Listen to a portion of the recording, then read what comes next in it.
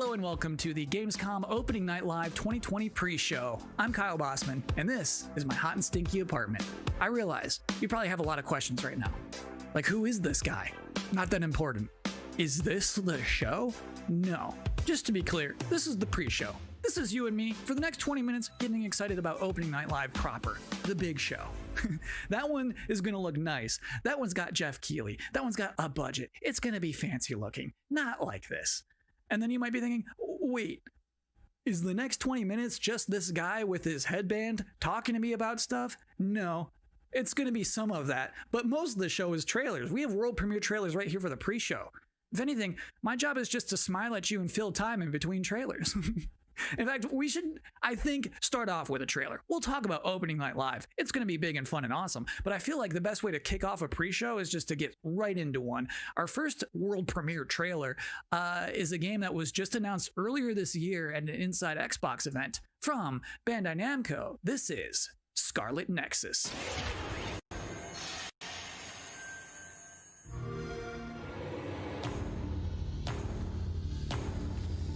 Have to be prepared for anything. Intruders were just detected.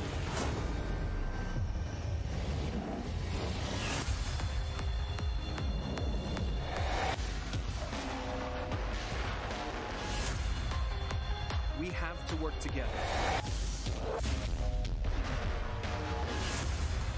Or the world will be destroyed. We have so many different powers. Let's do this.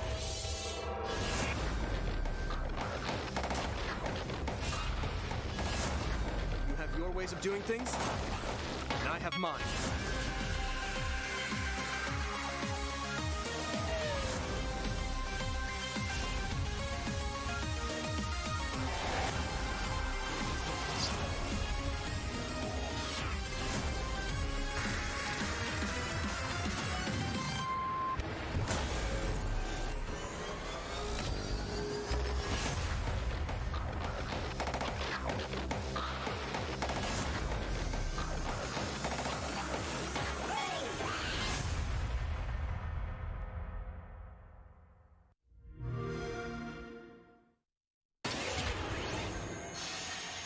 If you're just now joining us, this is the Gamescom Opening Night Live 2020 pre-show. That was a trailer for a video game and not an anime, and I'm Kyle Bossman, not important. For the next 20 minutes, much less than now, we are counting down the minutes until the big show, Opening Night Live, in which you're going to get fresh looks at Fall Guys Season 2, Destiny 2, Call of Duty Black Ops Cold War was just announced yesterday. We're already going to see more of that tonight.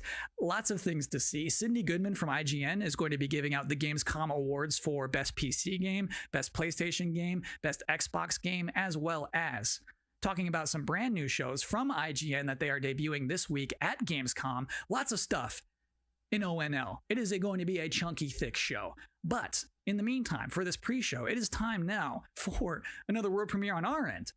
The game next that we're going to see is called Quantum Error. And parents, let me warn you now, it's time to put the kids to bed, because it's about to get scary as hell in here.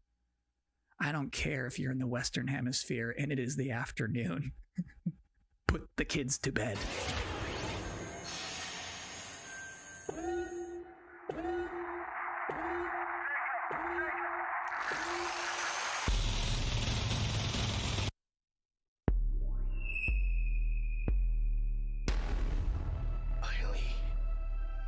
We did it. That artifact you recovered.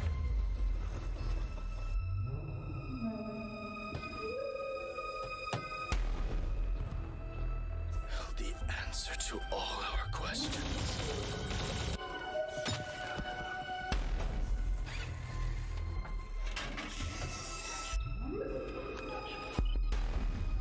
We can control them now.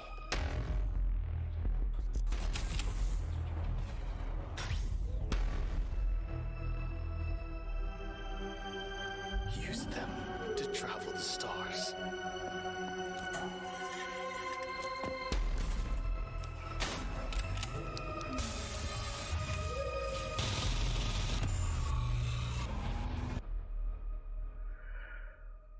Humanity's reach will be it.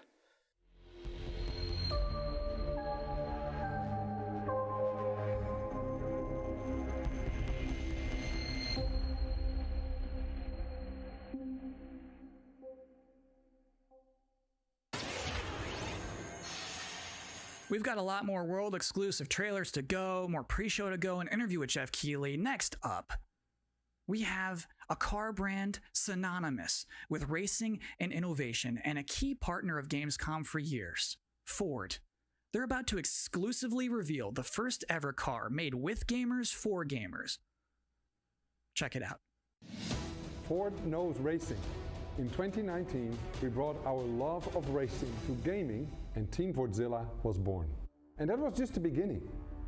In May, we launched Project P1 to design a car in collaboration with gamers for gaming. This project was a global first, and our designers let their imagination go wild.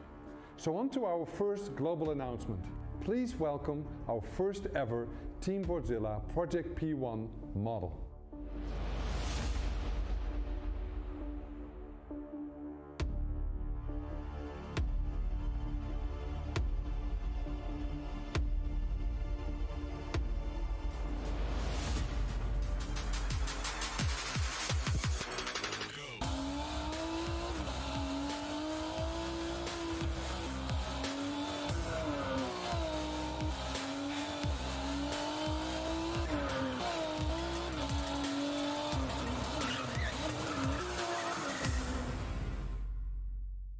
And now our second global announcement. You got us so excited with Project P1 that we are now committing to make a real-world version of this groundbreaking car.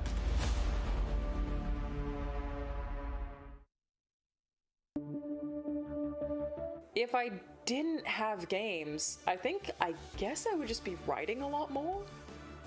Video games and writing are absolutely my two favorite passions, and I just managed to combine them into a job. So I feel like, honestly, I probably would have finished a couple of books. If there was no game, what else would I do? I mean, I like tech, but you need to do things on the technology. And so if I can't play things, if I wasn't into gaming, yeah, it'll be a lot of TV watching. If there's out there a universe where I'm not a gamer, then I probably would start to game. I think I will try something to put some smile on the face of everyone.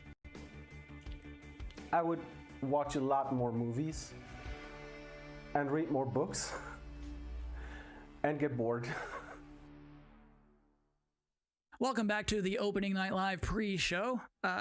This is only the second year of ONL existing, but I think it is safe to say that this year's will be unconventional. So to tell us what to expect from the show this year, please welcome Jeff Keighley.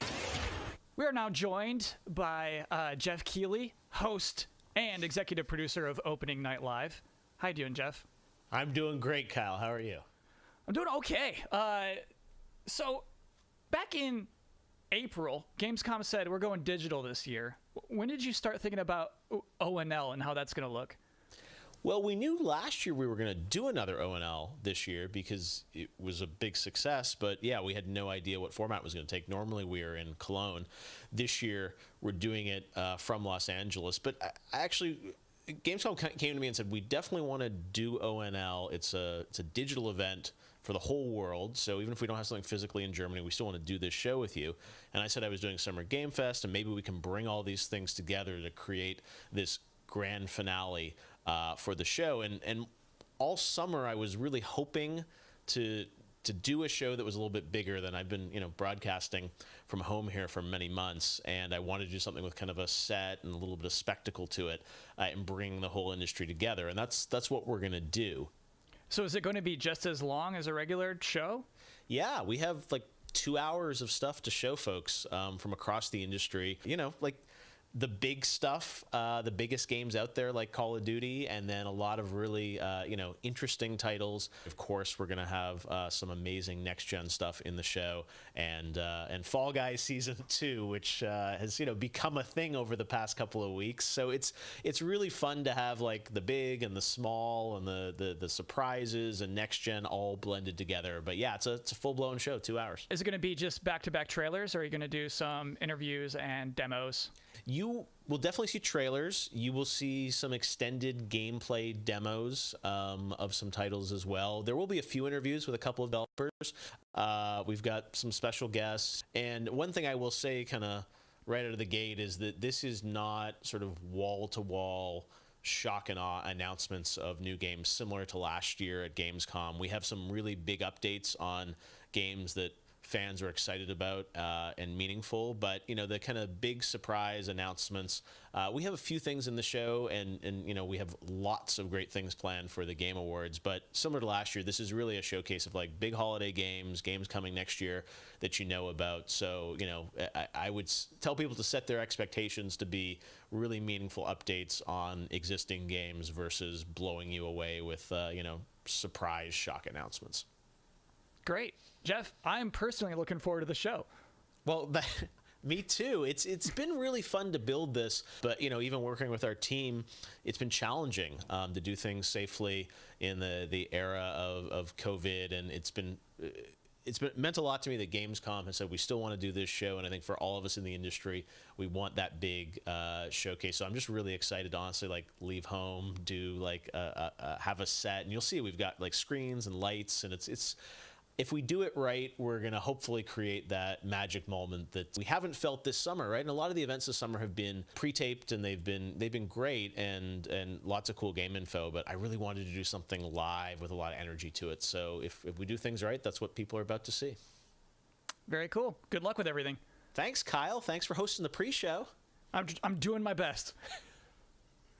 So just so we're all on the same page about what just happened, that was basically an interview with my boss using questions that I mostly already know the answers to. So considering all that, I think that went pretty well.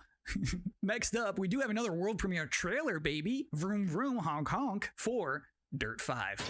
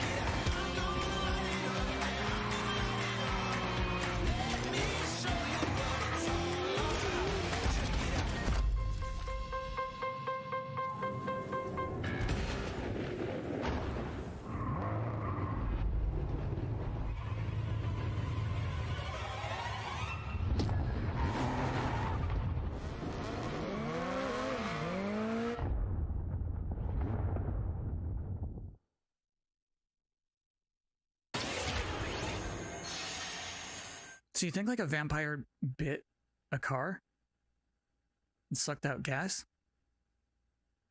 To be continued. It is now time for the part of the pre-show that I've been reading your live comments. I see them right now. Everybody's blowing up, demanding Kyle's 10 reasons to be excited for Opening Night Live. Well, let's kick it off. Reason number 10 to be excited for Opening Night Live 2020, feeling excited for next gen again. Number 9, Jeff Keighley wardrobe reveal. Number 8 reason to be excited for Opening Night Live 2020, Destiny trailers are usually pretty good. Number 7, it will mean this pre-show is finally over. Number 6, Call of Duty Black Ops Cold War. Number 5 reason to be excited for ONL 2020, Shadow Drops. Number 4, Fall Guys Season 2. Number 3 reason to be excited for ONL 2020, actual gameplay from a mysterious PlayStation 5 exclusive. Ooh. Number 2, everything else in my life sucks right now. And the number 1 reason to be excited for Opening Night Live 2020, Jeff Keighley said it's gonna be good. we have one final world premiere trailer to show off, and this trailer is an announcement of a Switch version of a popular game from 2018 that can only be described as Dinosaursy. Enjoy.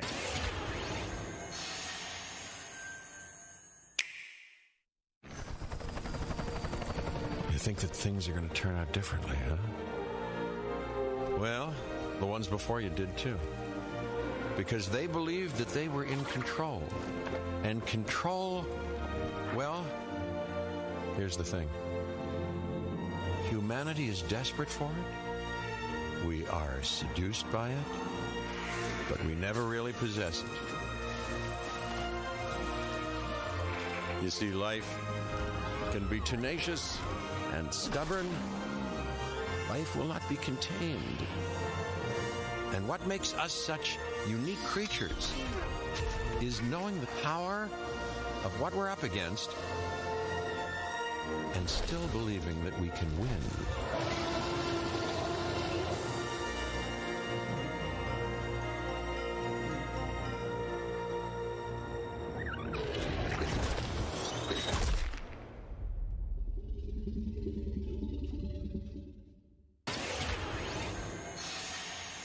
That's it. That's all we have for you in this very pre-show. Please be excited for the actual opening night live, in which you'll see some Destiny 2, you'll see Fall Guys Season 2, you'll see Black Ops Cold War, that mysterious PlayStation 5 demo, some things we've probably never heard of before. I think it's going to be a very good show. I'm personally excited about it. Me.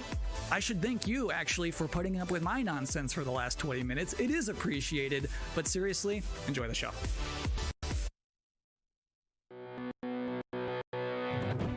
So what's the plan? Time to take control of our world. When we feel out of place, disconnected, and divided, there are always repercussions. Do we have what it takes? All right, I'm going in. To be heroes? What we're doing here could change things forever. Tonight, we bring the world together. You're with us now. We celebrate who we are.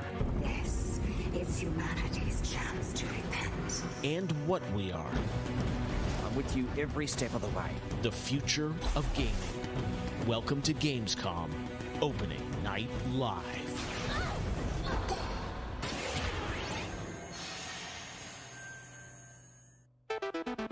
Hello, everyone. I'm Jeff Keighley, and welcome to Gamescom Opening Night Live 2020. Now, this year, Gamescom is, of course, a little different than normal, and I hope all of you and your families are safe and healthy at home. In 2020, games have comforted and connected us more than ever. And with the launch of PlayStation 5 and Xbox Series X later this year, games are only going to get better. Well, all summer, I was hopeful we could get to this very moment, a big live showcase filled with more than 35 games to kick off Gamescom 2020. Tonight, you'll get a first look at Fall Guys Season 2 and an extended gameplay demo of Ratchet & Clank Rift Apart for PlayStation 5. Plus, we might have a couple surprises along the way, too. But before we start, I want to acknowledge and thank all the game developers, marketers, and publishers who have worked under challenging circumstances to keep us entertained. This show is nothing without them or my production team, and doing a show at this scale safely is not easy, especially when all of you at home have some pretty insane expectations. I hope tonight reminds you why you love to play games. And with that, we're going to move on to our first game with a game that was just announced yesterday, Call of Duty Black Ops Cold War. And joining me is Dan Vondrak from Raven to tell us about the game and give you an exclusive sneak peek. Dan, how you doing? Good, Jeff. Thanks for having me here. This has been a dream project for us to work on from nearly the beginning of development. We knew Black Ops Cold War was going to be a direct sequel to Black Ops 1, and we loved the idea of returning to the pillars that built the Black Ops franchise: deniable operations, conspiracy grounded in history, and that shadowy world of paranoia. And we get to mix all those together, drop the player into the 1980s at the height of the Cold War, and it's really something that we know would feel relevant to today and also uniquely Black Ops. Well, you start playing with Black Ops, everyone wants to know characters. We saw yesterday in the reveal trailers, some familiar faces. So, Woods, Mason, break it down. How does this fit into the Black Ops canon? You said it's a direct sequel, so are we going to see a lot of familiar faces?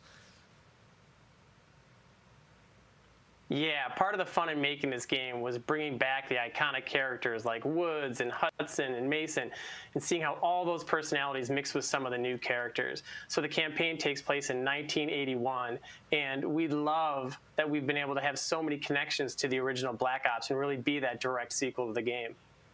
Now, one thing that I'm really excited about this is you're pushing the storytelling in kind of a new direction with some branches and some options about how you play through the campaign. Can you maybe walk us through your thinking there? Yeah, one of the driving forces from early in development was to say, let's take this Black Ops thrill ride and infuse it with some player choice and some player freedom. Anything we can do to give the player a little more ownership over their experience. So that starts with allowing the player to create their own character for the Cold War campaign. They can name them and pick a military background and really pretend they are that Black Ops soldier that they want to be. From there, we wanted to take some of our missions and infuse optional objectives, multiple paths, and some player choice moments inside some of those missions. And it was fun to find that balance between the hard-driving Call of Duty action and these more non-linear experiences inside some of the missions. So with choice comes the player wanting to feel that impact. So some of those choices earlier in the game and some towards the end will actually shape the ending of the narrative of the campaign. All right, so multiple endings to this game. Yeah, absolutely, absolutely. That was one of the big things for us. It's like we love that Black Ops has always been willing to take risks, and we all know they did some of this in Black Ops 2. And with our story and with these features, we loved playing homage to those early Black Ops games. Oh, yeah, I remember the numbers. All right. Well, Dan, we are excited to see more of it. I know multiplayer reveal is coming in September, but since you got a Switch there, maybe you could flip the switch on something exclusive for us. What are you going to show us? Yeah, absolutely. This is really exciting because this will be the first time we've done this outside the walls of the development studio. This is a scene from earlier in the game, and it's a critical point that really shows the narrative of the world, shows this threat that our heroes are going to be battling. So let's take a look.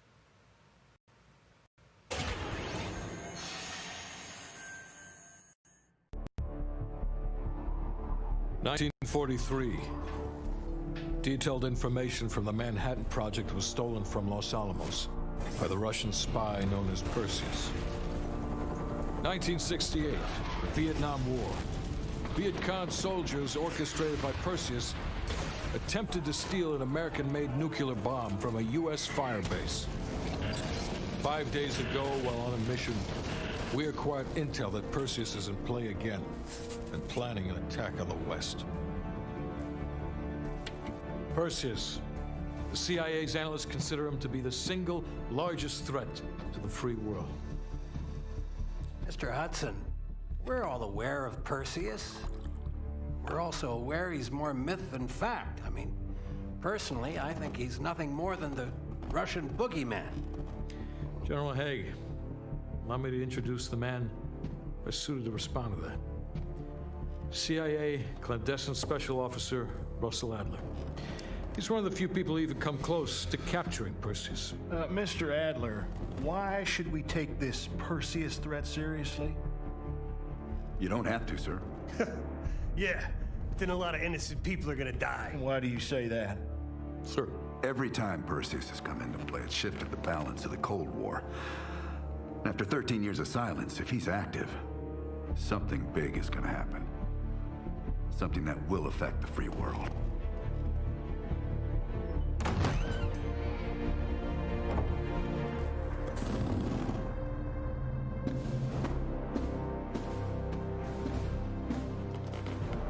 Mr. President. Sir. Mr. President. Mr. President, this is Jason Hudson and Russell Adler. I know their names. Who do you think approved their last mission? Is the threat real? Yes, sir, we believe it is. Can you stop Perseus? We can, sir. I've already submitted the requisition for my team. Sir, their requests are highly irregular. Most likely illegal if the press gets a hold. What the hell are you talking about? Do you know who we are? Every mission we go on is illegal. Sergeant Woods, Plausible deniability is the backbone of our work. Al, we're talking about preventing an attack on the free men and women of the world. Give Mr. Adler whatever he wants. Gentlemen, you've been given an important task. Protecting our very way of life from a great evil. There is no higher duty. There is no higher honor. And while few people will know of your struggles, rest assured, the entire free world will benefit. I know you won't fail us.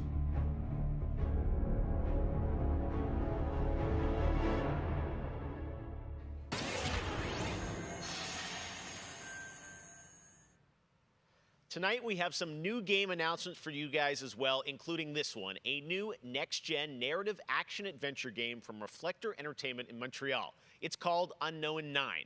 The game tells the story of Haruna, a woman raised on the streets of India and haunted by visions of her own death. Haruna struggles to understand her mysterious innate abilities to manipulate the unseen. Check out this first look.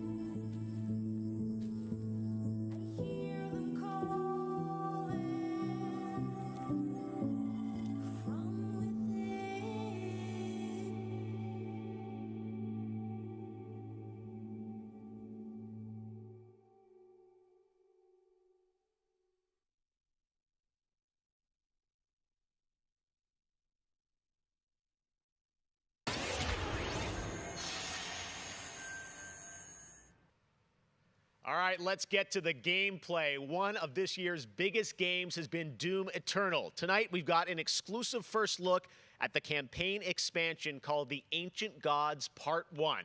Check this out.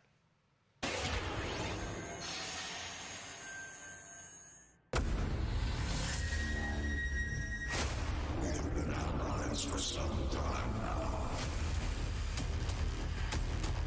I knew you were the moment you set foot in the world. Your gifts are owed to us now.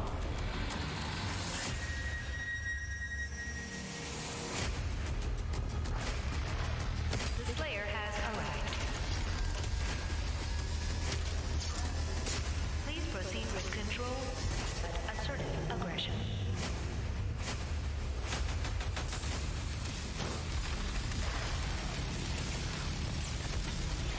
We were to resurrect the only ones who can save this world.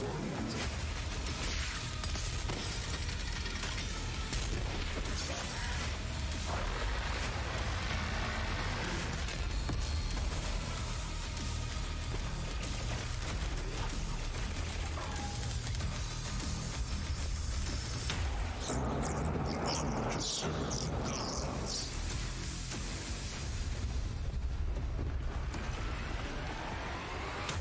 Yet again.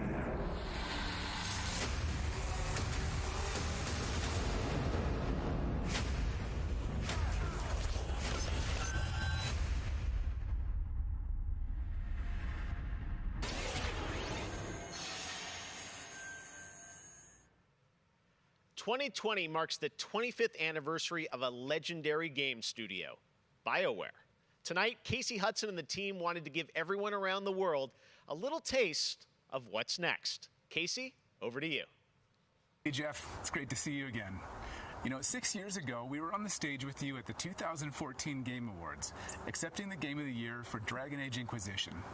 And since then, we've been imagining new ways to use next-generation technology to bring the world and characters of Dragon Age to life. We're still in early production, but we thought it was time to give you the very first look at how BioWare's passionate team of developers are crafting this very special game.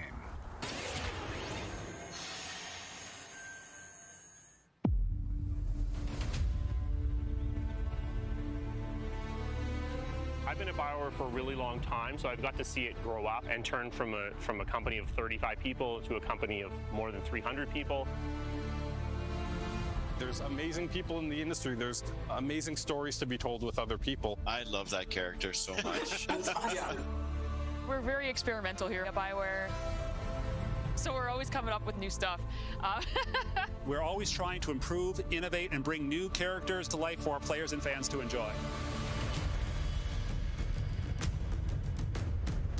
The world of Dragon Age really has got it all. It's got frontier stories, it's got mystery, it's got hard-boiled detective stories. And of course, it's all wrapped up in kind of a fantasy setting. You really feel like you're the hero in the Dragon Age world and you're saving people. Dragon Age to me is a wonderful world to play in. I am really excited about the future of Dragon Age. This is an original world, original flora, original wildlife, original architecture. That makes it fun to explore and discover. In the next Dragon Age, we get an opportunity to see new things, new places, and interact with people who lived and grew up in these spaces as well. For the game we're working on now, we want to tell a story. What happens when you don't have power? What happens when the people in charge aren't willing to address the issues? The things that you can expect in the next installment are going to be stories that focus on the people around you and the friends and family you make. Something that we'll be able to look forward to in Dragon Age is a really close relationship with game characters who really become real for you. We want characters to either be loved or hated. One of the best examples of that is Solus. Half the community wants to kill him, half the people want to marry him, then another part want to do both. They call me the Dread Wolf. What will they call you when this is over? BioWare and EA has been one of the forerunners in using motion magic technology, and that makes it way more realistic when you're looking at the characters and the way they walk and move and interact in the world. Players want that suspension of disbelief that this wonderful collection of digital pixels is actually a living, breathing soul. No, it's okay. That's the good kind of rumble. I actually design bosses. I help with the creature design team as well. So I do all of the big threats that you have to go up against. Nobody dies on my watch. For the Wardens! Choice is a big part of what Dragon Age is as a franchise. The decisions you make can affect change in the world. Decision making can mean that a party member lives or a party member dies. And it means owning your outcome and reactivity to the choices that you do make. I just love the possibilities that Dragon Age offers us, and I'm excited to explore a lot more of them.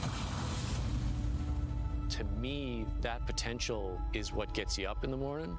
It's a fantastic opportunity every time.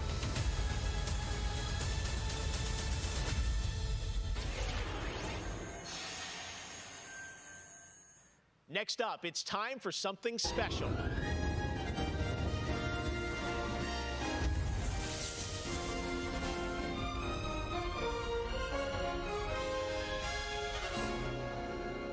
Great Scott! I think there's been a serious miscalculation. Wow, wait, you're, what's his name? Back to the Future? I'm Emmett Brown, doctor of physics, not of medicine, and certainly not that quack from Rick and Morty. Yeah, we know who you are, but what are you doing here? I did come back from the future to this precise moment on August 27th, 2020, because it's imperative we launch Surgeon Simulator 2 right now. And what exactly do you have to do with Surgeon Simulator?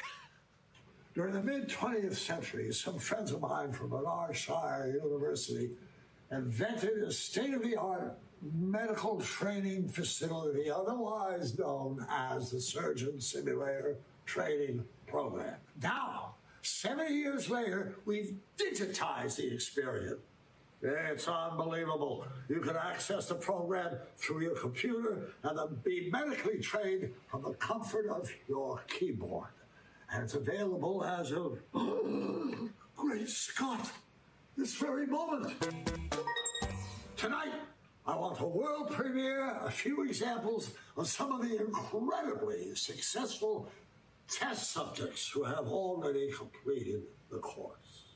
So you're saying a world premiere will save our future? Only time will tell. And speaking of time, I'm off to another world premiere, Avengers 26, The Return of the Son of Thanos, opening 2077. And with that, I leave the fate of the human race in your hands. Just make sure you play Surgeon Simulator 2. Now, doctor's orders.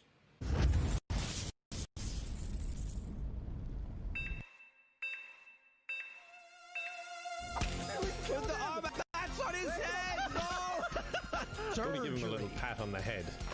Where does this part go? Wait, there, we got it. He looks good as new. Now grab the good arm and bring it in here. We're dying. He's dying. Oh, his face. No, that's not right. My finger slipped. He gets the right. Jesus Christ! Put it back! Oh, it's alive! He's fine! He's perfect! We saved him!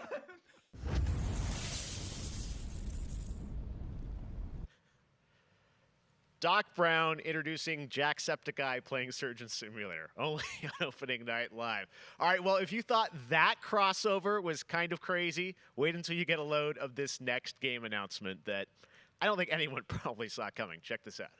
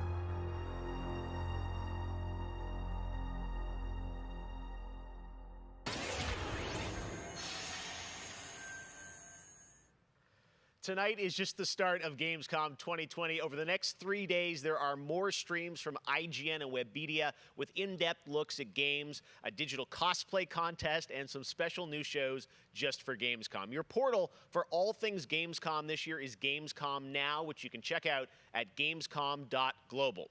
Now, one game you'll hear more about later on IGN's post-show is this one, a return of two classic characters that I love. Check this out.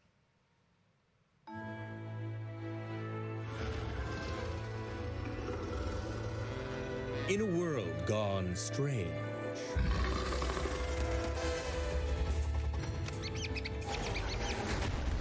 one elite force stands against the darkness. But even they could use some help. Here, slip on this little beauty for effect. Sam, I'm blind. Oh, hello, miss.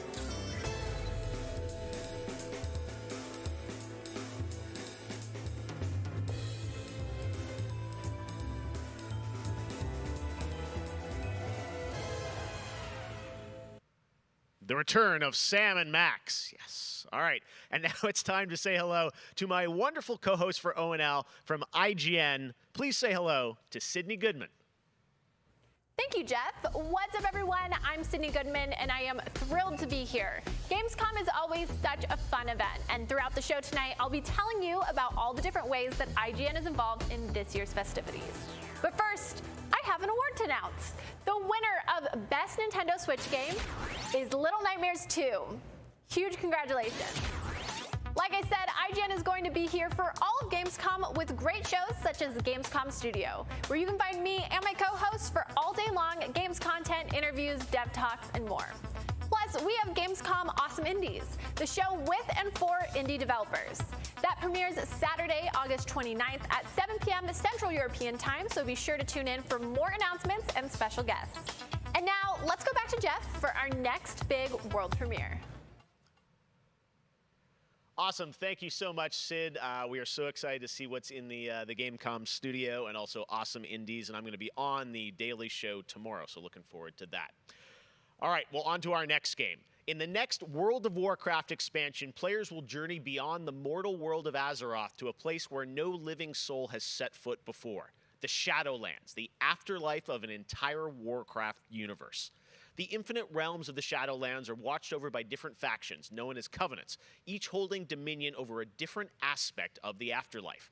And depending on how someone lived their mortal life, they may end up as part of one of these covenants when they cross over into the Shadowlands. Today, we're excited to give you a closer look at the noble and pure Kyrian Covenant from the realm of Bastion, who are charged with carrying the souls of the dead into the beyond. So sit back and get ready for the world premiere of Bastion, the first in Blizzard Entertainment's new 4-part series of animated shorts called Afterlives. Enjoy.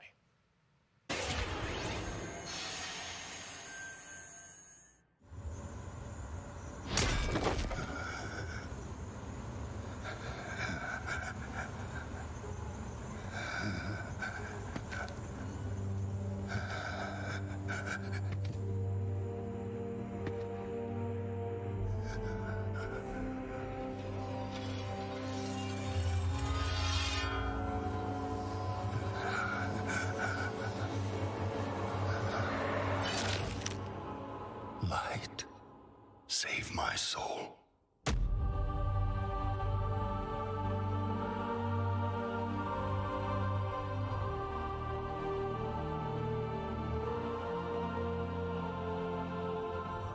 Uther.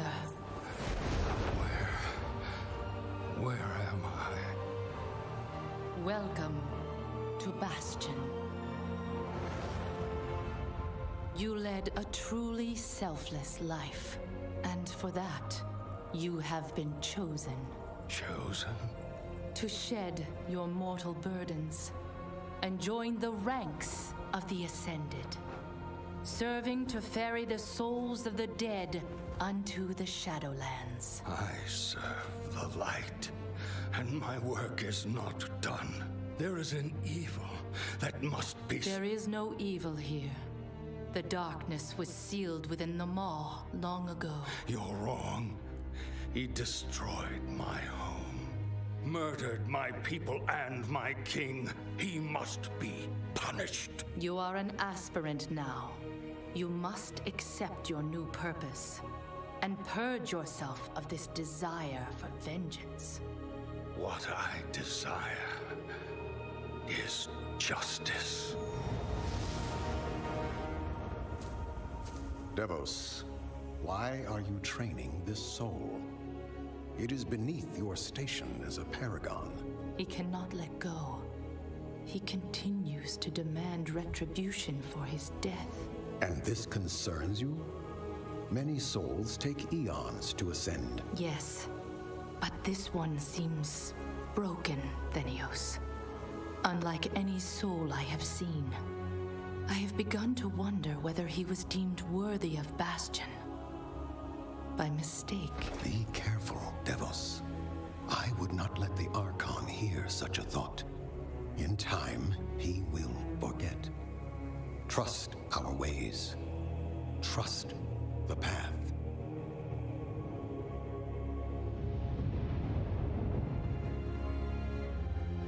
Devos. How long must we train? Until you are ready to ascend. And what is keeping me from ascension? Nothing but the memory of your mortal life. How can I forget when I can still feel his blade? Your soul is wounded? Who did this to you? He was my student. He betrayed us all. Show me.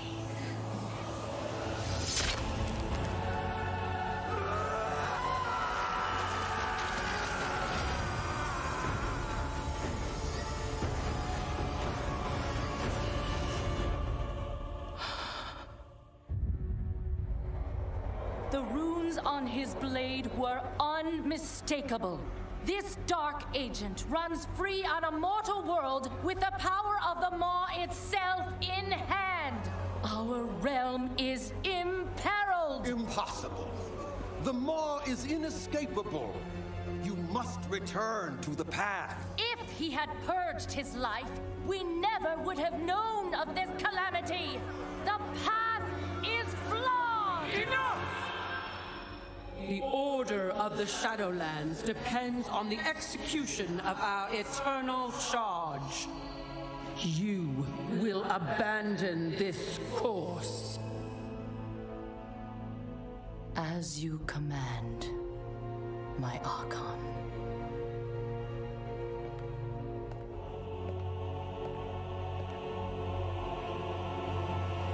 Uther!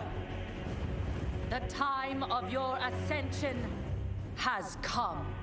I thought I was not ready. Do you wish to see him punished? I do. Then prepare yourself.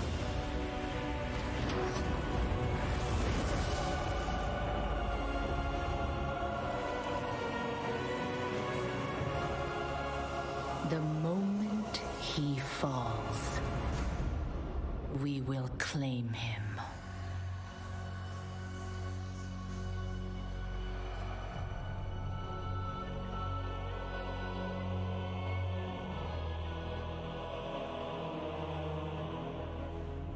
I see. Only darkness before me.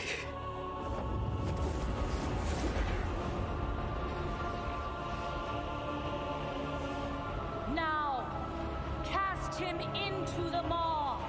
Return him to the darkness he served. His eternal suffering awaits. He was my student. Remember what he did, and take your vengeance. Not vengeance. Justice.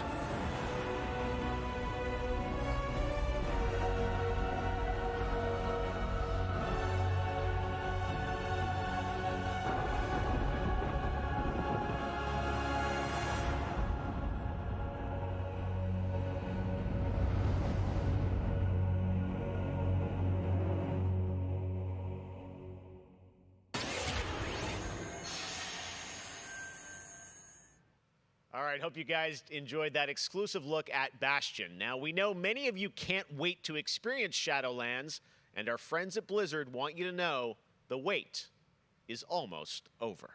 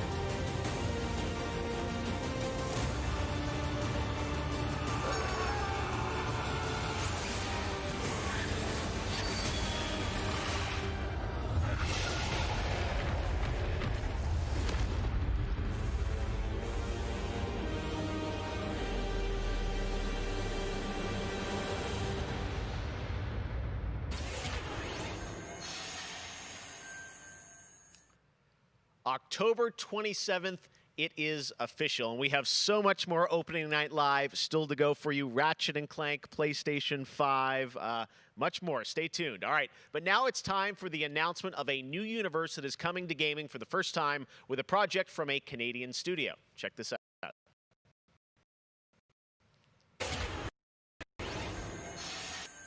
Have returned. They corrupted, divided, conquered, until finally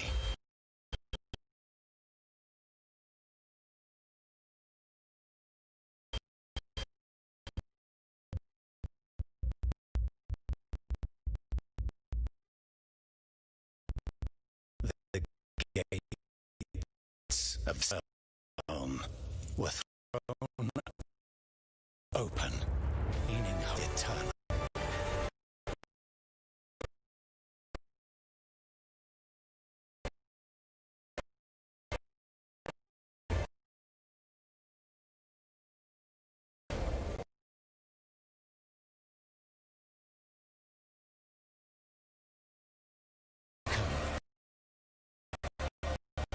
We will take back what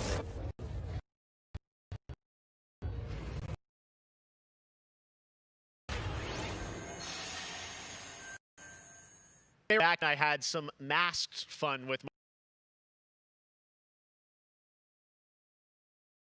my Crash, of course. Let's bring him out, everybody. Crash Bandicoot. What? He's where?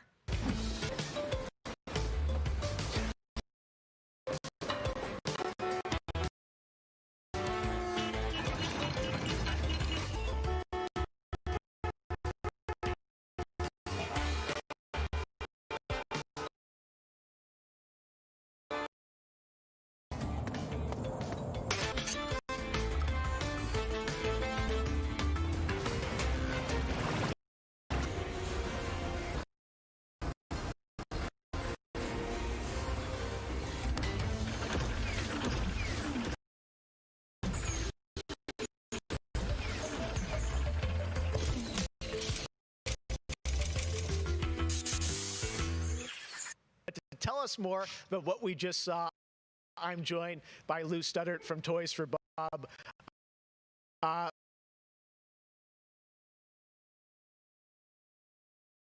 What do their Crash in the games come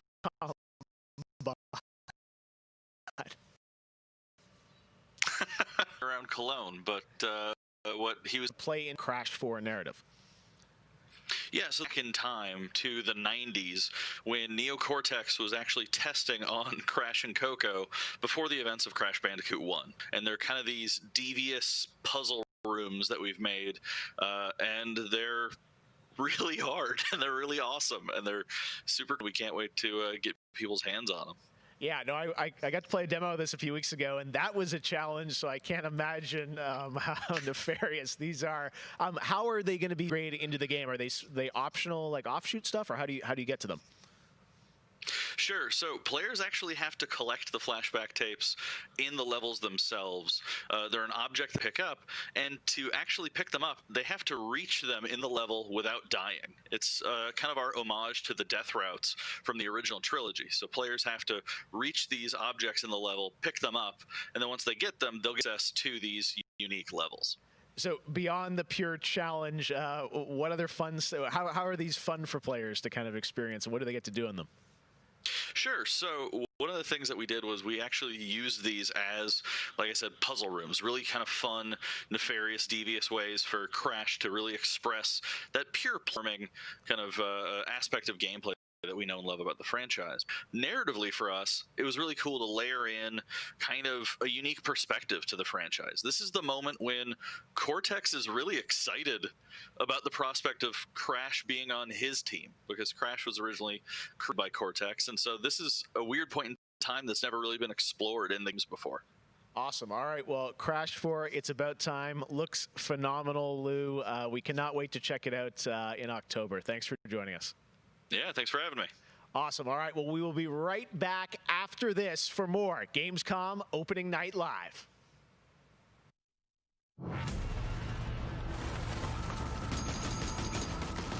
I have become terror. You can't find the unseen predator. You can't find me from A rupture that obliterates without warning.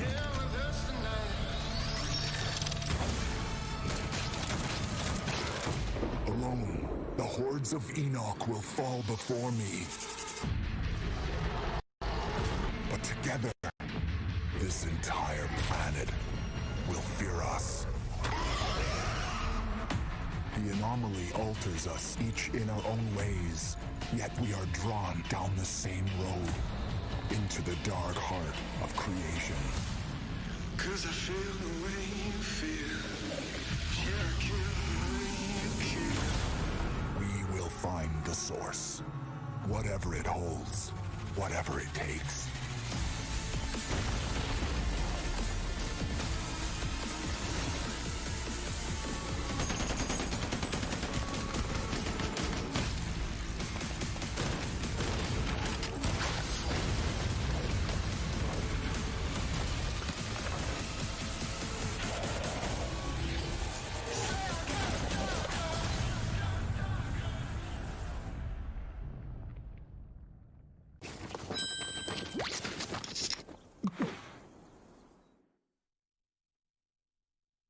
Welcome to the Hyperscape.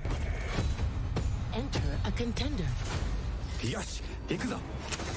Leave as a champion.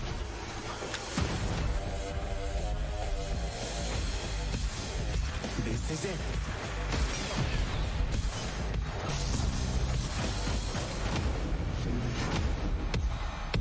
Time to party.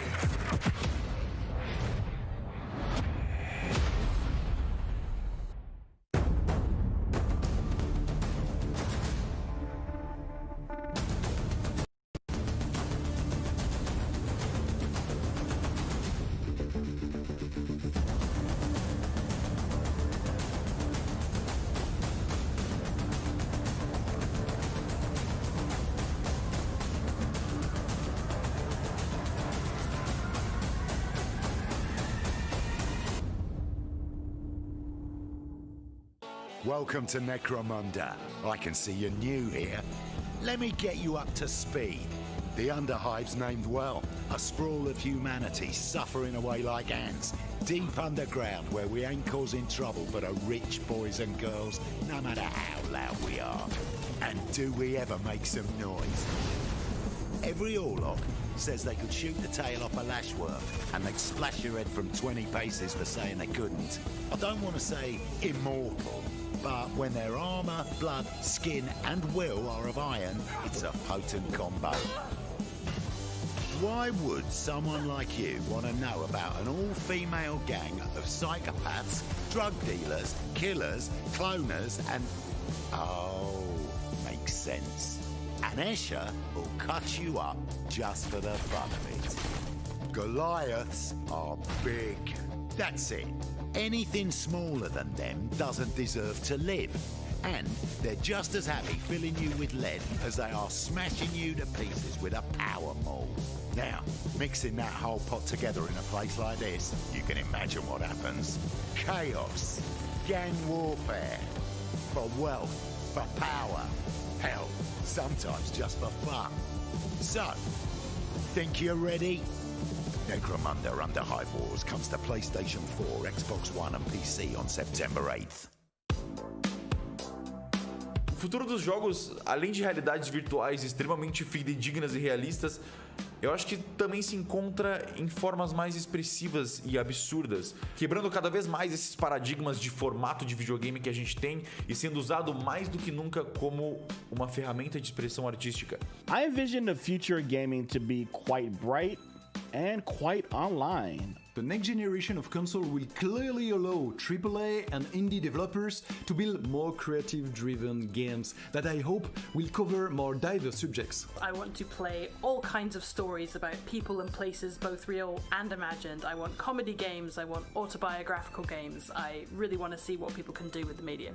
Pro futuro dos games, eu vejo uma evolução, obviamente, gráfica, mas eu vejo ainda mais evolução na inteligência artificial e na maneira com a qual a gente interage com os games, tudo em busca de experiências mais imersivas.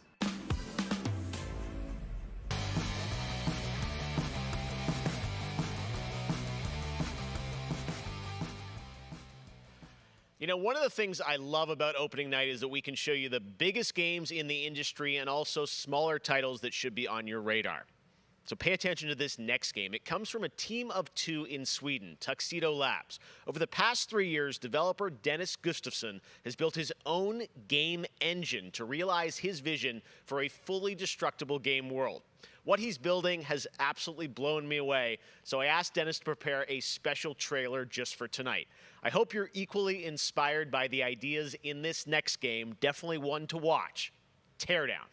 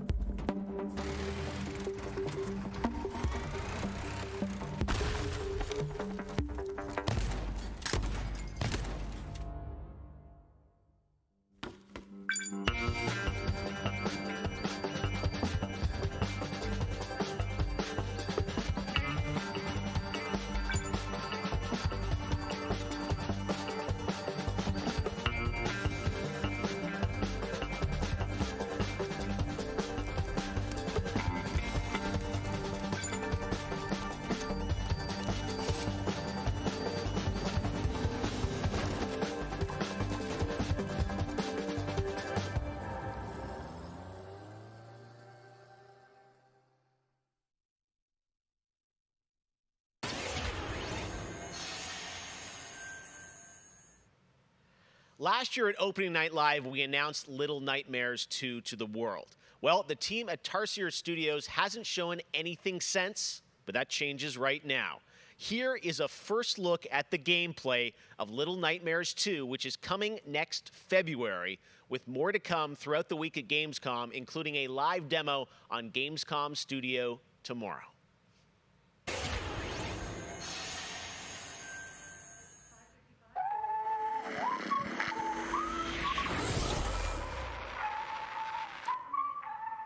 Nice. All right, thank you.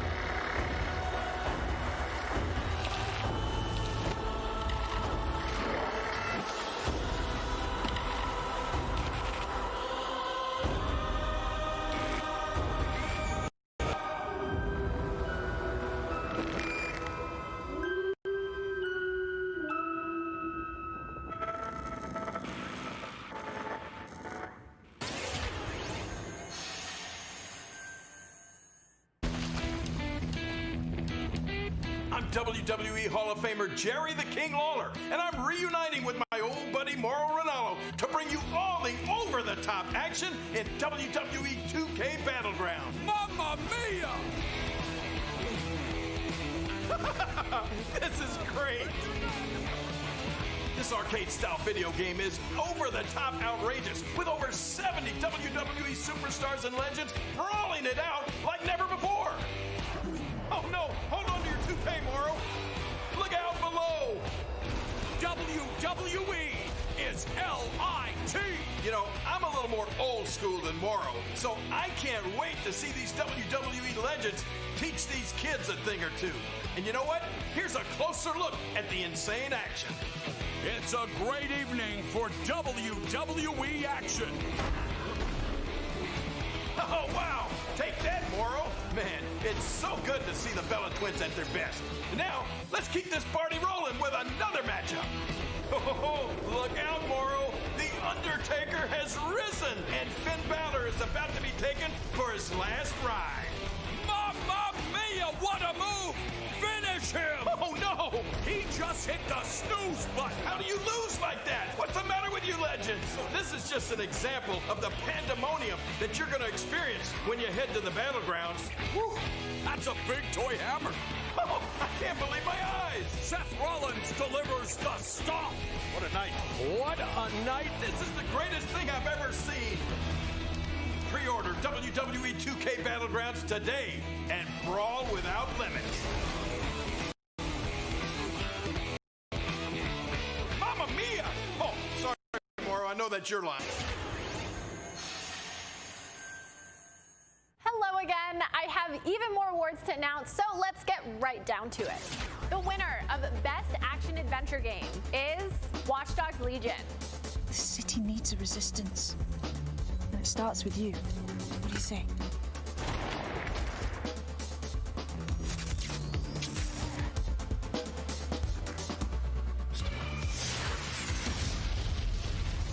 I'm the perfect shot. The winner of the Best Action Game is Star Wars Squadrons. Think you can escape? This is gonna be close.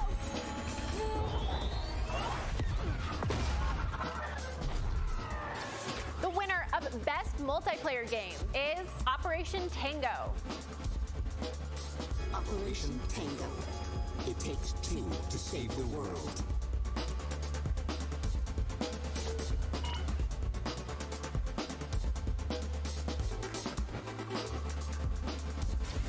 I used to be an explorer. The winner of Best Indie Game is Curious Expedition 2. Did not believe what I had witnessed. It was time for the world to learn my name. Congratulations to all the winners. As I mentioned, IGN will be here for all of Gamescom with great shows and new ways for you to get all your gaming news. Check it out. Gamescom 2020 is the heart of gaming, and you can keep to the beat right here on IGN. We've turned the single biggest show in gaming into 5. Gamescom Now is your virtual show floor with up-to-the-second live coverage. Gamescom Daily Show, Gamescom's first ever late-night talk show. Our Gamescom Awesome Indies Show, the freshest deep cuts in indie gaming. And finally, the Gamescom Best of Show, including the Gamescom Award. Gamescom 2020 is available on IGN and wherever you stream Gamescom Now. And now it is time to talk about that Best Action Game winner, Star Wars Squadrons. This is a new immersive space combat game from Motive Studios that delivers the ultimate Star Wars pilot fantasy. We've missed those. In Squadrons, you'll suit up and fly for both the New Republic and the Galactic Empire across intense 5v5 multiplayer battles, as well as an all-new, authentic single-player story set after the events of Star Wars Episode 6, Return of the Jedi. Today, we'll get a glimpse at what Squadron's story has to offer by taking a brief look at one of the single-player missions featuring some light narration by the Motive team. Let's check.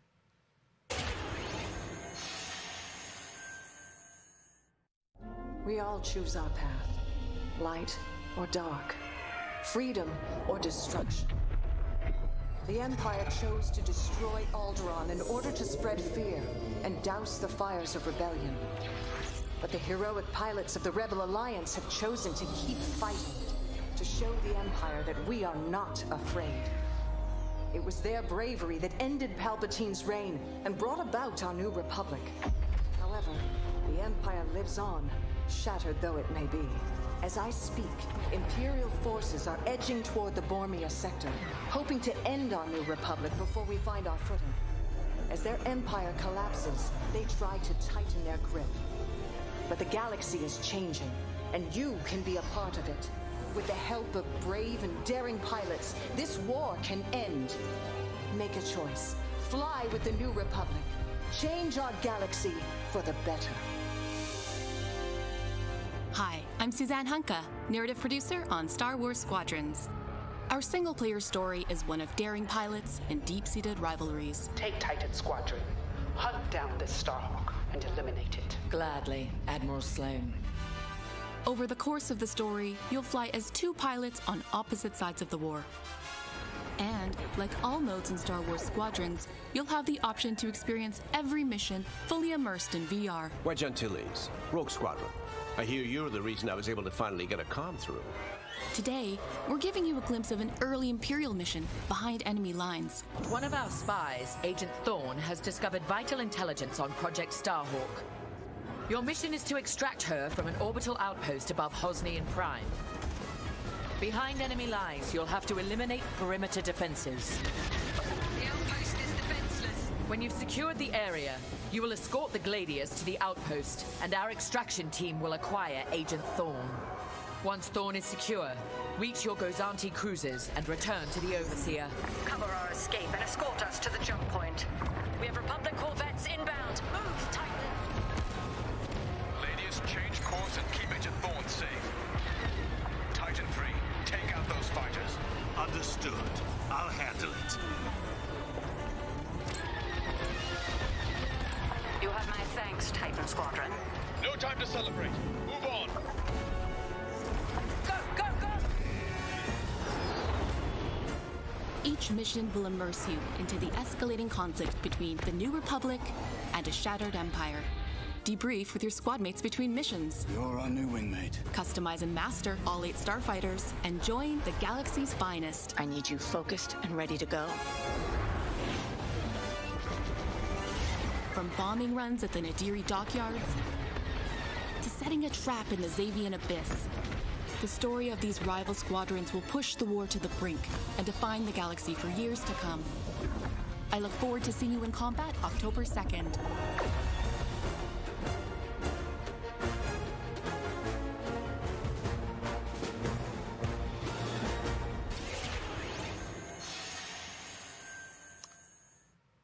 That is not all EA has to share from a galaxy far, far away today. At Star Wars Galaxy Edge, you can enter the world of Batuu, where you can visit Oga's Cantina or jump into the Millennium Falcon on a run to Smuggler's Cove. It was this incredible adventure at Disneyland Resort and Walt Disney World Resort that inspired The Sims' latest game pack. Check this out.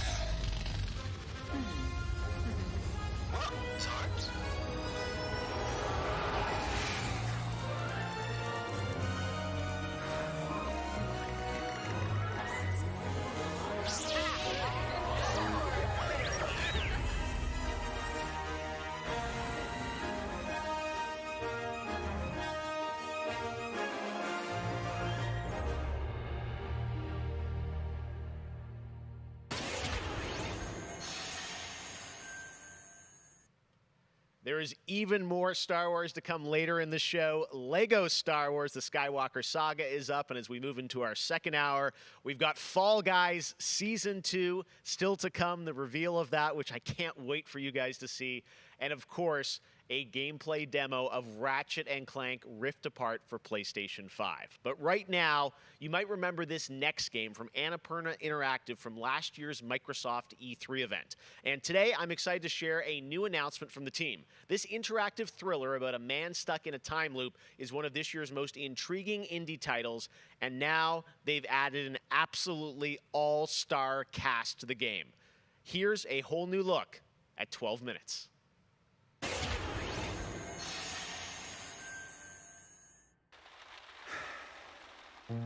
All right, close your eyes. I want you to think of a flower. Look at its colors, its colors. Now I want you to imagine it changing, moving backward, returning to its bud. Think of that bud, unopened. Look at it as a whole, then silently repeat these phrases. May you be free from suffering. May you be free from fear. May you know peace and joy.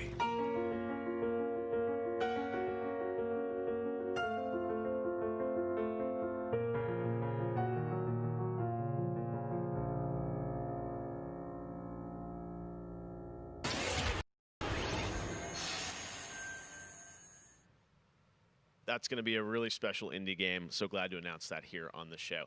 Now, last year at the Game Awards, we announced Godfall, a new looter shooter coming to PlayStation 5 and PC from Counterplay.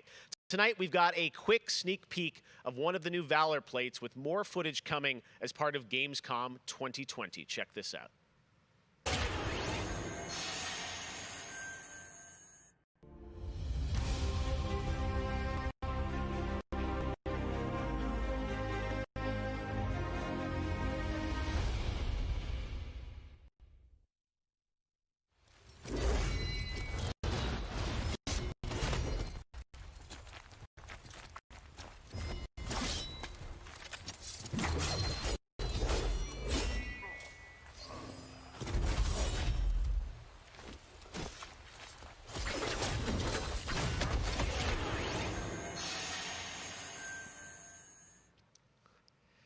We have much more O&L to come. Exclusive looks at Lego Star Wars, the Skywalker Saga, Fall Guys Season 2. Wait until you see what the Mediatonic guys are up to, and so much more. But first, I'm sure you saw that earlier this week, Heart of Deimos, Warframe's newest expansion, was released on PC, Xbox, and PS4. And today, it's also on Switch, all platforms. Here's a look at the Heart of Deimos. Expand, explore, tear the veil asunder, subvert new territory to our sovereign will. But that was what it wanted too. It raged unchecked through metal, bone, flesh. Life. We are infested with it.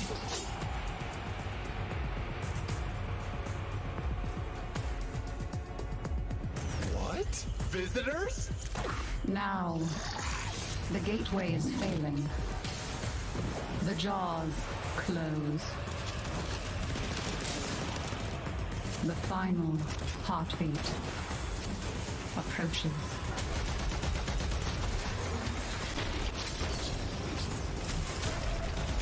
We tried turning it off and on again. But before we fall, we shall scream. There is one who will hear the heart of Deimos.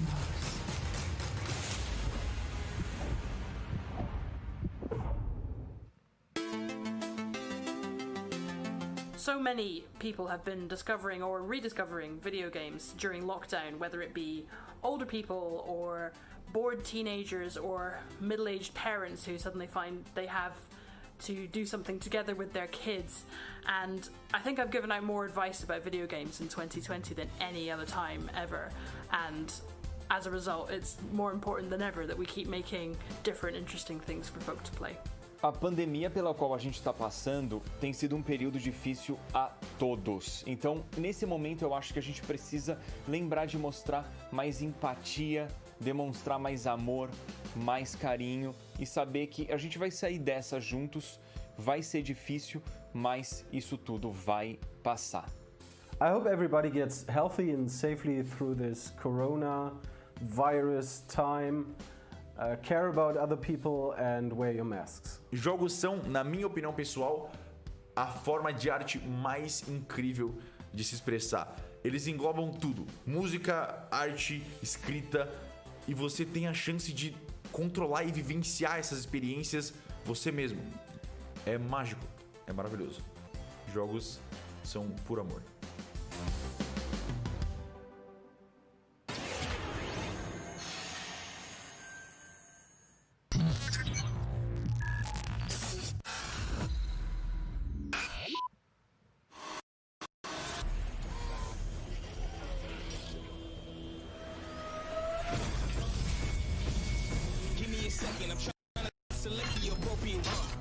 Watch who you stepping, them snakes all around, you know they connected.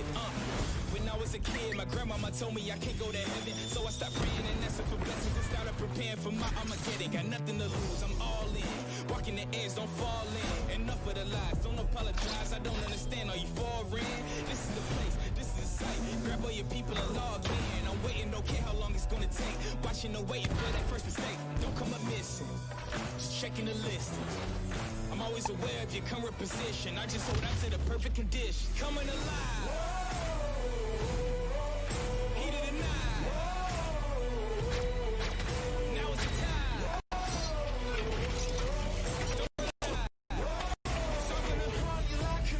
Coming alive.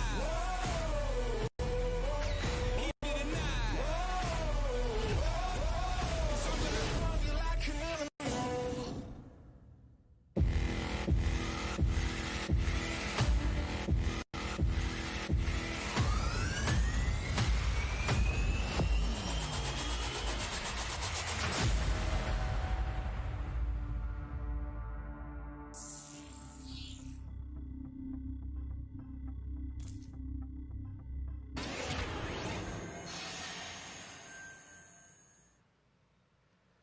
All right, guys, we're back officially into hour 2. We've got an hour more of great stuff to show you. Destiny 2 Beyond Light. Stasis, you're going to see a brand new look at that. Fall Guys Season 2 and Ratchet & Clank for PlayStation 5 and so much more across the next hour. Opening Night Live continues, and it just is the start of Gamescom 2020.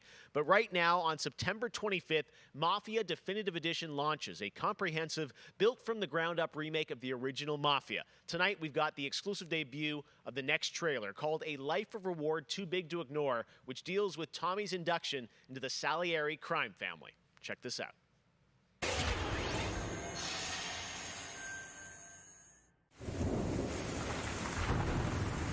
All these guys in this room, they're here because they have the only thing that matters to me. The only thing that should matter to any of us. You know what that is, Tommy? They're loyal. That's right.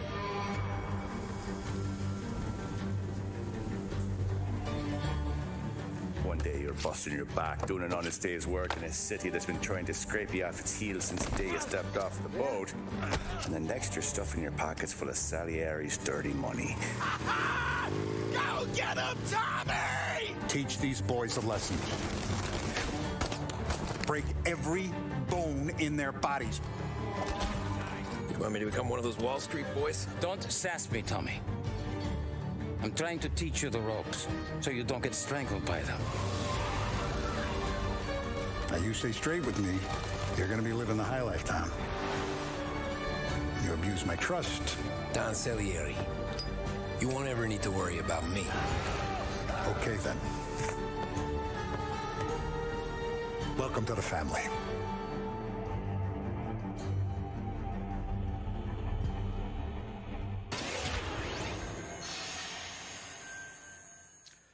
Next, we're going to introduce you to a turn-based multiplayer strategy FPS from a team in Montreal, Canada. Lemnis Gate is coming in early 2021 and has a unique mechanic built around a 25-second time loop. Check this out.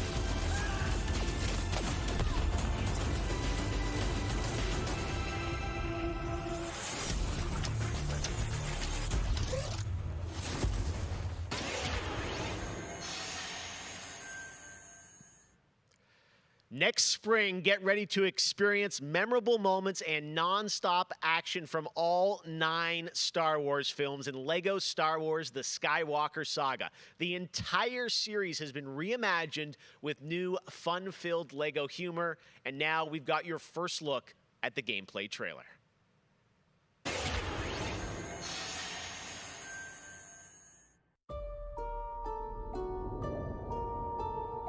I want to learn the ways of the Force and become a Jedi like my father.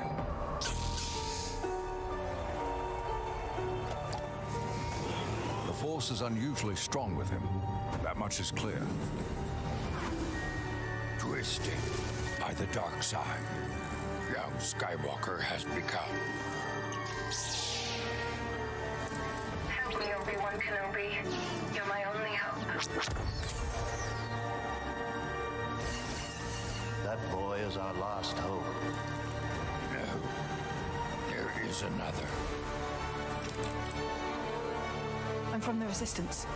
Your sister Leia sent me. We need your help.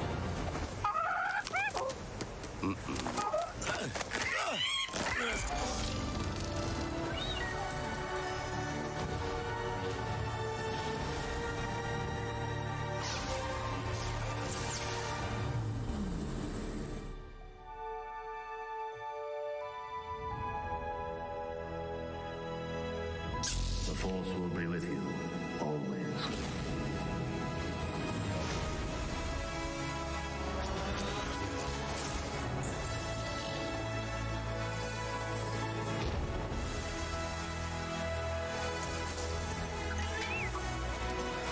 Punch it! Not him, the Falcon!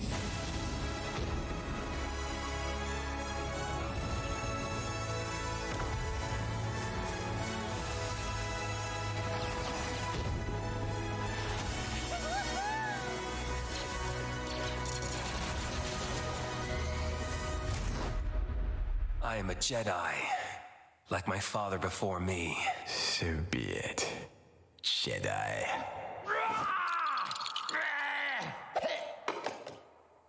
Huh?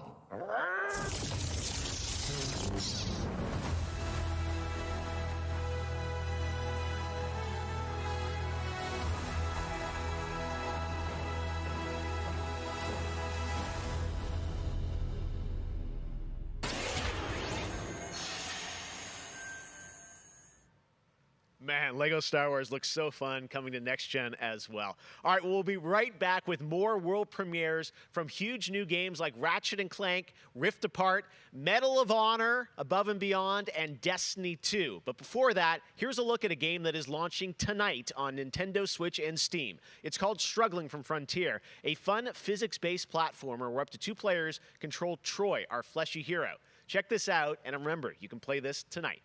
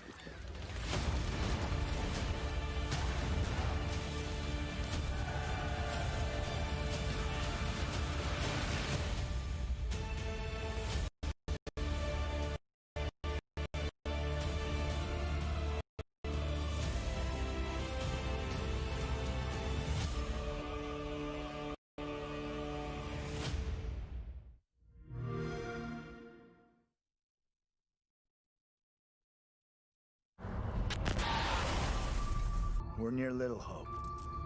Did you hear that? What more proof is needed that the devil walks among us in Little Hope?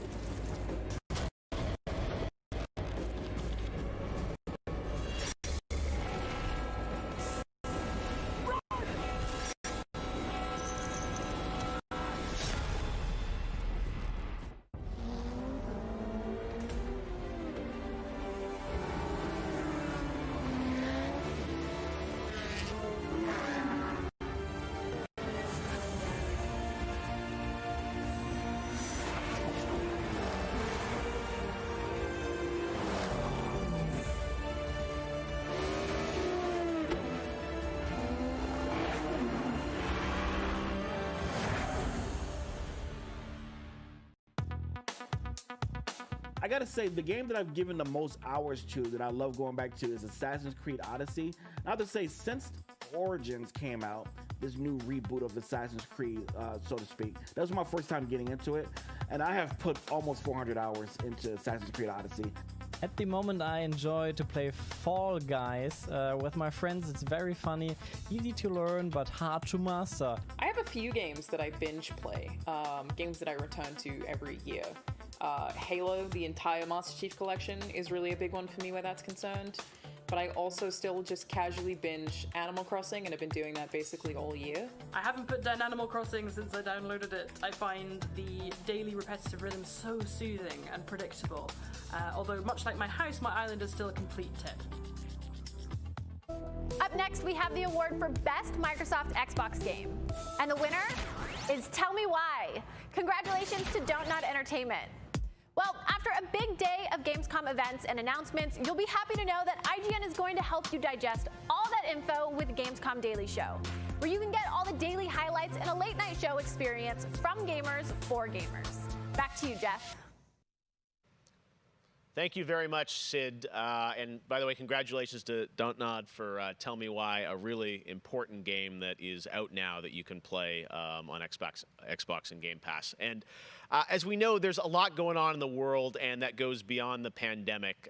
Between social conflicts we're seeing in the news and acts of nature, we can see how vulnerable we as people can sometimes be. And now I think it's as important time as ever to remember to come together and support one another. We are a global gaming community. There are millions of people watching tonight, and I know we're all here because we love games, and we know that games are good in the world and can bring us together, and I think we've all felt that in 2020. So I think that's really important to remember amongst all the games and trailers. All right, well, one way as a community we can come together to do some good is the Gamescom Forest. Gamescom has launched a reforestation project by planting a Gamescom forest together with the community. Gamers worldwide can go to gamescom.global and donate to plant more trees. So let's plant a forest together. All right, well, now we're going to move on to another game, and this one was announced back in May. Chorus is a dark space combat shooter where players take control of Nara on a quest to destroy the dark cult that created her, featuring rich, ray-traced 4K 60 FPS environments on next-gen hardware. Here is the first look at gameplay from Chorus.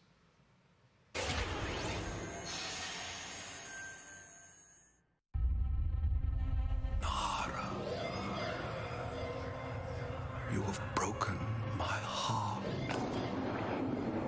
For your betrayal, you will be broken.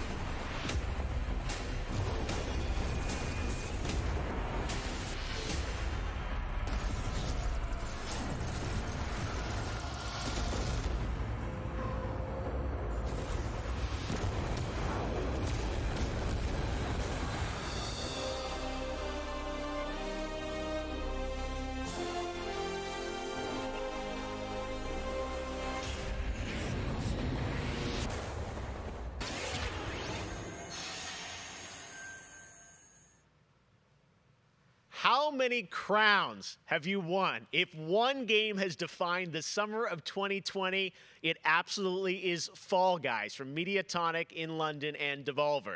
This game is setting records and putting a much-needed smile on everyone's face. Fall Guys, I think, represents our industry at its absolute best. Well, soon the Fall Guys experience will evolve with Season 2. There's a lot of new stuff coming, and tonight, Mediatonic is about to give you an exclusive sneak peek at what's next. Get ready. I think the internet is about to freak out. Here it is, Fall Guys Season 2.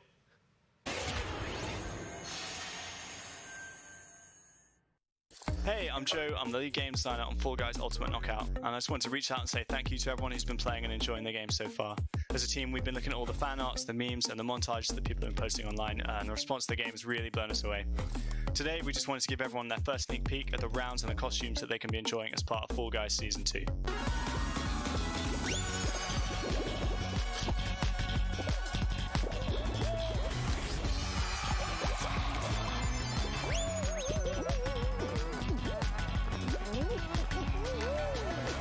In Season 2, you'll be dressing your Fall Guy as a medieval hero and competing across brand new rounds inspired by epic quests from the Middle Ages. Traverse giant drawbridges, dodge swinging axes, and scale movable siege ramps in the quest for ultimate game show glory.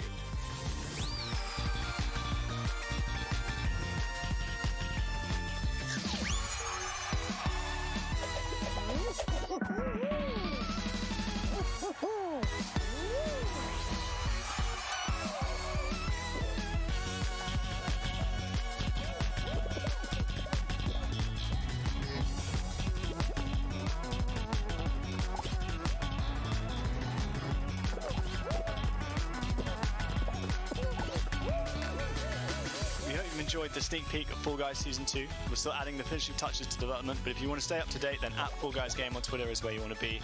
See you on the start line.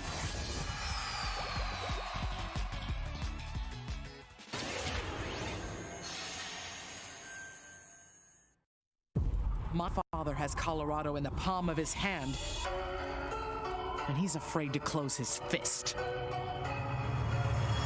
I am not.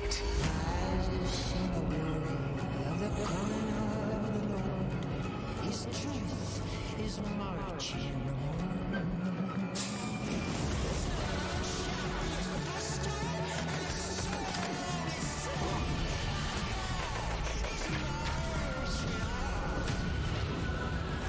Liberty's got more brains and cunning than both her brothers put together. She's the only one who could actually run Colorado. She's already tried once. Vic's a depraved child, and Val's a brain without a spine. The years my father wasted grooming them for glory when I was right there.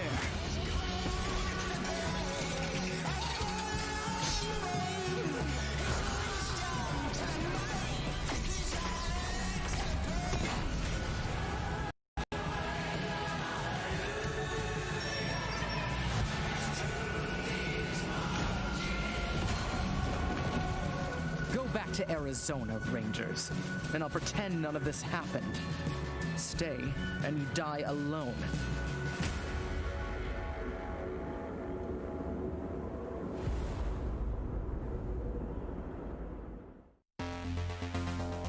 I really haven't found any new appreciation for gaming at this time, because my appreciation for gaming before couldn't be higher. Com certeza, jogos multiplayer preenchem completamente a conexão social que eu preciso ter com outras pessoas nesses tempos de isolamento, e é o mais próximo que a gente pode ter de experiências reais com pessoas que estão longe da gente. You get to travel all over the world in games, which is something I've always taken for granted. At the moment I'm playing Ghost of Tsushima, and you know, I kind of prefer it to the real Japan just because I've heard that in real life they don't let you run around with katanas. I appreciate games a lot more than films, music, or whatever, and it's just fine for me to have the time to play with friends or even with my family, to have a lot of fun. I've been mostly at home with small children, and gaming is the only thing that I get to do for myself anymore. I find it's not only an escape, it's also a way to challenge my brain. gaming is becoming clearly more important for a lot of people. You know, play is a natural instinct, and from Animal Crossing to The Last of Us Part 2 or Ori, yes, it's definitely an incredible time now to be a gamer, yes.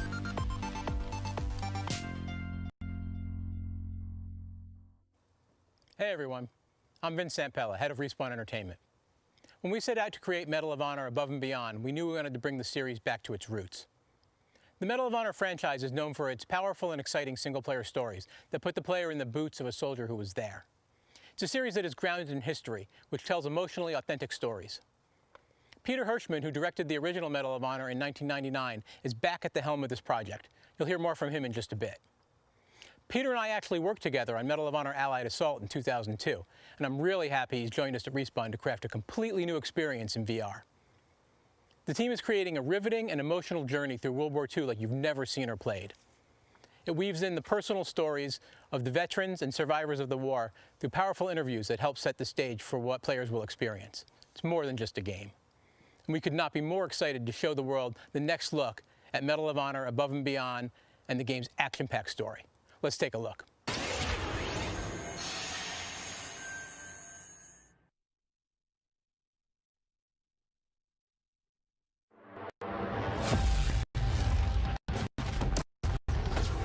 I know this is the first time some of you will see combat. I know you're scared. Let me be clear with all of you. I'm scared too.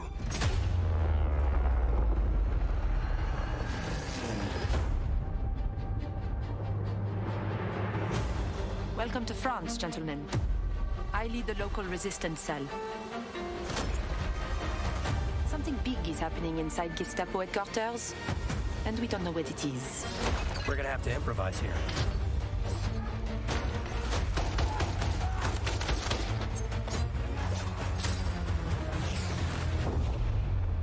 Members of the resistance are perhaps the bravest people fighting in this war. But you really should stop. There is no future in it. Sorry to interrupt, Lieutenant.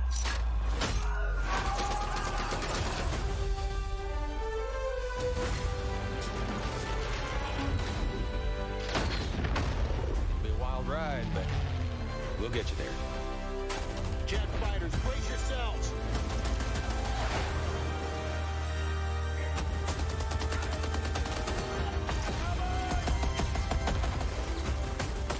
Like I said, boom!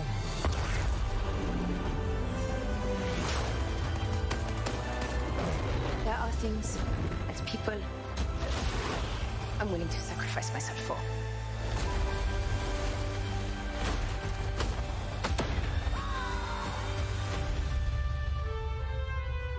Somehow, this motley crew has been tasked with saving civilization. God help us all.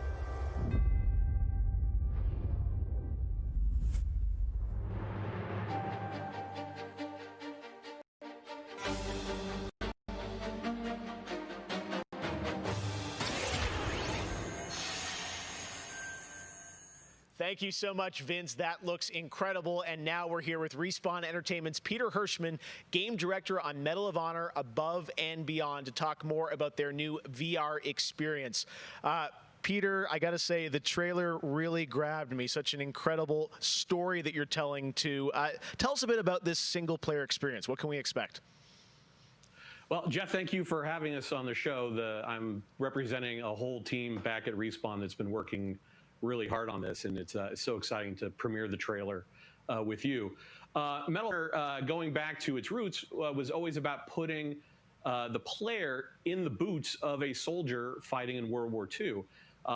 And with VR, we're able to do that in almost a literal way. It's definitely the most immersive experience, most immersive combat experience I've ever been able to work on. And the story follows you as a player being recruited into the Office of Strategic Services, commonly known as the OSS. And their mission was sabotage, espionage, search and rescue, everything in between. You name it, they did it. And they're known by a different set of initials now, the CIA. But during World War II, they sent operatives all over Europe, deep behind enemy lines. And that allows us to tell a story where you get to go to these places and locations and participate in events that really helped shape the outcome of the war. One of the things I love about the trailer is you can tell there's a lot of interactivity in the environment, emergent gameplay. You got the piano and other things in there. Tell us a bit about how you're using that to tell the story. It seems like it's all kind of through a first-person perspective, but there are some story sequences. How do you tell the story? Oh, well, we shot over 120 pages of narrative, which is more than some feature films. We had a huge international cast of phenomenal actors. And it was fantastic. And the story follows a classic three-act structure. Act 1 is working with the French resistance, getting ready for the invasion. Act 2 is D-Day itself and the fight to get to Berlin. And then the third act is dealing with the Nazi secret weapon program, which involved things like the 262 jet and the V2 rocket and things that could have really turned the tide of the war if we hadn't stopped them. So you get to go on this journey, this story. And the story is shot all from your perspective. Because it's VR, your head is the camera. We don't have cutscenes. We don't have edits. Everything revolves around your perspective. So you experience this story completely in first person as if you are there. So it creates a much more intimate and emotional connection with the characters and the things going on around you. It was an incredible way to shoot. One of our animators stood in for the player throughout the 3 weeks that we were on stage. And all the actors are always reacting and talking to you directly. And in VR, it's such a powerful thing. It's all about building that emotional connection, and it just makes the experience all the more authentic. Well, you and Vince, I know this series is really close to your heart, and I'm like, wow, there's so much there to experience. It looks really rich and detailed, obviously authentic as well. Paying tribute to everyone that was involved in the war. I wanted to ask you also about multiplayer, which is something that Respawn is really known for, and you've had a great single player experience. But I hear you might also be doing MP too. Oh, well, yeah. I mean, the thing about VR is that, I've spent we've known each other a long time. You spend much of your career trying to map natural human movements to a controller, and just figuring out things like making it feel good. And one of the hardest ones is leaning. And in VR, you know how you duck? You just duck. And how you lean in VR, you just lean. And so the ability to lean around a corner, just kind of peek around the corner and see where the bad guy is just, it heightens the tension so much. It makes it feel all the more real. And when you put that into a multiplayer experience, it just raises it to a whole nother level. So we are shipping, in addition to the campaign, we are shipping a full suite of VR modes, including a few that you can only do in VR. And we're really excited about people playing those, after it comes out. Wow. Well, definitely a full-blown VR experience. I got to say, I'm really excited to put the headset on and try this. And it's coming out later this year, right? Coming out holiday. So, fasten your seatbelts. We are so excited to bring it to players. We've been working on it a long time. Like you mentioned, it's a passion project for Vince and I and everyone at Respawn. It's a wonderful full circle experience for a lot of us that started our careers working on those original set, going back first one and Allied Assault, and now to be able to bring Above and Beyond to a whole new generation is one of the most exciting things we've been involved with. Awesome. Thank you so much, Peter. Opening Night Live will be right back. And in the meantime, here's a look at a new game that is launching tonight. The world was broken, fractured by the magic the Vow Keepers said they would protect us from. Spellstorms still rage across the ruins of the Hollowlands. This is proof, they said. It isn't safe. It can't be controlled. Magic cannot be used.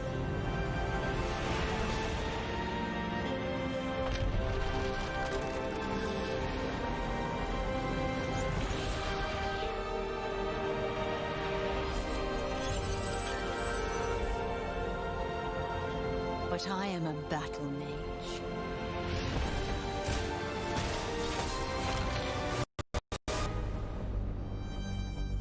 I have broken my vow, and now I fight to break free.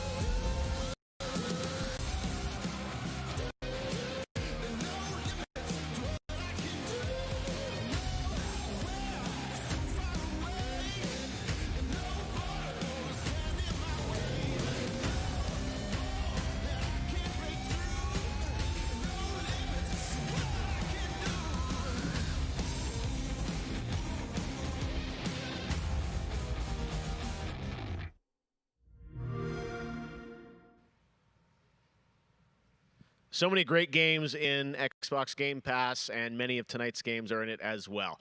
Every year at Gamescom, we like to highlight some incredible games made in Germany. And tonight, we have a special announcement about one of the most legendary German games of all time, created by Factor 5. Enjoy.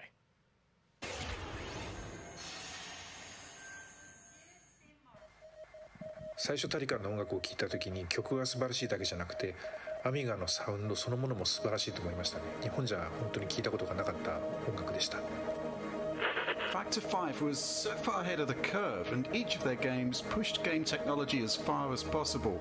I'd say they're one of the greatest indie developers of all time. サウンドはすごいわ、グラフィックは綺麗だわ、ゲームプレイも滑らかで満足いくものだわで本当にすごかった。今回タリカンのコレクションが出るってことをとても嬉しく思っているし、これはまた当時みたいにみんなに見せて歩きたいなと思っています。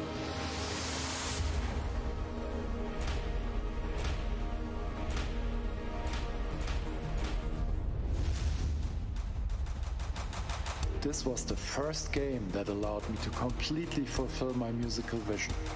It defined my career, and the fans have been there ever since. To this day, it's one of my proudest works.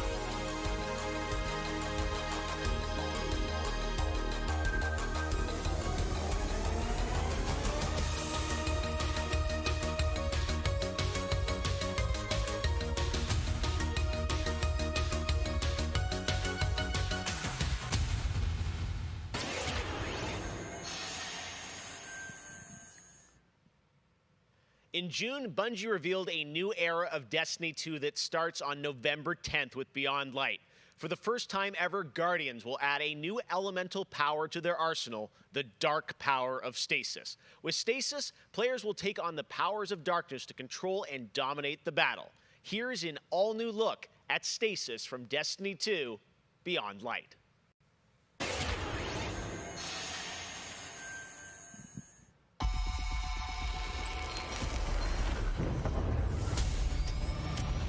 The floodgates are open. The darkness is here. As you step away from the light, we need only look inward. Focus your power. Let it grow. Our fight is far from over.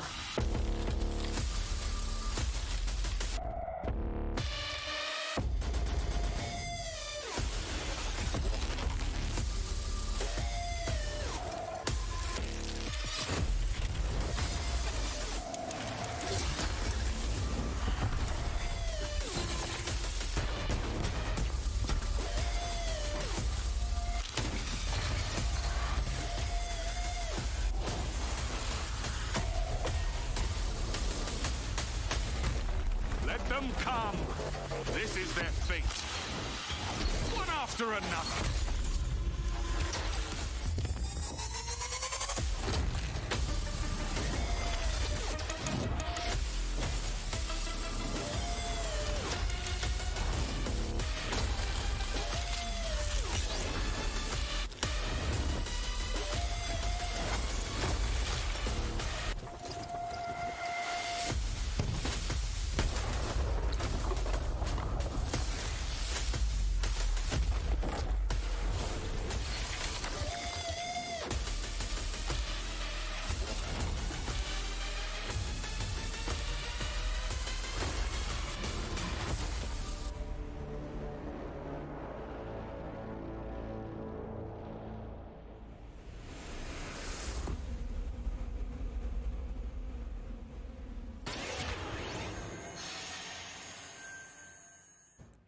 One more award to give out tonight, and that is Best Sony PlayStation Game.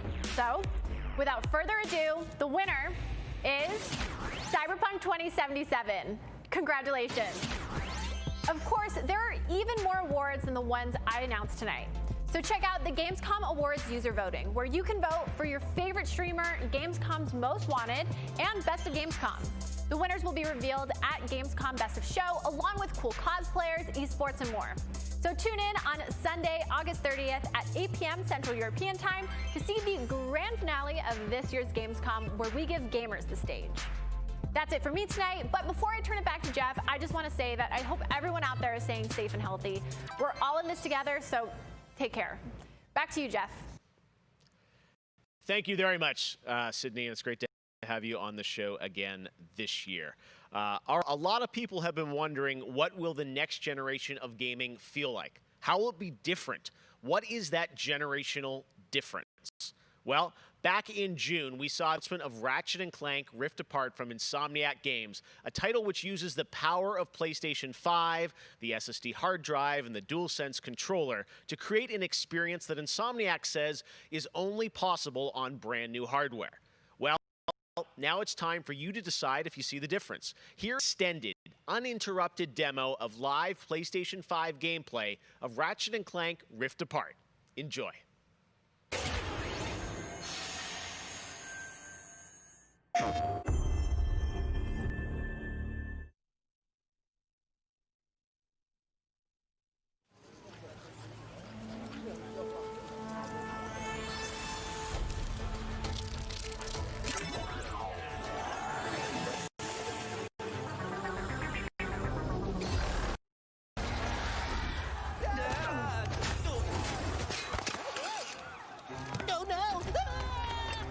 We're back. And not far from where we last saw. We may still have time to put a stop to this.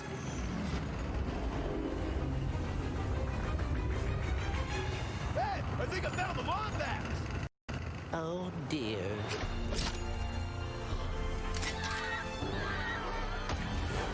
Let's show them how it's done. All right, bringing out the big guns.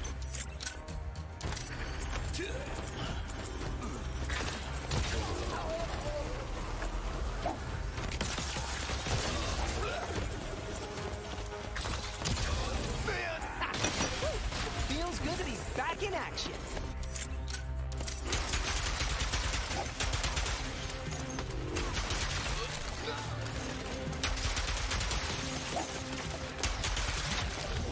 Last one!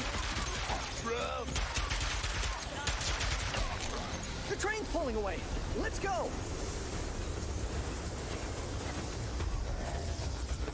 Now I definitely better miss my train!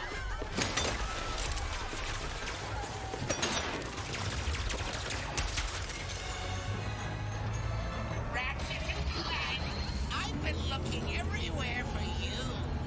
Put down the Dimensionator, Nefarious. Put down the Dimensionator. Yeah, right. And finally be free of the both of you. Soon, everything you see will be mine. Say goodbye.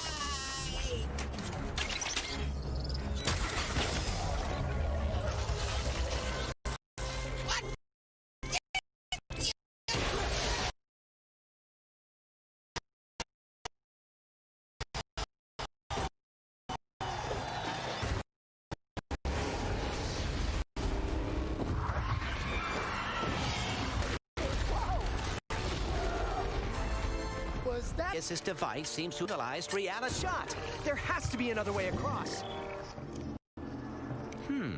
The rifts appeared to your device. Trying it at one of them.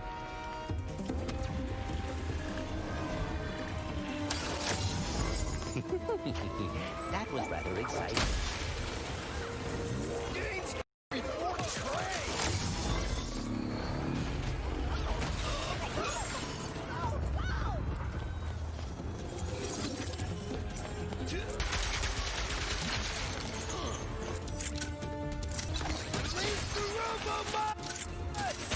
Wait! Robo! What?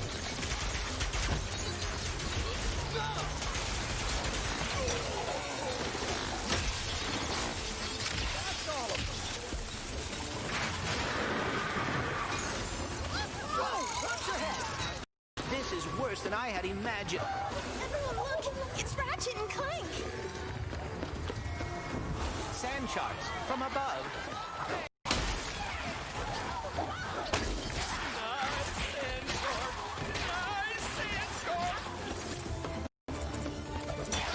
My heroes! I knew you'd come. Might as well. What's that? A kraken? Or at least a very large octopus.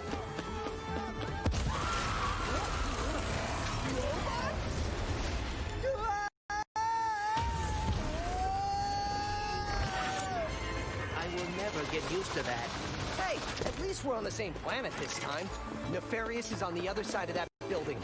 Let's get moving before he does anything else to break reality.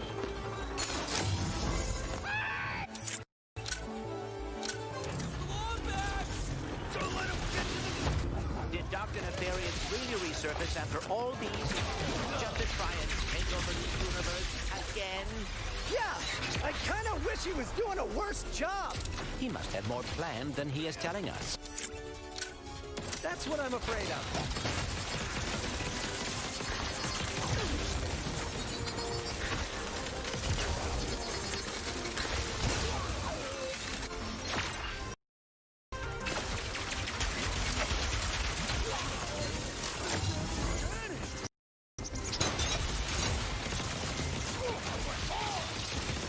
Can't wait to see what's new.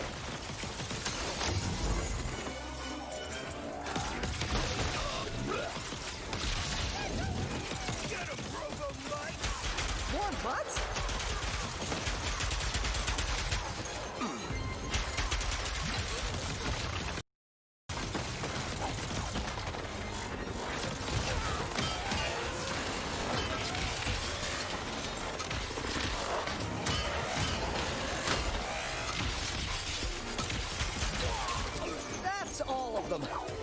We have to get the Dimensionator away from Nefarious. Oh, no, not right now. Whoa! The dimensions are weakening considerably.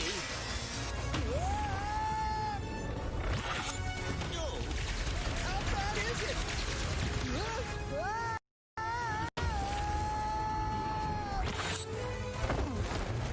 Well, it is certainly not good. Ray!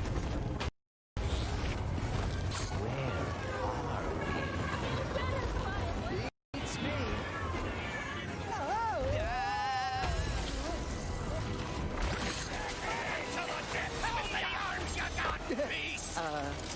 We've been poorly! Get off me! I'll treat Clank!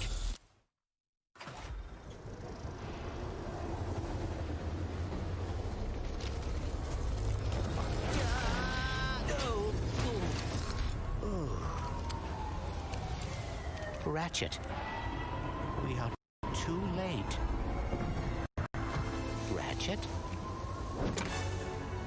Who?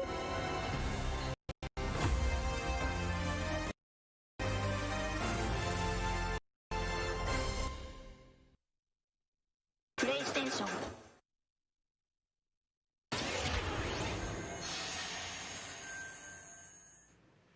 There you have it, Ratchet and Clank, Rift Apart, and now I am joined by Marcus Smith and Mike Daly from Insomniac Games. Guys, it was so great to see that long, uninterrupted of Rift Apart, and I have so many questions. It's amazing to see what you're doing with the power of PS5 and the SSD. Let me ask you first, Marcus, what are you able to do with Rift Apart that you haven't been able to do before in a Ratchet game because of the power of PS5? I mean, first and foremost, it's just pure horsepower enables us to fill our worlds with the kind of density and life that we've never been able before. More important, perhaps, though, is the dimensional shifting that we have going on, which uses the SSD that allows us to fling the player from planet to planet to planet lightning fast, like in way faster than anything we've ever been able to do before. The Rift tether, that in demo, we had seen some of that in the trailer. So that's all actual gameplay. Mike, I'm curious, like how does that work as you kind of play through the game? Are there certain moments and levels where you can jump, or how do you play through that? In the game, there is dimensional damage spread throughout the galaxy that Ratchet and Clank have to find a way to fix. And you can find these weak points in space-time that you can pull to you with your Rift tether. It's like being able to lasso a portal. And that enables you to basically like warp across the world to find new places to discover or gain a tactical advantage. Wow. You got to say, like, when you sit and you imagine the jumping from multiple worlds at instantaneously almost, and it sounds like there's no load screens throughout the entire game? That's right. We're going seamless. That's right. Yep. Wow. All right. You bite. So confident, both of you say it. I like it. Now, let me ask you about DualSense. That's something that is a big part of PS5. I've had a chance to hands-on with the controller, with the adaptive triggers and the haptics. How are you using that to sort of impact the gameplay of Rift Apart? So every Ratchet and Clank game is a powerful arsenal of weapons that just exude a ton of personality. And the DualSense is sort of like, it feels like it was made for Ratchet and Clank just because the haptics give us a whole new layer for the weapons to express themselves. So for example, your burst pistol, of course it gives you like a satisfying click or kick with every bullet.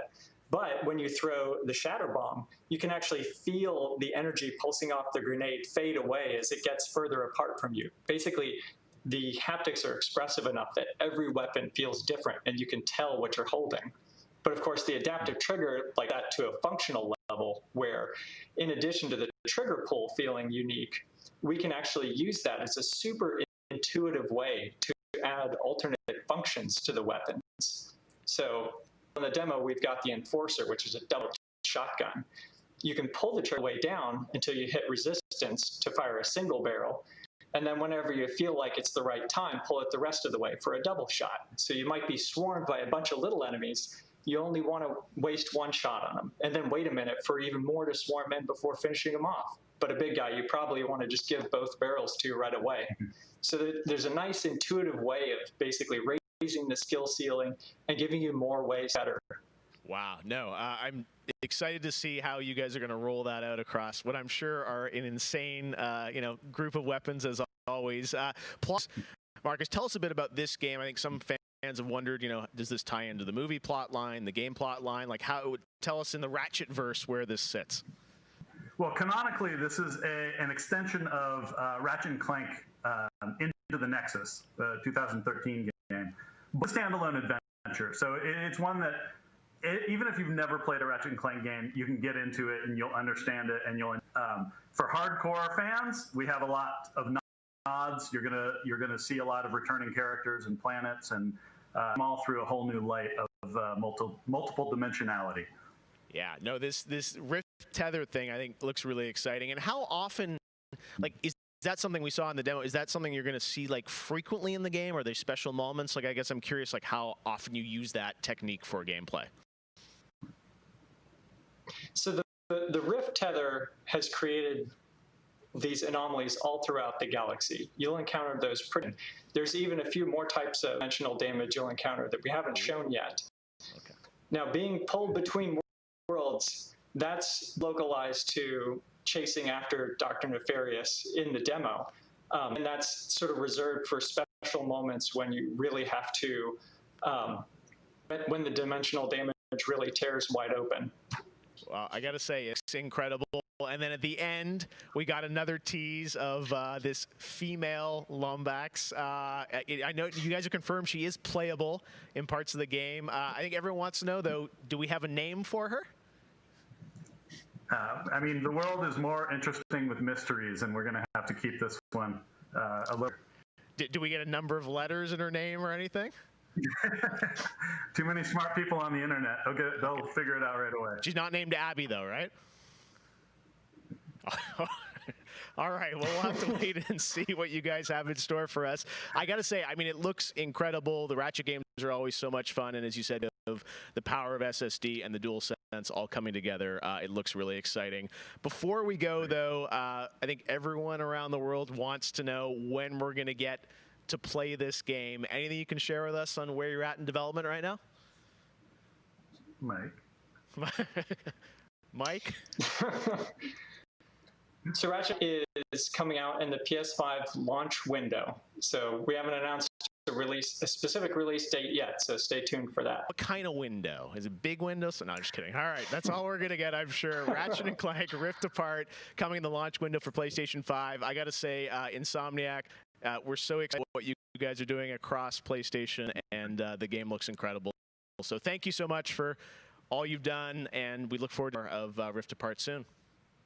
Thanks, Jeff. Take care. All right, Marcus and Mike from Insomniac, thanks for showing us that first look at Ratchet & Clank PlayStation 5. And that's going to do it for opening night. Thank you so much for watching from around the world, and make sure to stay tuned all weekend for more live Gamescom coverage at Gamescom.global. As for us, we'll see you later this year for the Game Awards 2020. Our team is hard at work to build a very special live show for you coming in December. We'll see you then. Good night.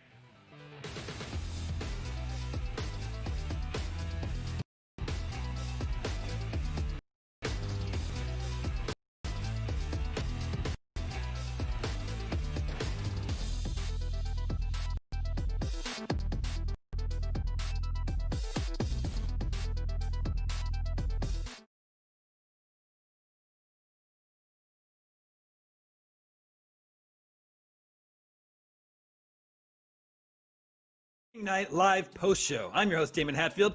Before we get started, just a reminder to head to www.gamescom.global to see all the newest games content, check out the full schedule so you don't miss a thing, and sign up for an account to personalize your Gamescom experience.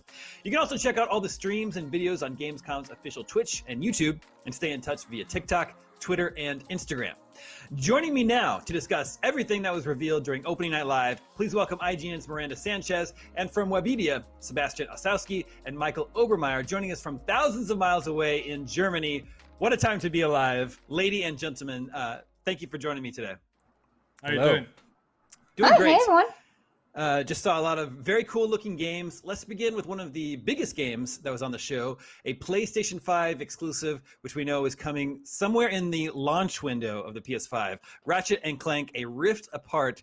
We got to see an extended demo today. Lots of footage that was in the reveal that we saw earlier in the summer, but this was a nice, big, long, uninterrupted gameplay clip. Miranda, how are you feeling about this one? I'm actually very excited. I've never played a Ratchet and Clank game. It's never really super appealed to me, but the sheer impressive animations and like the particles and just like the overall presentation of this game really has me drawn in. I think this is the game that looking like, wow, this is the next generation of games. Like this is what they're going to look like, and there's the potential here that is super exciting. I think especially, again, I touched on the animations, but if you really pay attention throughout this entire gameplay trailer, like the animations of the enemies or even just like the people running around, and especially the animations that you get during the actual Rift tethering is so cool. Yeah, I agree. This is a game that to me is actually looking like something next gen. Michael, were you impressed with the gameplay demo?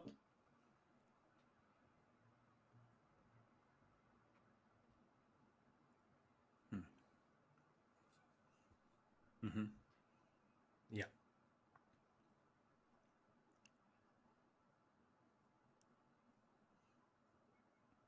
And Seb, how about you?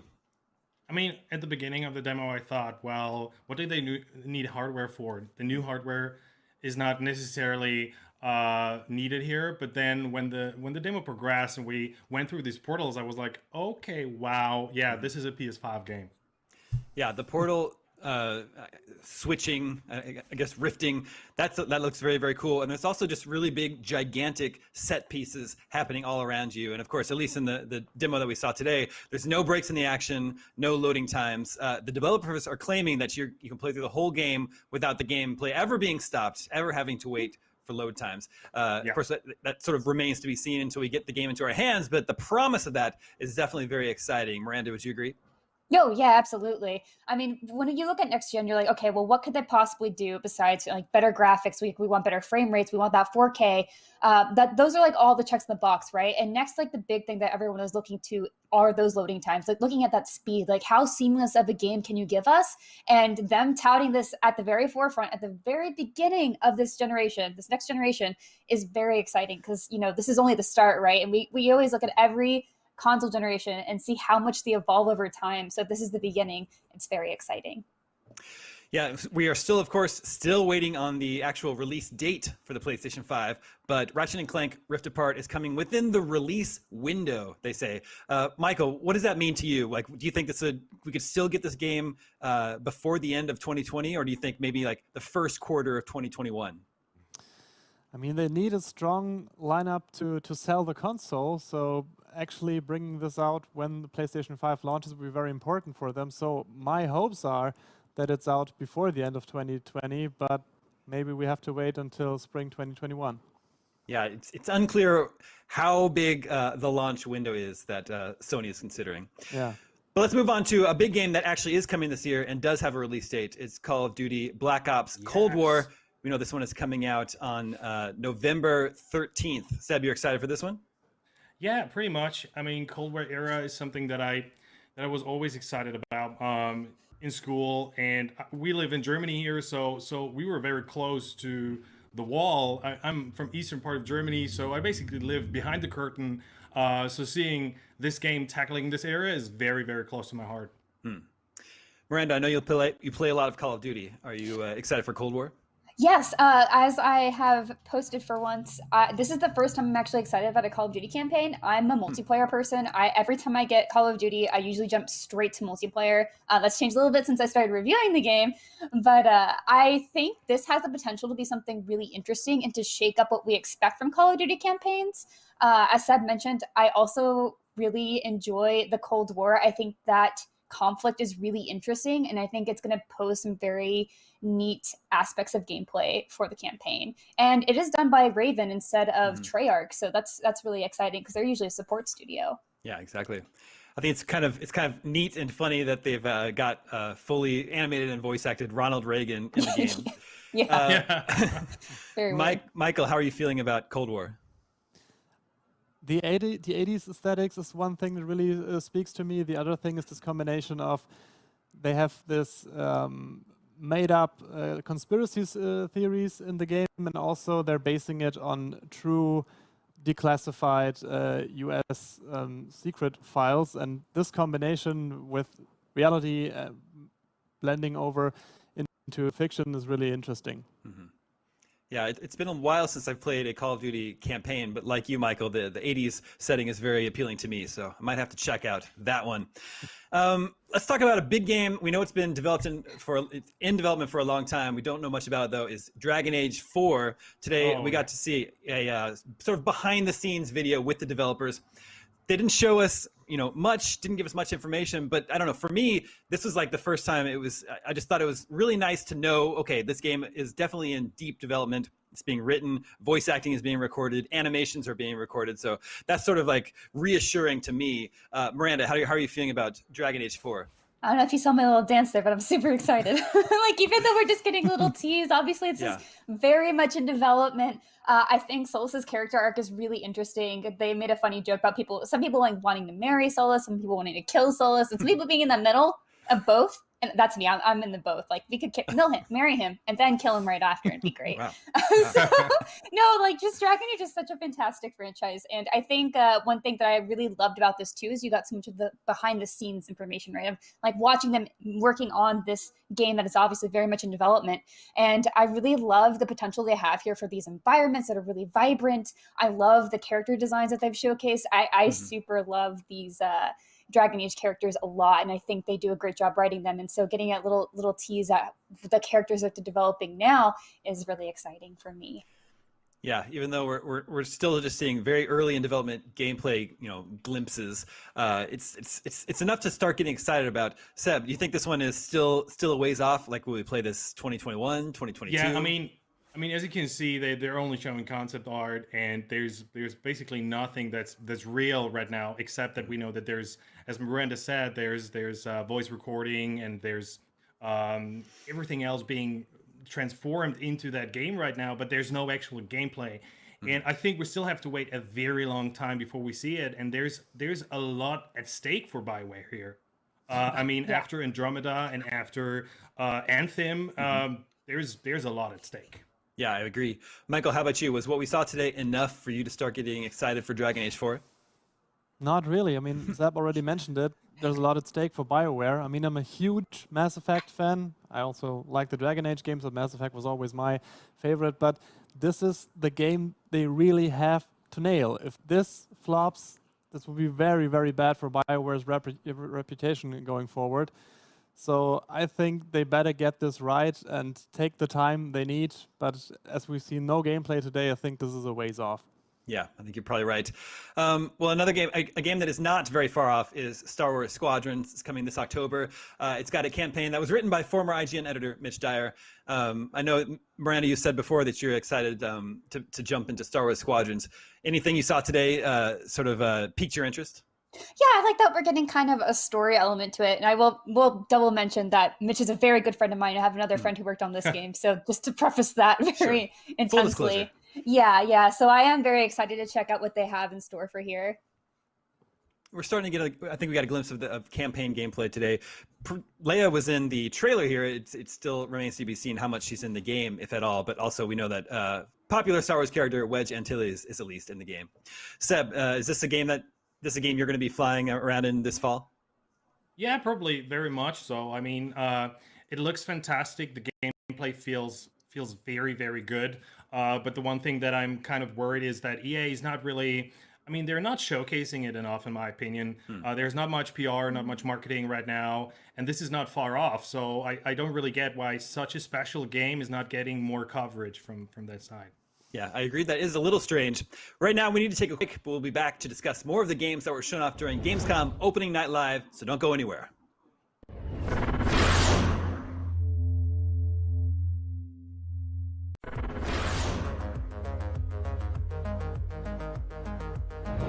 Gamescom 2020 is the heart of gaming, and you can keep to the beat right here on IGN.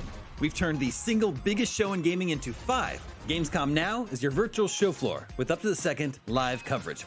Gamescom Daily Show, Gamescom's first ever late-night talk show. Our Gamescom Awesome Indies Show, the freshest deep cuts in indie gaming. And finally, the Gamescom Best of Show, including the Gamescom Award. Gamescom 2020 is available on IGN and wherever you stream Gamescom Now. Not only is IGN the world's biggest media brand for games and entertainment, but we also have a team of some of the world's biggest fans of your favorite franchises. From breaking news and exclusives, never-before-seen looks at movies and games, to reviews, let's plays, and live streams, IGN brings you all the coverage you need, no matter where you are. IGN, the #1 source for all games and entertainment fans worldwide.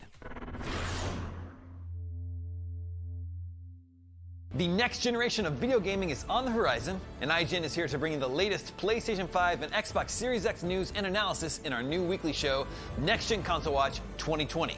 We'll bring on the experts to discuss and analyze all the latest developments around these new consoles. From frame rates, services, features, peripherals, and even all the new tech jargon, Next Gen Console Watch 2020 will keep you up to speed on everything leading up to the next generation of gaming. Join us every Friday for a new episode.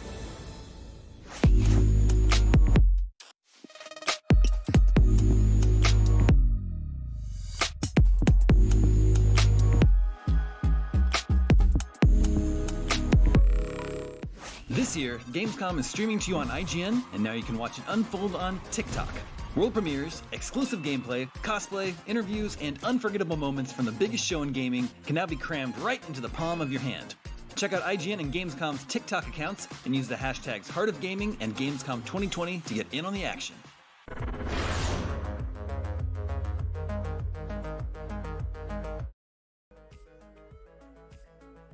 Welcome back to our recap of all the reveals from Gamescom Opening Night Live. We've talked about massive franchises like Star Wars, Ratchet & Clank, Dragon Age, and somehow there's still lots to unpack. Here to discuss everything else, I'm joined once again by Miranda Sanchez, Sebastian Osowski, and Michael Obermeyer. Welcome back, everyone. Hey. So Fall Guys, the game is having a bit of a moment right now. It's kind of the game of the moment, and Fall Guys Season 2 was revealed. Miranda, I know you've been playing a lot of Fall Guys. Season 2 is adding medieval costumes and traps. Are you excited for this one?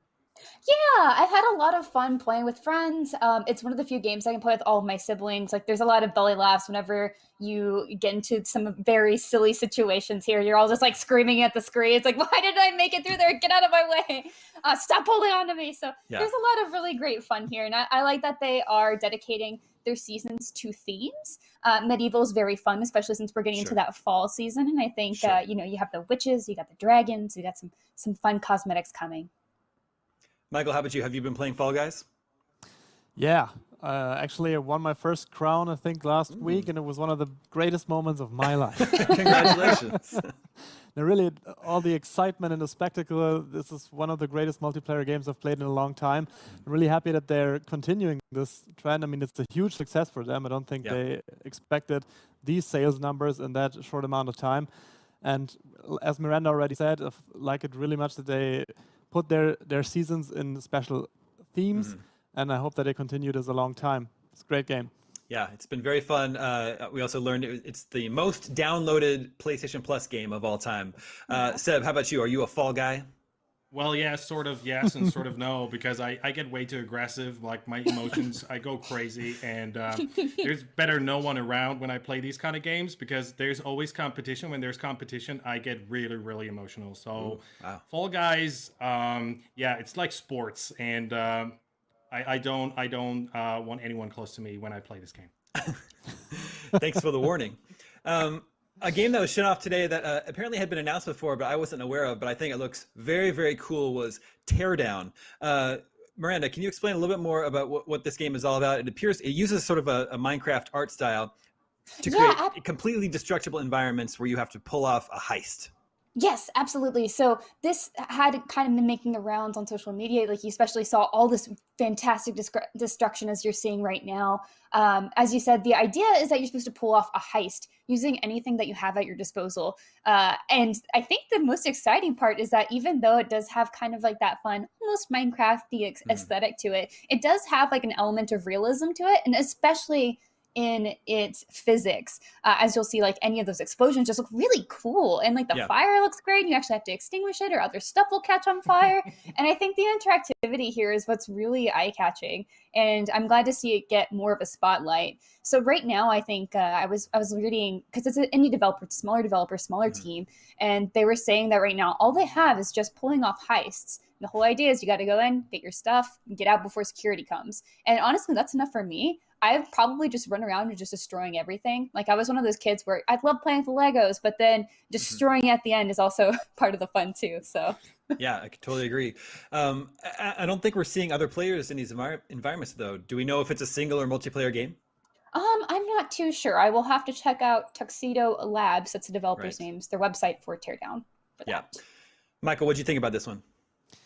What I'm curious about is, do we already know if this comes with a level editor or something that the community can do their own levels? Because I think that's would make this game really great if they can do their own heists and give it a long legs to last very long. Yeah, I agree. I really like what I see so far. Yeah, that would be very cool, even if they have to add that later on down the line. Yeah. Seb, how about you? Interested in Teardown? This looks really stressful to me. I mean, I already start sweating only looking at it. So it's maybe a pass for me, but I'm not sure yet. Roger that. We got another look this morning or today, depending on where you are in the world, at Medal of Honor Above and Beyond. A new, it's at least playable in VR. I guess I'm not sure if it's only a VR game. Miranda, are you sure on that one? Yes, this is a VR game. Just totally VR game, but developed by Respawn, one of the best shooter developers working today. It's a full single-player experience. It's coming out this holiday. Michael, is this one on your radar? I'm a big Respawn fan. Right. I have to be honest, I would have liked it better if they announced something Titanfall related, but I'm fine with Medal of Honor as well. And after Titanfall 2, you know that this team can pull off an amazing single-player campaign. And I mean, they're going full on VR on this one, so they're really concentrating on VR features. We've seen in the trailer very different and varied gameplay. Looks really cool. The only thing I'm not so sure about is this seems to be an Oculus exclusive. Really sad for all the people who don't have an Oculus-powered headset. Would be cool to get it on PlayStation VR and other VR headsets. Sure. But we have to wait and see. Sure. Seb, do you play a lot of VR games? Well, not really, no. And I'm honest here. This is a war game, and playing a VR game and combined with this setting, it's difficult for me to really feel something about this. And I already said it. Playing a game. This is set in World War II. I don't know. I'm not so sure. All right, so you're taking a little bit of a wait and see approach to that. Let's talk about Destiny 2 Beyond Light. Miranda, is this a new expansion for Destiny 2? What is Beyond Light? Yeah, so we got this new expansion that was delayed. It was supposed to come out a little bit earlier. But honestly, I actually have kind of fallen out with Destiny. I played a ton of Shadowkeep, but I am interested in coming back for this because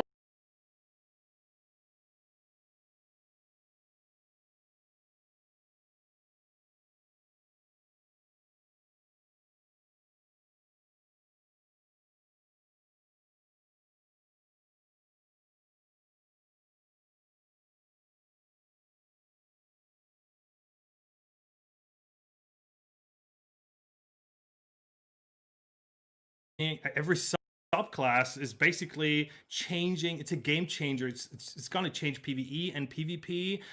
We're seeing the Revenant for the Hunter right now. He's basically throwing an axe and everything is gone. And it's going to be very interesting to see how this new, basically the darkness is going to change the relationship to your ghosts as well. Because what Bungie already gave away is that this is only the beginning of a fundamental change for everything we know about Destiny. So I'm super excited. I'm basically beyond excited here. Wow. Your excitement is getting me excited. Beyond Light is out November 10th. Another game that was shown off today that looked very cool, but unfortunately does not have a release date yet, was 12 Minutes. I believe this was shown off at a previous Xbox conference. And this is the game where you play as someone that's trapped in a time loop, and it has an incredible voice cast. Who is it? It's James McAvoy, Daisy Ridley, and Willem Dafoe. I think this game is looking very cool. Michael, how about you?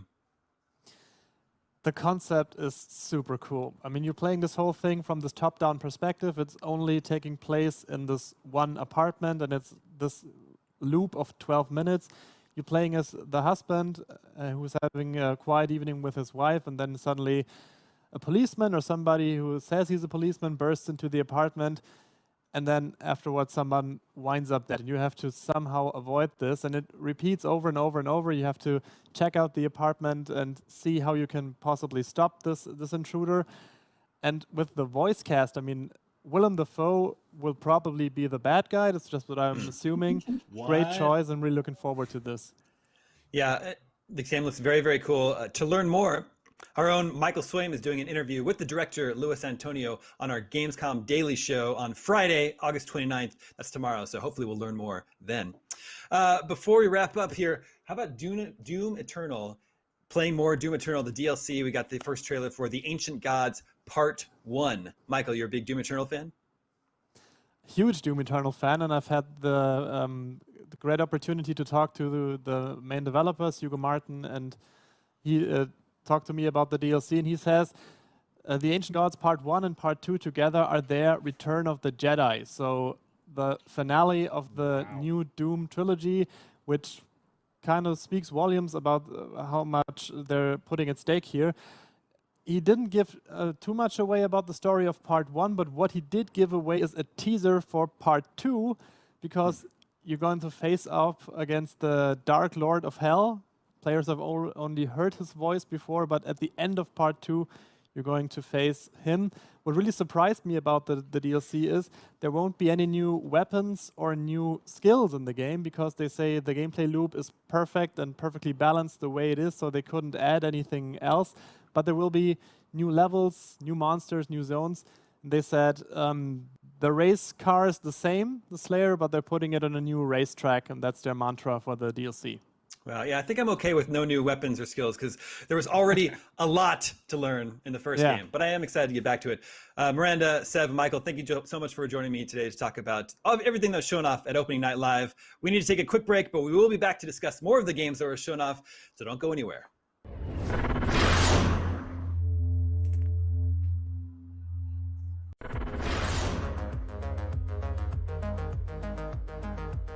The next generation of video gaming is on the horizon, and IGN is here to bring you the latest PlayStation 5 and Xbox Series X news and analysis in our new weekly show, Next Gen Console Watch 2020.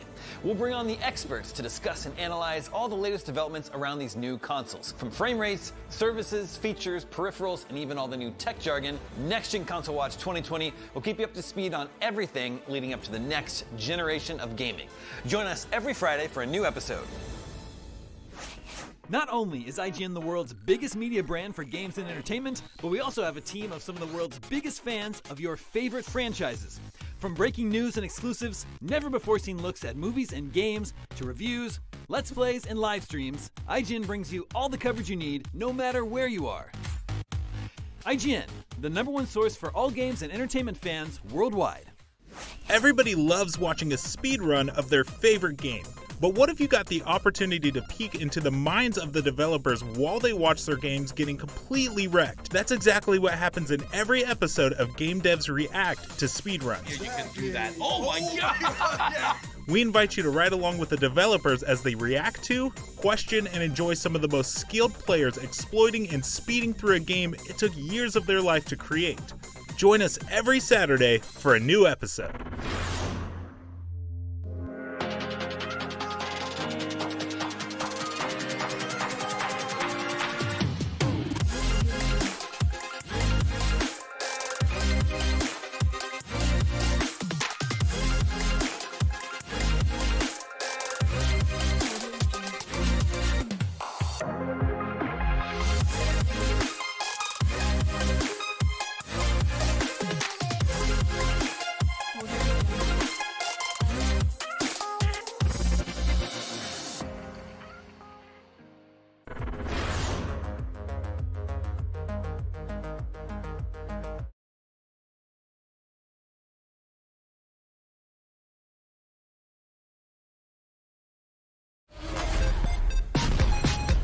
Every year for the last decade, hundreds of thousands of gamers from around the world have gathered to celebrate their passion at Gamescom, making it the biggest event of its kind on planet Earth. And this year, Gamescom Studio is bringing the action right into your homes or wherever you're watching.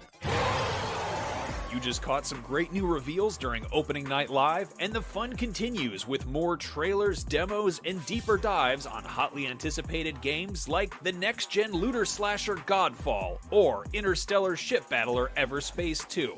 Plus, an all-new episode of IGN's next-gen console watch, and lots more. Get ready, because Gamescom Studio is bringing the heart of gaming to you starting right now. Embrace the software.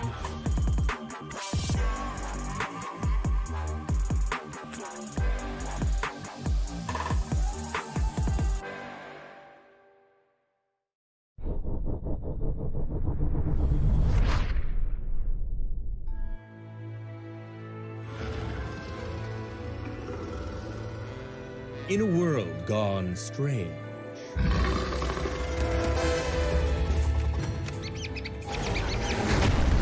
one elite force stands against the darkness. But even they could use some help. Oh, hey there. Have you ever thought of pursuing an exciting career in extracurricular law enforcement? Sam, we're a little busy here. Calm down, Max. I'm engaging this promising new cadet. Cadets, schmadets, we need more ammo. So, when can you start? The freelance police are back. Hello! Oh, it's you. I'm Sam, and this is my huggable partner, Max. Please don't hug me. And this time, it's virtual. You have the right to get blown up.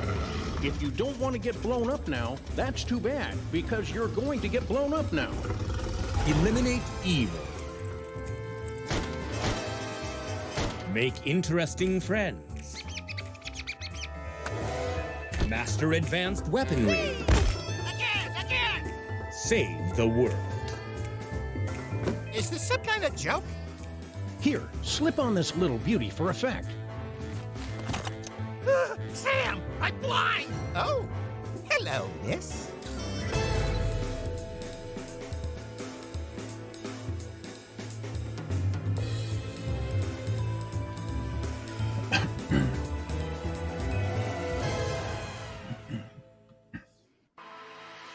Hello and welcome to Gamescom Studio. I am Max Scoville, one of the several talking heads you will see on here in between footage of brand new video games like that trailer for Sam and Max we just saw. And I promise in just a moment we're going to bombard you with 4 brand new game trailers. But first, let's just take a quick look at what is in store today. Very soon, we're going to have an in-depth look at Godfall. That's the next-gen slasher looter a lot of people are looking forward to. And then some new gameplay from Everspace 2. And then later on, an all-new episode of IGN's next-gen console watch.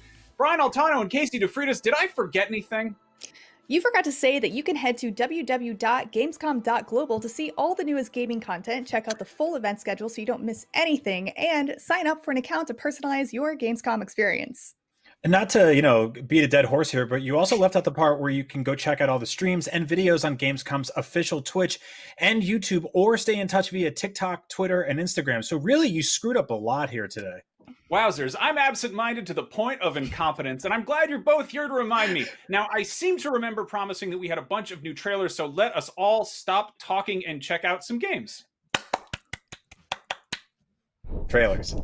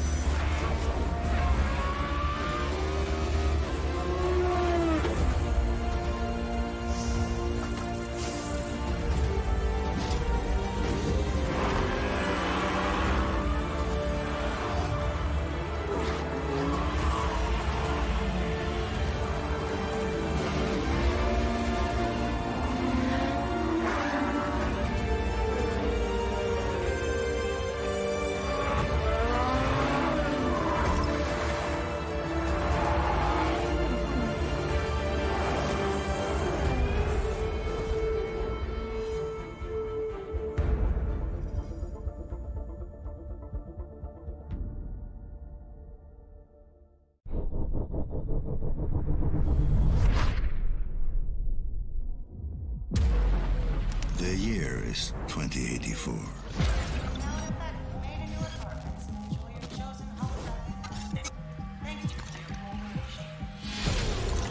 I am what they fear, a corporate tool of oppression. If you don't remember, that's when they call me to access you.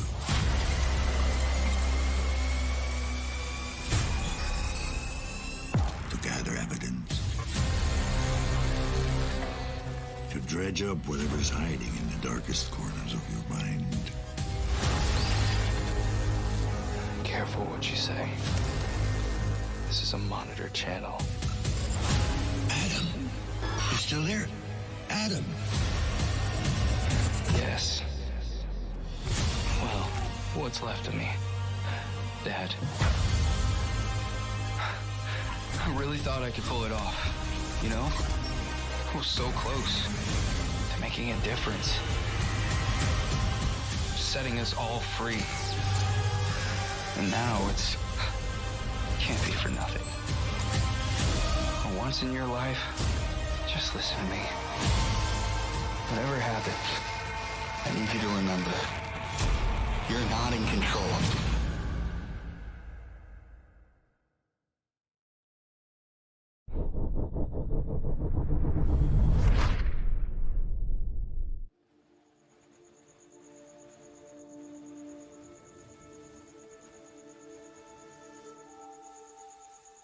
100 years ago, a whole clan disappeared, like shadows that dissipate at dawn.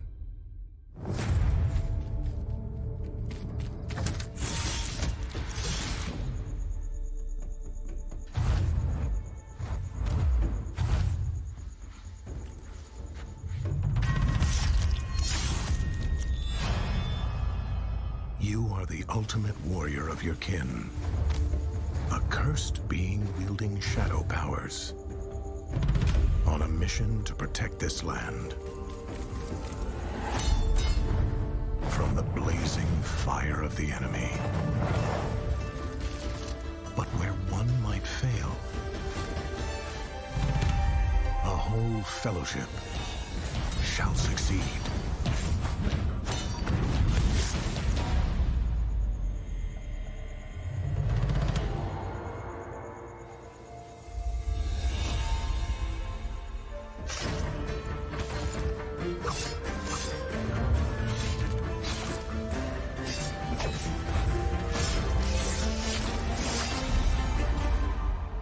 From darkness, a shadow clan has returned.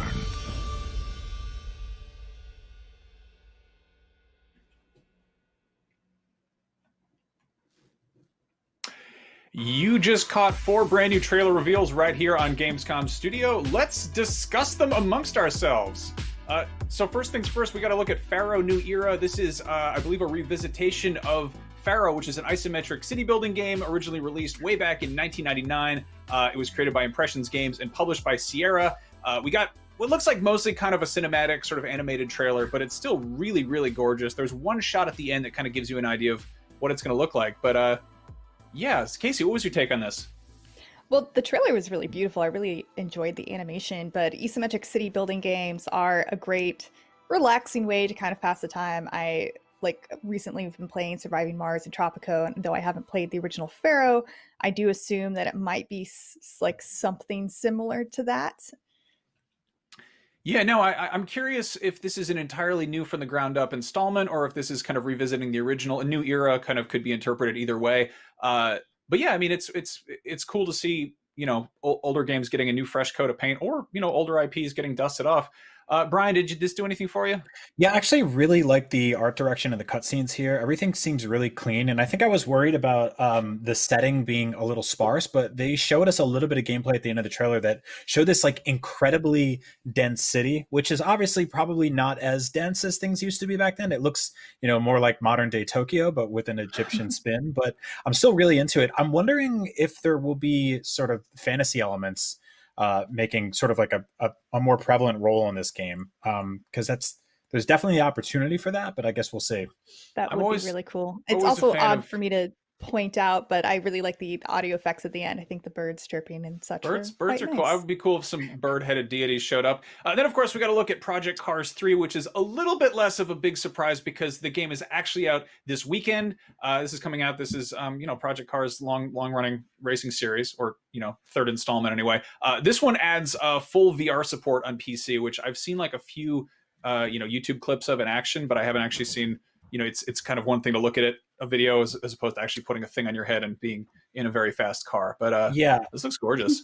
I love VR in general, and with Oculus, it's pretty easy to set that up to a PC. That said, racing games in VR are extremely hit or miss for me. They're either like the most amazing, realistic things on earth, or just pure nausea-inducing. So we'll see how this one goes.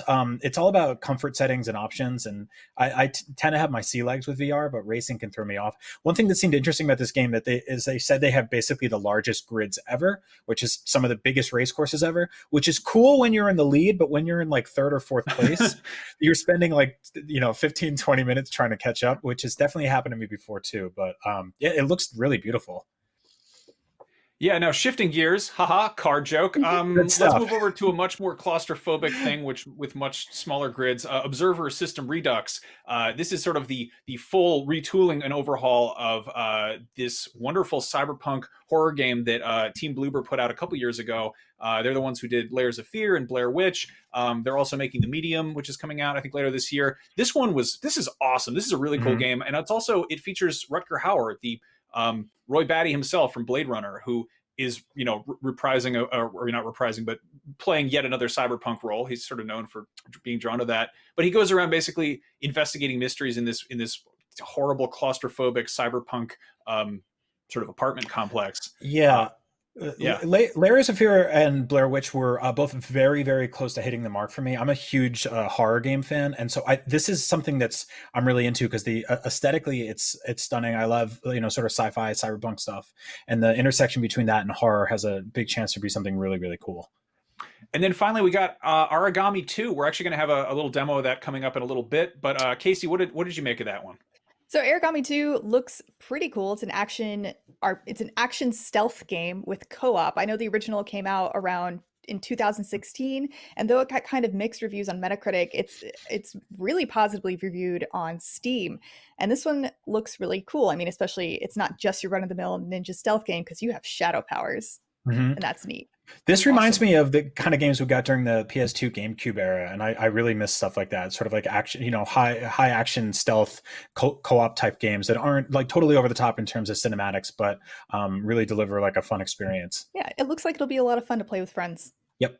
Yeah, I think like cooperative stealth stuff is such a cool idea. It also is like, it's one thing if you're doing stealth solo, you get to feel like sort of a lone wolf sneaking if you screw up, and not the end of the world, no one saw it. But if you got three friends watching you and you totally botch a mission, that is another story entirely. But yeah, like we said, we've got lots more Origami 2 coming up. So let's take a look.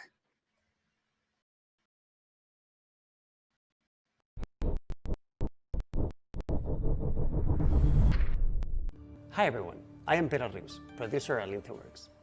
I hope you enjoyed the trailer you just saw. We are so happy to show you a sneak peek of our next title, Origami 2.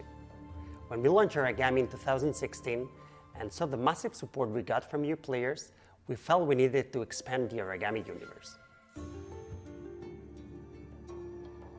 Origami 2 is set 100 years after the first title, and you are one of the last elite warriors with the mission to protect the Rashomon Valley and free the Origami enslaved by invader armies. Our goal with Origami 2 is to create a completely new experience with a lot of cool new features, but at the same time keeping the spirit and the gameplay we all loved from the first one. For this, I'll let David Leon, game director, explain to you some things about it. Hi, I'm David Leon, game director of Origami 2. In the following months we'll be revealing more info on the game, but right now I wanted to share some insights on some of the main pillars of Origami 2. One of them is the combat system, and the other is the cooperative multiplayer mode.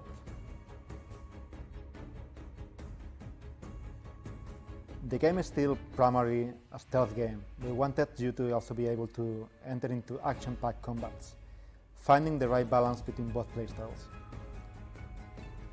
Combat in Origami 2 is tense and brutal, but when everything else fails, it may become your only option.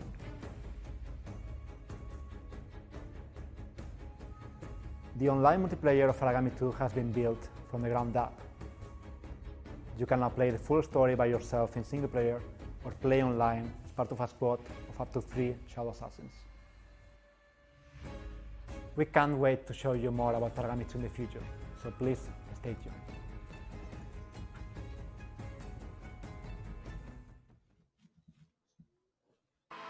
That was a look at Aragami 2, and in just a bit, our pal Tom Marks will be taking a look at a cool new indie game called Retro Machina, and still to come, an all-new look at Godfall. You probably want to stick around for that, but first we need to take a very quick break. Gamescom Studio will be right back. I just noticed you got the monkey.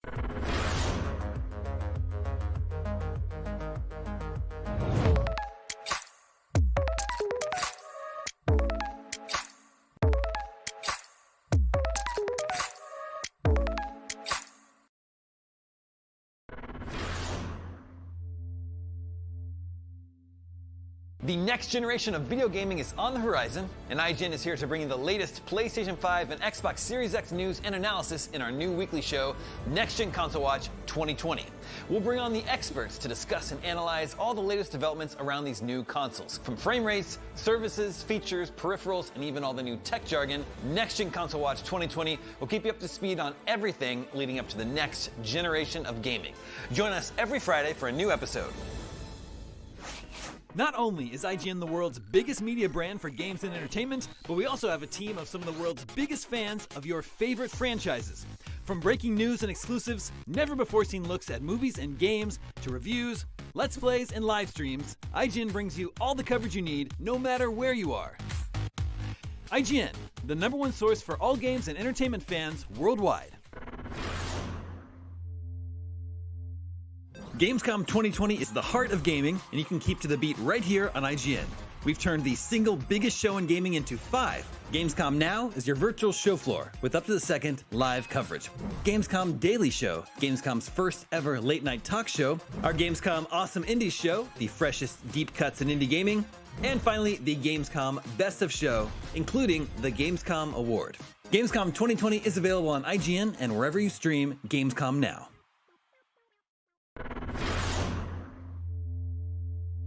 Hey there! Do you have opinions on games, movies, TV, or other weird stuff on the internet? You can take part in our new show, Power Ranking, where you can vote on all your favorite things on the internet. Do it now! Do it! Just go! Vote! Go vote!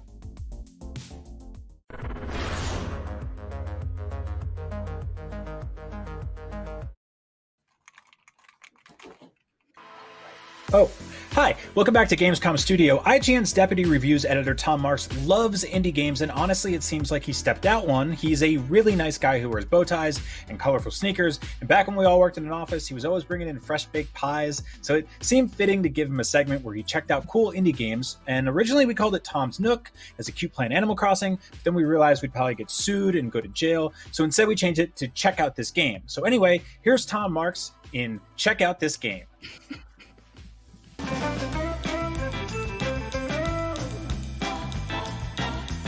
Welcome to Check Out This Game, where we highlight exciting, under-the-radar games worth your attention. Our first of Gamescom 2020 is an isometric action game where you control a charming little robot in a long-destroyed retro-futuristic world. Here's exclusive gameplay of Retro Machina.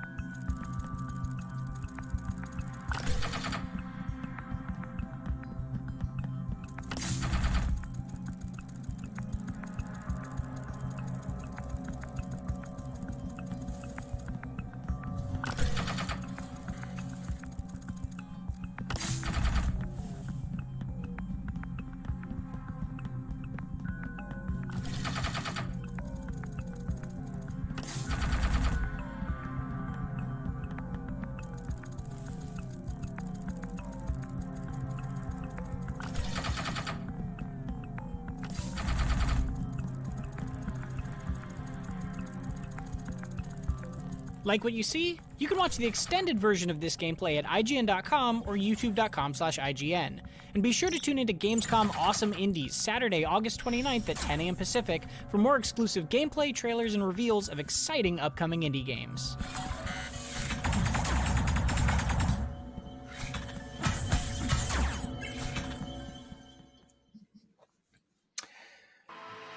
And that was Tom Marks checking out Retro Machina. Coming up, Godfall is one of the most anticipated new games coming to next-gen consoles, and you're one of the most anticipating audience members watching this show, so we thought we'd bring you a little treat. Anyway, here's a look at the awesome new action RPG, Godfall. Take it away.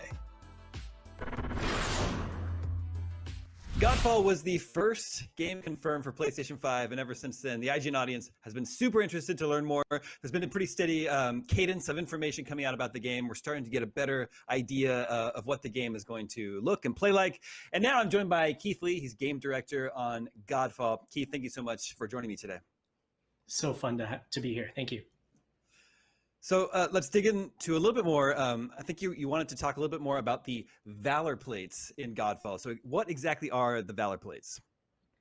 So Valor Plates, think of them as weapon platforms for your character. So as you play, you can craft additional Valor Plates that have their own characteristics, their own capabilities, and more importantly, they have a different augment constellation that is associated with each Valor Plate. So think of each Valor Plate as having their own activation for capabilities.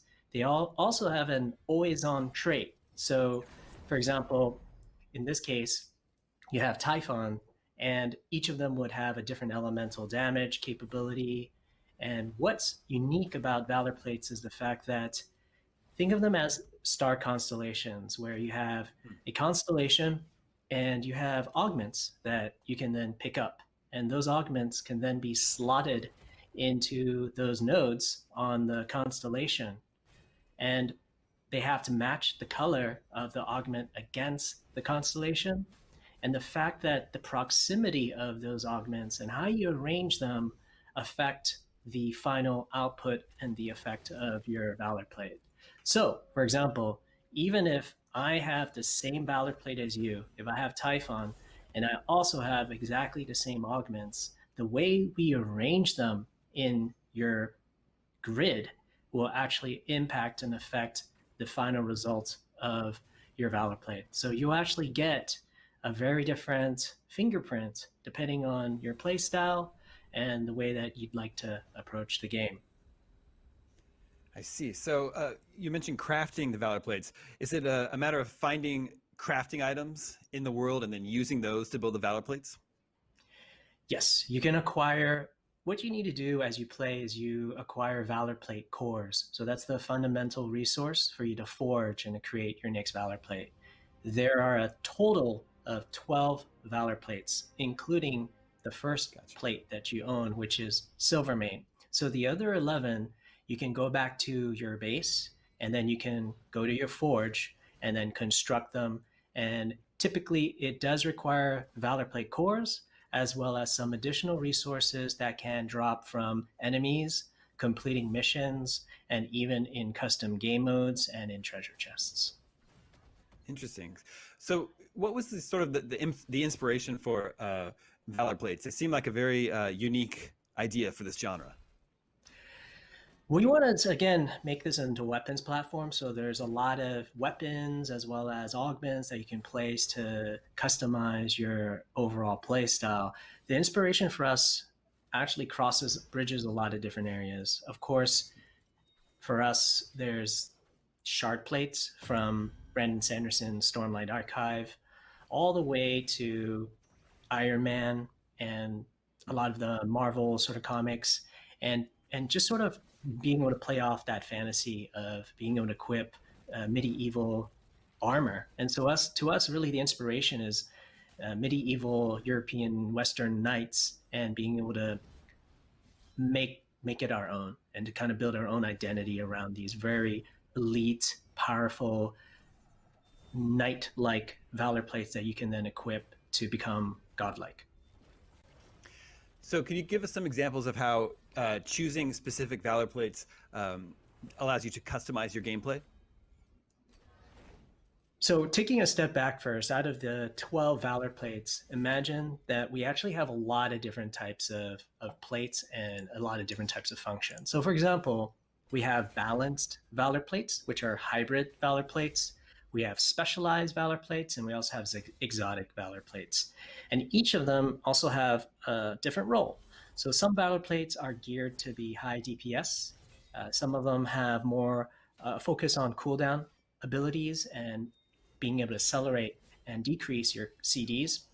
We have certain Valor plates that focus on debuffs when you play in co-op, as well as crowd control and, of course, tanking. So a lot of configurations that we see players do is picking a high DPS player and then also slotting in 2 non-DPS categories, such as CD abilities all the way to elemental damage. And it's a little bit also a function of the mission that you decide to take together, as well as the type of boss that you're going to encounter. We have many different types of mid bosses, as well as end bosses, which are very difficult. And we want to make sure that players have many different ways and configurations to defeat a boss. Very cool. Let's move on to Archon modes. And I guess, first of all, am I pronouncing that correctly? You are. Okay, perfect. Nailed it. What do we need to know about Archon modes? So Archon modes can be broken up technically on a high level as an ability that you can activate during your mission and during your run. And you have a bar that fills up. So every time you break urns or you defeat enemies, these Ethereum balls come out of the enemies, and you can pick them up and it'll fill out your bar. And once your bar is full and it's fully charged up, you can then press the L3 and the R3 analog stick simultaneously to then activate it.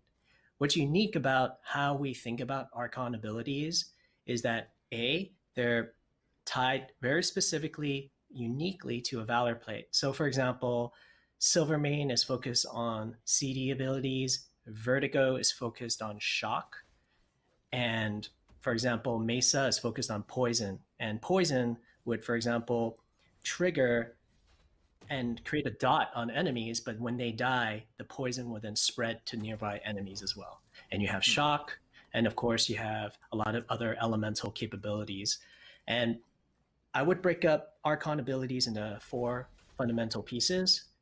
There's one aspect of it which we view more as a passive, where if you just equip that equipment, like Silvermane, you're gonna then get a special always on trait that is active when you have that Valor plate equipped.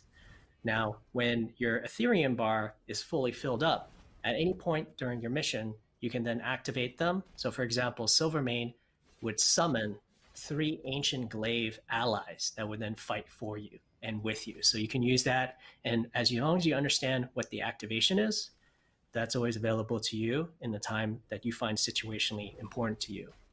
During the activation, we also have a buff, a set of buffs that are enabled during the duration of your Archon Fury.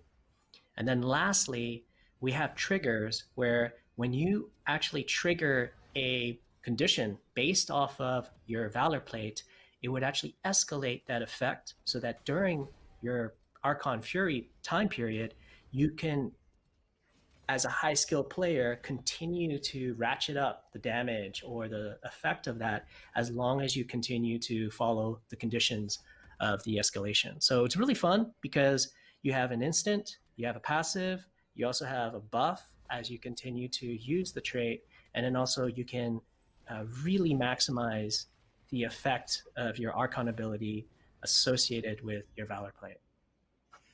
Wow, well, it definitely sounds like there's a lot going on with the gameplay and the combat in a good way. Like there's a lot of different choice and options that players going to have, different ways to approach combat. I know that you can play through the whole game, Godfall, single player if you like, or you can with co-op. I believe it's up to 4 players total. How does the experience change in co-op? Like, for example, can you choose the same Valor plate as your friend? You can choose the same Valor plate. They're all independent, and actually, co-op is for 3 players right now. So okay, gotcha. 3.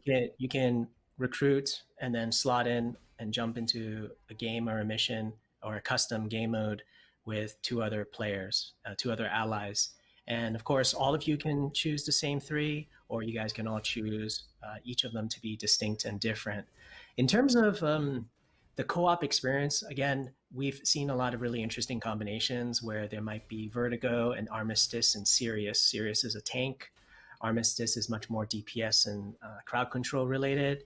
And people work really well together. They start to assemble very specific builds and operate together. And we also have co-op related benefits. We have a banner that you can drop onto the ground, and then it would create a area effect buff. So there could be a healing banner that you could drop on the ground so that you can draw enemies into the circle while you heal. And so a lot of players also have different types of banners that they drop based off of the timing of the mission and the type of mission that you're going to play. So you have a lot of tools available to you, not just the Valor plate in itself, but also some of the consumables or tools that you can use during a mission. Very cool. Well, like I said at the top of this gameplay demo, the IGN audience is super interested in Godfall, and I think we've sort of just barely scratched the surface of what all the game offers here. But unfortunately, we're out of time today. Keith, thank you so much for filling us in a little bit more about what to expect from Godfall later this year, and we can't wait to play it. Thank you so much. That was a brand new look at Godfall, my dear viewers, right here on Gamescom Studio. Alas, now we must go to another break, but before that, a tease at what's to come. More trailers. Are you excited? Can you barely contain your excitement? Can you please contain it for just a quick moment while we take a short break? I bet you can, and we'll be right back after this. Will you be? I bet you will be. Don't lose this bet. It's a big one. We'll be right back. Seriously, please don't leave. We'll be right back.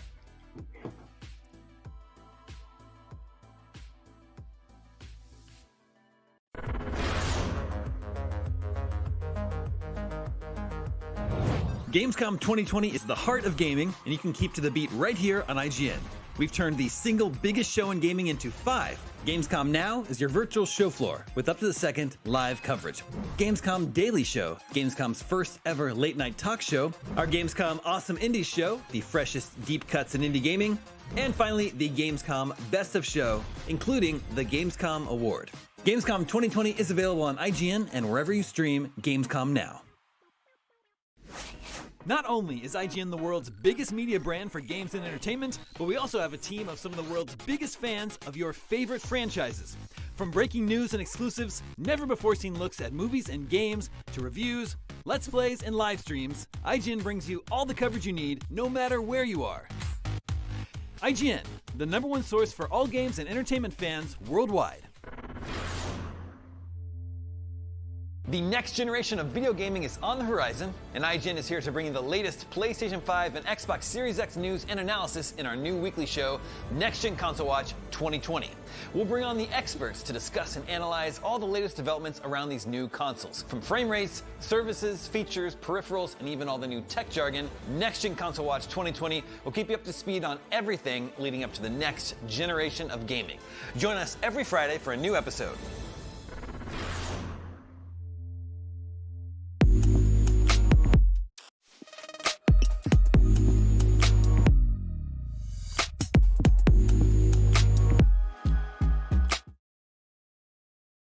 This year, Gamescom is streaming to you on IGN, and now you can watch it unfold on TikTok. World premieres, exclusive gameplay, cosplay, interviews, and unforgettable moments from the biggest show in gaming can now be crammed right into the palm of your hand. Check out IGN and Gamescom's TikTok accounts and use the hashtags Heart of Gaming and Gamescom 2020 to get in on the action.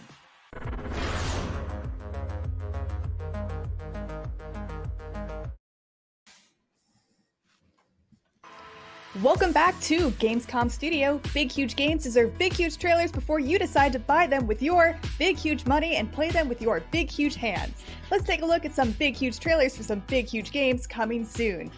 I'm sorry I made fun of your hands. I just have very small hands compared to most people, compared to me. Could someone please roll the trailer so I stop talking about hands?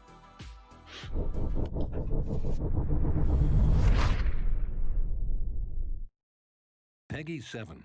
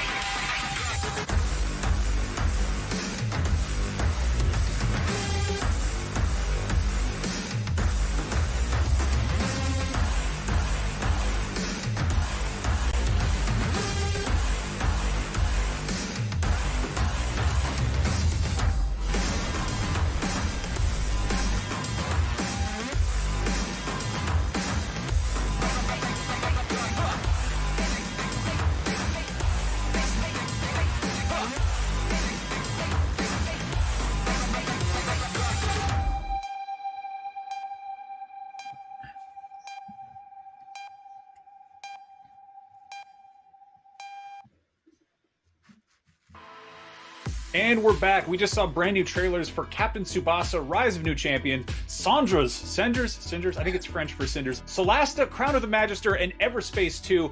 Let's start things off with Captain Tsubasa. This game is actually out this weekend. Casey, for anyone who's unfamiliar, can you get them up to speed on Captain Tsubasa's epic legacy? Yes, definitely. So Captain Tsubasa is originally a manga that started in 1981. It's actually one of the best-selling manga out there. There's an anime adaptation. There has been previous games as well, and some people regard it as popularizing soccer or football, depending on where you live, in Japan. And we actually first saw this in the little mini direct earlier this week from Nintendo. I love it so much. I feel like I would probably be more interested in the sports games if they had more style like this. It's so cool to see just a cel-shaded anime soccer game. I'm only interested in sports when it's anime, so this is doing it for me. I love it. I only like sports games when they do kind of over-the-top stuff like this, and so that's totally my jam. Yeah, give me like an NBA Jam game that looks like this. That would be amazing.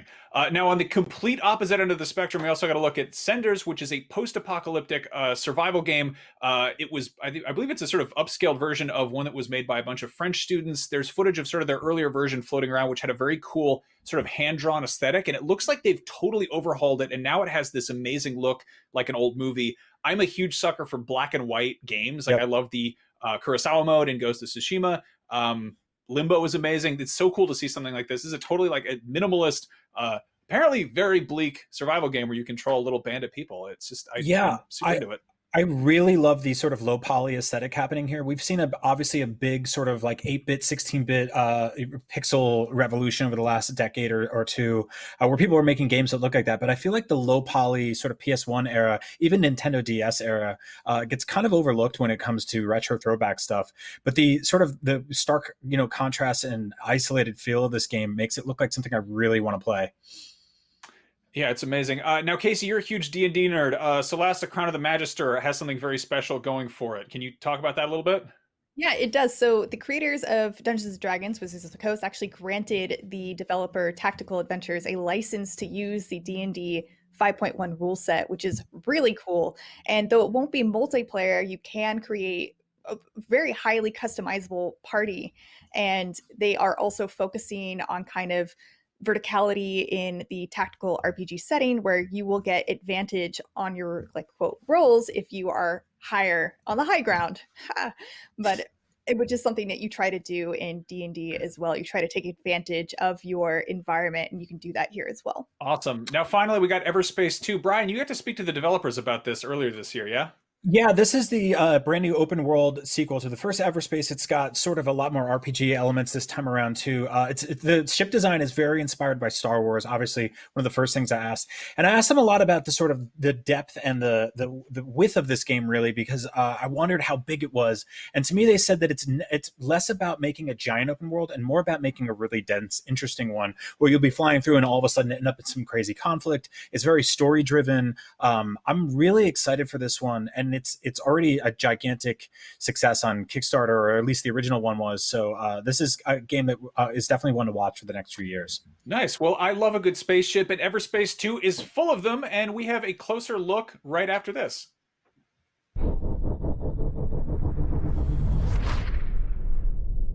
Greetings and welcome to this exclusive gameplay presentation of Everspace 2. I am your host and your guide, Eric Schrader, Community Ambassador for Rockfish Games. Here we've discovered a ripped-apart asteroid that's being used largely for scraps and a secret outlaw base. Those ping sounds mean they've got a lock on us, so here we go.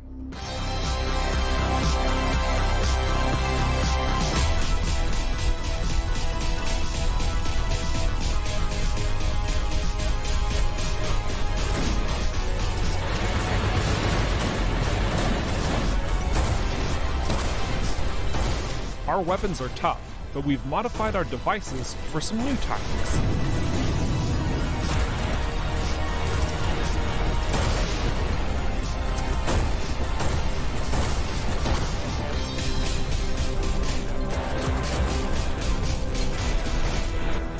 Those fuel tanks would make an awfully nice explosion and easily take out a foe in one shot.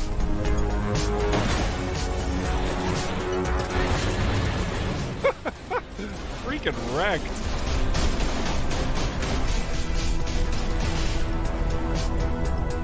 These Outlaw Ravagers have visible armor plating. You can blast it off for serious damage. Or you can just barrage them like this. Now with our foes dispatched, we can explore and gather some loot nearby. We have this secure container and what looks to be a button panel. We shoot one, it opens another, it opens the last one for a nice and easy...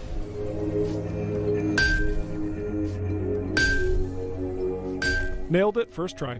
So now we have access to the shield generator, easy destruction, shield goes down, now we need to find an energy sphere for that energy socket. A keen eye would have noticed this destructible wall. It's almost like this is a really good example of a lot of different puzzles that you can find in Everspace 2.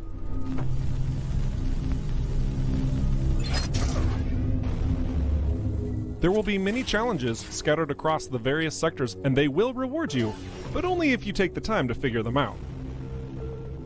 We scooped up the last of our loot. Let's move on.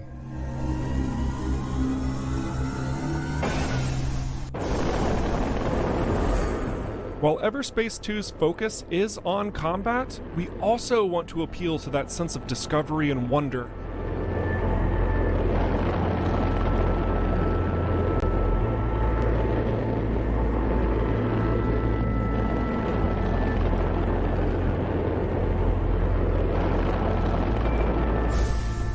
These top-notch visuals are not simply for show. In fact, there's a lot of functionality here. The entire heads-up display is gone, and everything you see is directly from the cockpit itself, all in working order, all true to what you have in-game. You even have a little speedometer there. Thanks for that suggestion, community. This is one of many of the massive trading networks found within Union, a bustling trading hub full of many unique characters and odd jobs for you to tackle. But don't get too comfortable. While this might seem all pretty and peaches, we haven't explored the dark corners of Everspace 2 just yet.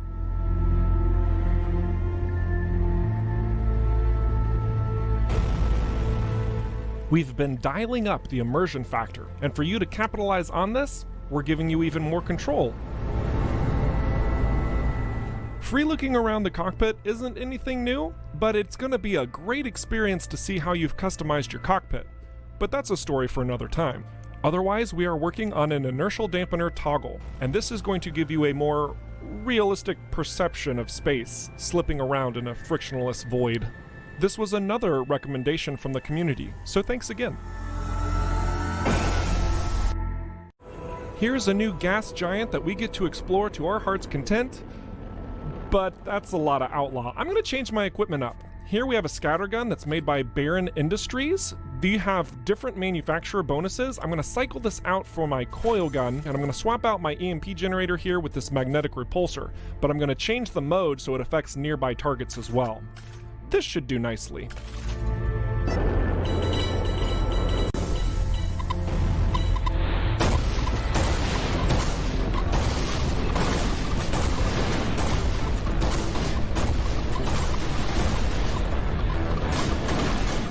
I'm gonna get overwhelmed here if I'm not careful, so I'm boosting out. Ah, but we've caught this destroyer all by his lonesome. Taking out his armor's initiating a cooldown pattern for him to regenerate it, but until that point, he also opens up a weak spot for us to barrage.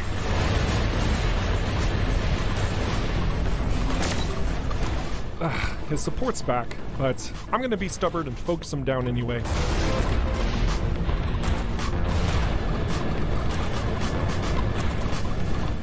I just need one clean shot. Now to clean up the lackeys. Hey Ravager, take a seat.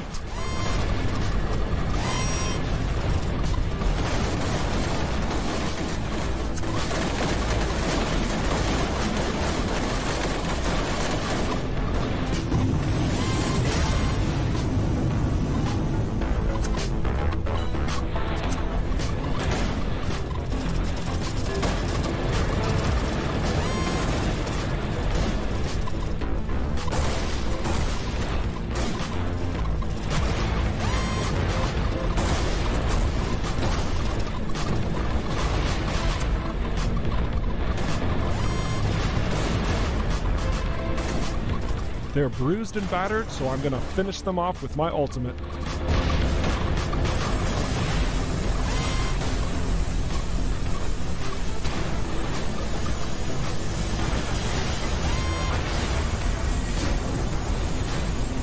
While this outlaw bomber doesn't seem to be going down, we just annihilated everything nearby.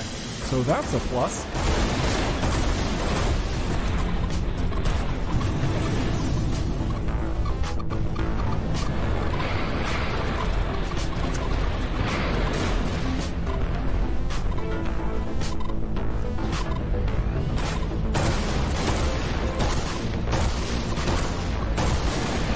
I'm gonna drop this guy.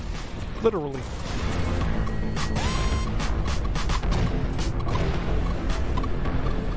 Your ship's grapple isn't just for puzzle solving and energy orbs, by the way.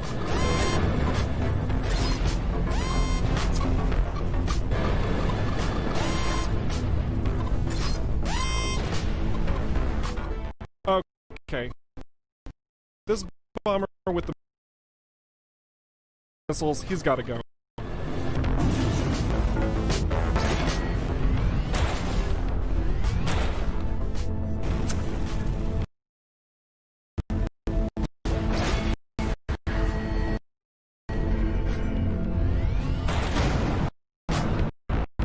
Woo! Okay, that felt good. That mine layer over there, he's gonna deal with some freelancers. He's probably gonna get wrecked. Fine. We've got plenty of loot over here to collect. So, thank you, Everspace 2. I have been your host, Eric Schrader, the community ambassador of Rockfish Games, and just in an alpha step. If we've even remotely got on, it's going to be a wild ride. Doodles. Here on Gamescom Studio, coming up in just a moment, IGN's Next Gen Console Watch will break down some of the next gen games that they're most excited about, and still to come, another block of exclusive trailer reveals, and then on a very special episode, news, games, and what friends learn about friendship. Or maybe they just break down the biggest news of the day. Either way, there's more Gamescom on the way. That is true. But first, the Gamescom Forest is this year's sustainability project. Gamescom has partnered with at streamer.net/com-forest.html. Let's plant a Gamescom forest together because I love trees. I love trees. They're great. Anyway, thank you for letting us talk about trees. Now, back to the games, some of which have trees in them. Trees! Trees! Trees!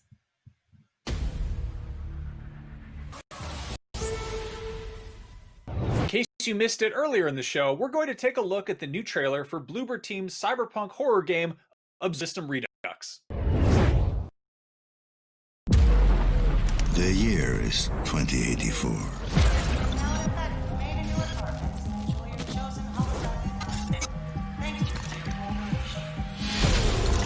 I am what they fear, a corporate tool of oppression. If you don't remember, that's when they call me to access you.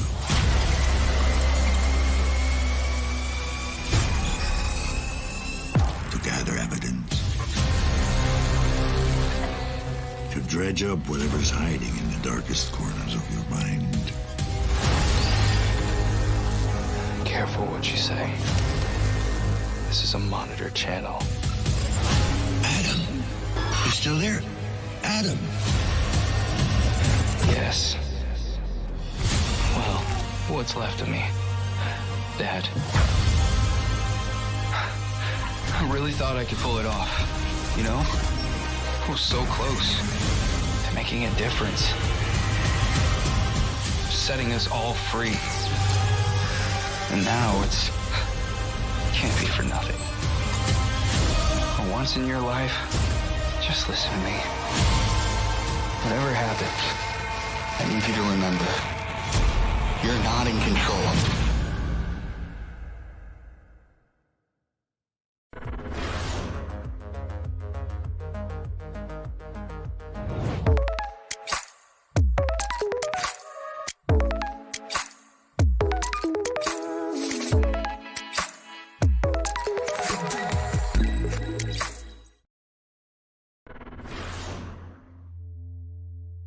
next generation of video gaming is on the horizon, and IGN is here to bring you the latest PlayStation 5 and Xbox Series X news and analysis in our new weekly show, Next Gen Console Watch 2020. We'll bring on the experts to discuss and analyze all the latest developments around these new consoles. From frame rates, services, features, peripherals, and even all the new tech jargon, Next Gen Console Watch 2020 will keep you up to speed on everything leading up to the next generation of gaming. Join us every Friday for a new episode. Not only is IGN the world's biggest media brand for games and entertainment, but we also have a team of some of the world's biggest fans of your favorite franchises. From breaking news and exclusives, never-before-seen looks at movies and games, to reviews, let's plays, and live streams, IGN brings you all the coverage you need, no matter where you are. IGN, the #1 source for all games and entertainment fans worldwide.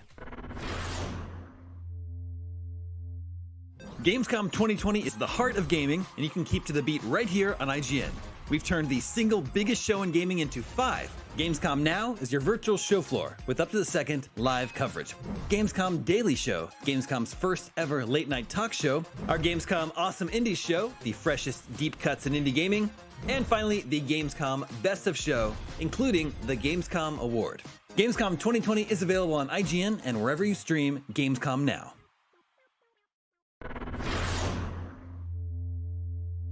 Hey there, do you have opinions on games, movies, TV, or other weird stuff? You can take part in our new show. Do it, just go.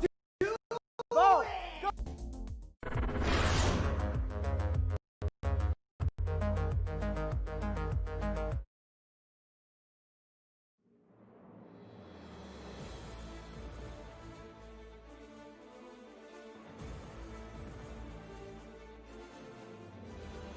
It's 2020, our show following all the news and rumors on the PlayStation 5 and Xbox Series X, and this week, the Nintendo Switch. I'm Damon Hatfield, and this week I'm joined by Ryan McCaffrey, host of IGN's Xbox podcast Unlocked. Good to see you, Damon. You as well. And Jonathan Dornbush, host of IGN's PlayStation podcast Beyond. Beyond.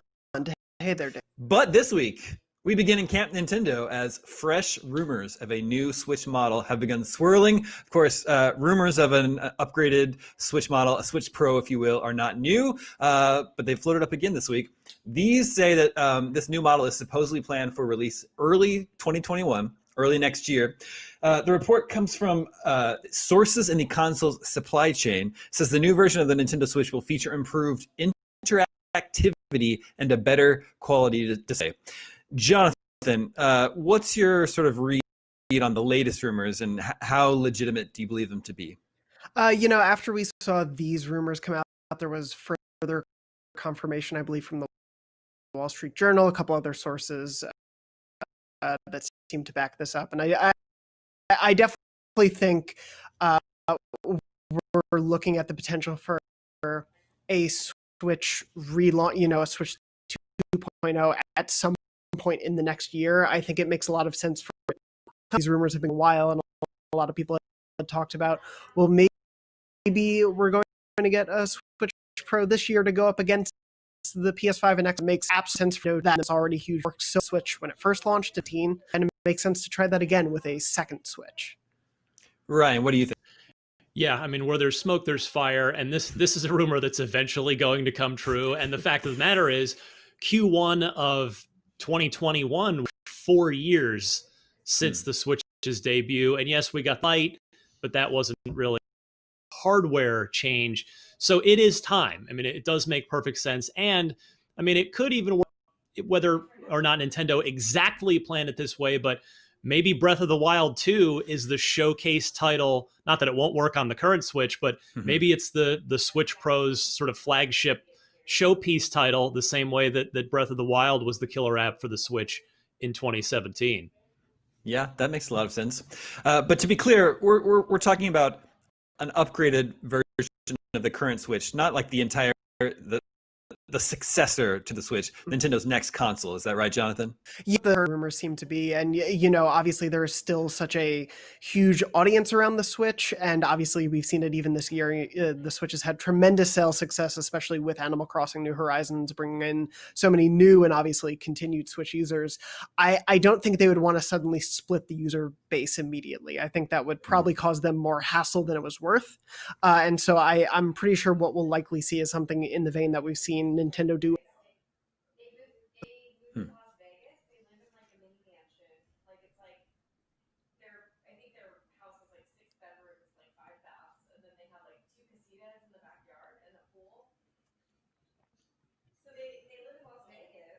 Sure. There was the Game Boy Advance. Okay. We are having technical difficulties, so I'm going to entertain you for just a moment. You get to look at just my face.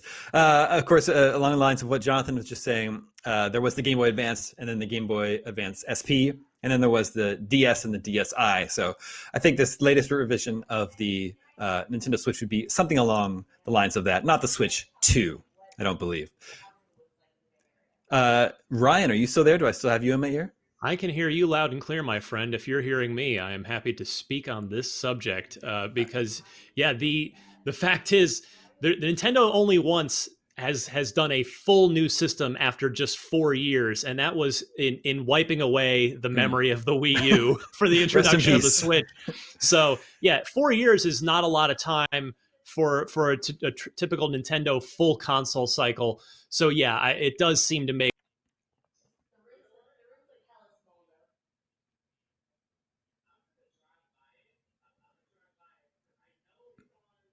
Mm-hmm. Now these rumors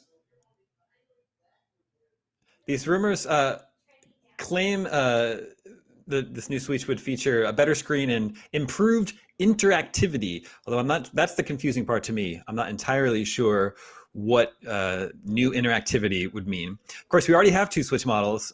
There's the Switch and then the Switch Lite, which doesn't switch, ironically enough.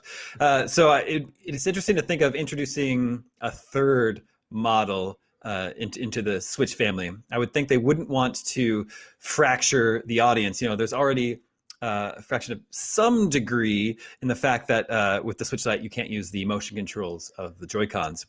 I was just wondering aloud to myself about what the rumors about this new model featuring improved interactivity could mean. Jonathan, any guesses?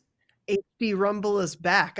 No, it's interesting that would be such a clear selling point in some way. I do think it could be something along the lines of functionality in the Joy-Cons, maybe just to the point where they don't drift. Obviously, Joy-Con drift has been such an issue this year, and to improve the hardware, or this generation, forgive me, there's been so many issues around that, unfortunately, for players. I think just some improvements to the Joy-Con. But one of the things Nintendo talked about sort of since the beginning of the Switch's life was, you know, where you slot in the Joy-Con, they could put other things conceivably there, and they could use those slots for different types of control schemes. And we've seen them use the Joy-Con in an interesting way when it comes to Labo, and those have been, you know, a pretty big success when it comes to family. So I wouldn't be surprised if we saw something that found new ways to either use the Joy-Con in creative ways that we haven't seen just yet, or find new ways to do something with the control scheme of the Switch.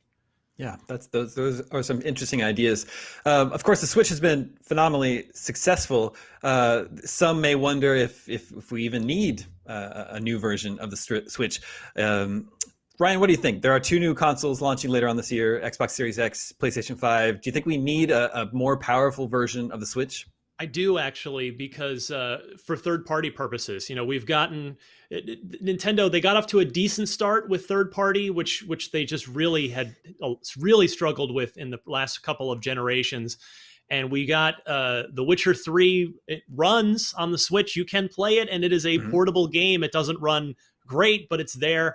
So as Sony and Microsoft forge ahead with their next generation consoles, I do think it's important for Nintendo to, you know, they're going to go along, they're going to march to the beat of their own drummer, but I think they do need a hardware upgrade to try and keep third parties interested in supporting the Switch with the games that, or at least versions of the games that they're already developing, because it's in everybody's best interest to do so. I mean, players want that. publishers want to, get as much out of their sort of core investment in a game that they're making as possible. And Nintendo sure as heck would want to have a lot of these great third-party games. So yeah, I think the third-party factor is a big argument in favor of an upgraded Switch. Yeah, the Switch has enjoyed a fairly steady stream of ports of big AAA games from this generation, like you mentioned, Witcher 3, Dark Souls, Doom, Wolfenstein have been some good ones. All that stuff. But as you say, they run, and it's great to have them portable, but it's definitely not like the best way to play those games. If we got an upgraded Switch, presumably those games would run better. But you think there's any chance it could run next-gen games? PlayStation 5 and Xbox Series X games, even if now that it's integrated versions. We'll see. I mean, a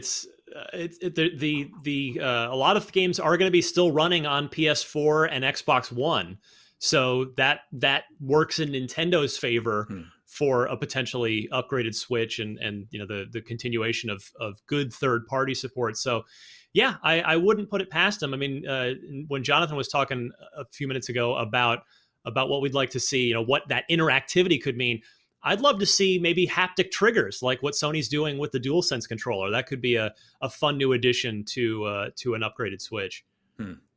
Jonathan, what do you think? Does it just sound crazy to think you could play PlayStation 5 and Xbox Series X games on your Nintendo Switch?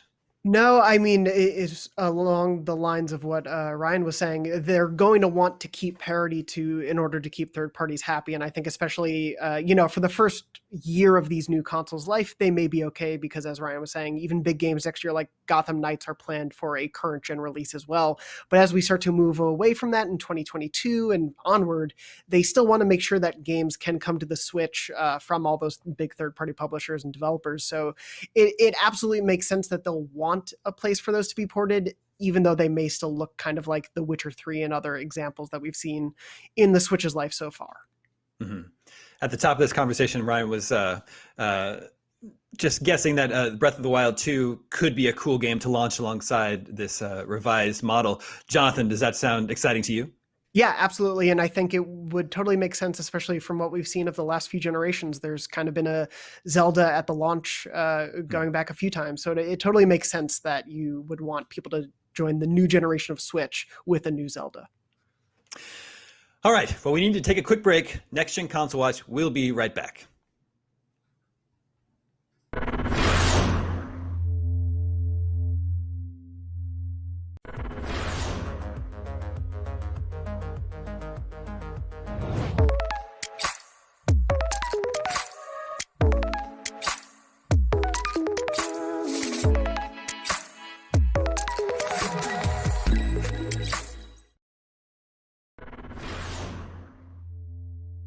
The next generation of video gaming is on the horizon, and IGN is here to bring you the latest PlayStation 5 and Xbox Series X news and analysis in our new weekly show, Next Gen Console Watch 2020. We'll bring on the experts to discuss and analyze all the latest developments around these new consoles. From frame rates, services, features, peripherals, and even all the new tech jargon, Next Gen Console Watch 2020 will keep you up to speed on everything leading up to the next generation of gaming. Join us every Friday for a new episode. Not only is IGN the world's biggest media brand for games and entertainment, but we also have a team of some of the world's biggest fans of your favorite franchises. From breaking news and exclusives, never-before-seen looks at movies and games, to reviews, let's plays, and live streams, IGN brings you all the coverage you need, no matter where you are. IGN, the #1 source for all games and entertainment fans worldwide. Gamescom 2020 is the heart of gaming, and you can keep to the beat right here on IGN. We've turned the single biggest show in gaming into 5. Gamescom Now is your virtual show floor with up-to-the-second live coverage. Gamescom Daily Show, Gamescom's first ever late-night talk show. Our Gamescom Awesome Indies Show, the freshest deep cuts in indie gaming. And finally, the Gamescom Best of Show, including the Gamescom Award. Gamescom 2020 is available on IGN and wherever you stream Gamescom Now.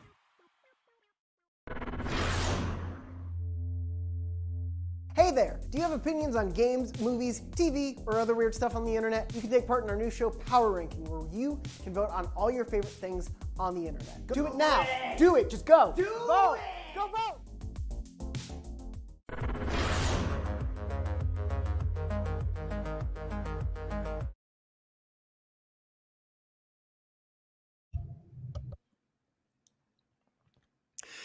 Welcome back to Next Gen Console Watch 2020. We've been talking about the latest rumors of a new Nintendo Switch model, but let's switch gears to the next gen consoles we know for sure are coming. The PlayStation 5 and Xbox Series X. Now, Call of Duty Black Ops Cold War was officially revealed this week for current gen consoles and PC on November 13th, but it's also coming to next gen consoles at some point this holiday season. And exactly how you buy and upgrade the game on each console, a little confusing. Jonathan, I think you wrote the news story on this.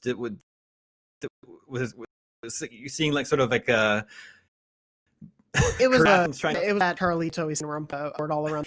It is a bit of a hectic sort of system they've come up with, because there are essentially multiple different technicalities depending on which version of the game you buy. There is, of course, a cross-gen bundle that you can buy on either Xbox or PlayStation. I believe it's a digital version of the game, and you can buy this and you'll get gen, and the next gen versions don't have to worry about a thing.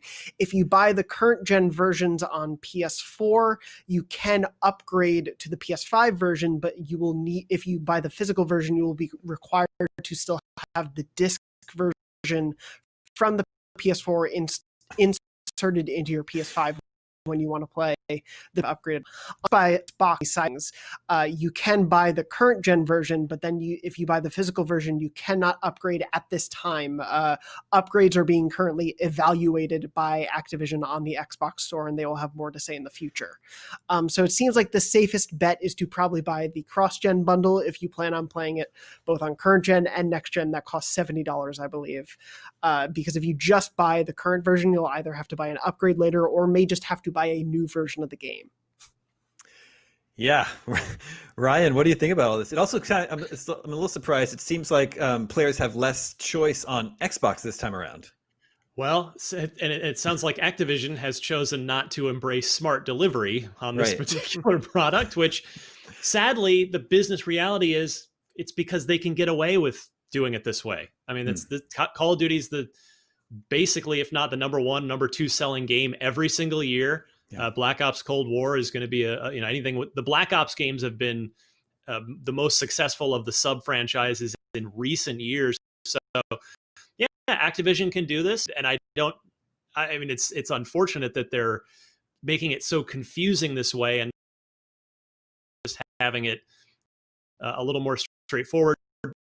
Maybe there are reasons behind the scenes. I don't want to sit here and either let them off the hook or absolutely condemn them without necessarily knowing the full picture. But from what we have been shown, the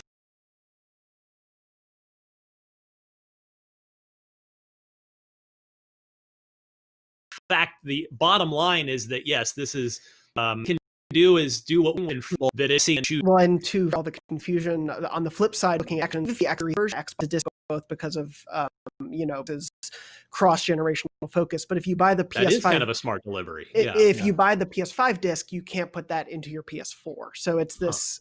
There are ups and downs in every version. We have a full list of all of it and dig into, especially if I misspoke because it is such a tangled web of versions to buy. But yeah, it's a very interesting situation right now. And the next holiday season, Jonathan, do you think the reason we didn't get release dates is just because we're still waiting on the release dates for the consoles? Oh, absolutely. There is, yesterday also revealed this is out of left field, but a very, very different game, but it does hold some relevance.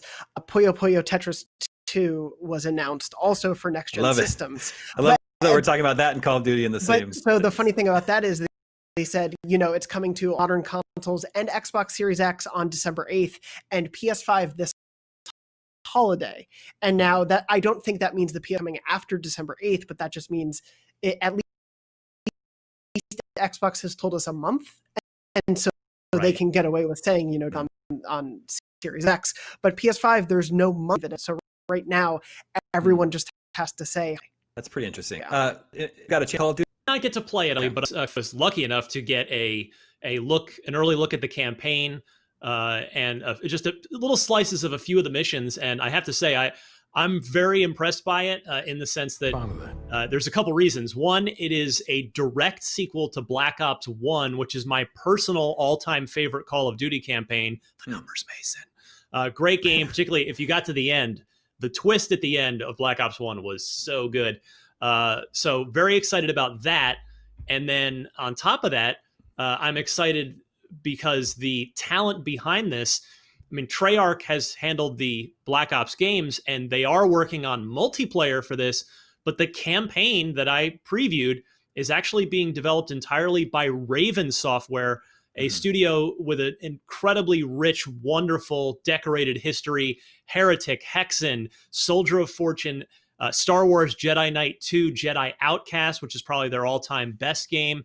And Singularity in 2010 was the last original game that they made. They've been a Call of Duty support ever since, doing multiplayer, the remaster of Modern Warfare 1, doing this, doing that. So I'm really excited for them to get back in the director and develop their own game. So they're just very talented. So between their pedigree and the fact that this is a continuation of Black Ops 1, my favorite Call of Duty campaign, super excited about this one. Yeah, I'm getting excited for it too. I haven't played a Call of Duty campaign in a while, but this one might bring me back in.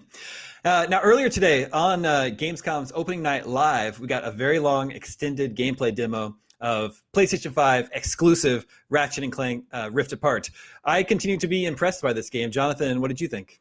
It's every showing of it. Sorry, I'm just so excited about it. Every showing of Ratchet makes me so much happier because I've loved this franchise since the PS2 era, but I feel like it's kind of been almost forgotten when it comes to the big Sony tentpoles, especially just because there haven't been as many entries of it in the PS4 generation. But this looks great. I think it continues to be one of, if not only, the real rare examples of what next gen is allowing for game development and allowing for the final end product when we get to play those games.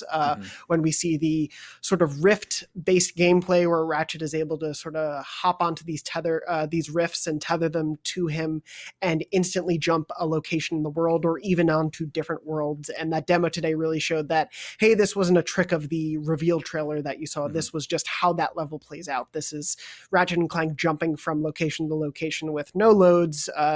After the demo, Insomniac confirmed there won't be any loads in the whole game, that this is, exemplary of what we're going to get in the full product. And I'm very excited about that. Yeah, I agree. Ryan, did you have a chance to watch the gameplay demo earlier? Ratchet and Clank, two things here real quick. One, this is the most next-gen game that I've seen from either Sony or Microsoft yet. And I say that just with full compliments. I mean, this is a fantastic display of the SSD hard drive loading technology, of just the extra horsepower of the PS5. Hopefully it's going to play great too, but man, it is the most, I think, just jaw-dropping next-gen thing we've seen so far. And number two, Insomniac, as if they hadn't already made their purchase price, whatever the $220 million that Sony spent to buy them from Spider-Man. I'm sure they made all that money back and then some already, but they are the real MVP of basically entire console, next generation console launch. They're dropping Malice at launch, and then this is to now be the launch, which I, from my experience, presume to mean we probably expect it within the first 6 months. If I'm March, just as an educated guess. So Insomniac is just two incredible next gen games. Hopefully, at least they're two very exciting next gen games for sure. Yeah, couldn't agree more. Okay, real quick before we go, I have the results of the poll we ran last week. We asked you, has Sony and Microsoft's silence on price and release date affected your next gen hype? Some people are getting frustrated, waiting to find out when. The 2% of analysts are bailing on the next gen launch quite yet. Here for you to vote on for next week. Are you ready to upgrade to a next-gen Nintendo Switch? Yes, you ready, or you love your Switch just the way it is, or you're waiting to see costs? Make sure to vote at IGN.com. We'll share the results with you next week. And that will do it for this edition of Next Gen Watch 2020. Thank you to both Ryan and Jonathan. We will be back next Friday at 6 a.m. Pacific, 9 a.m. Eastern with more PS5 and Xbox Series X news. Stay tuned. There's more Gamescom Studio right up.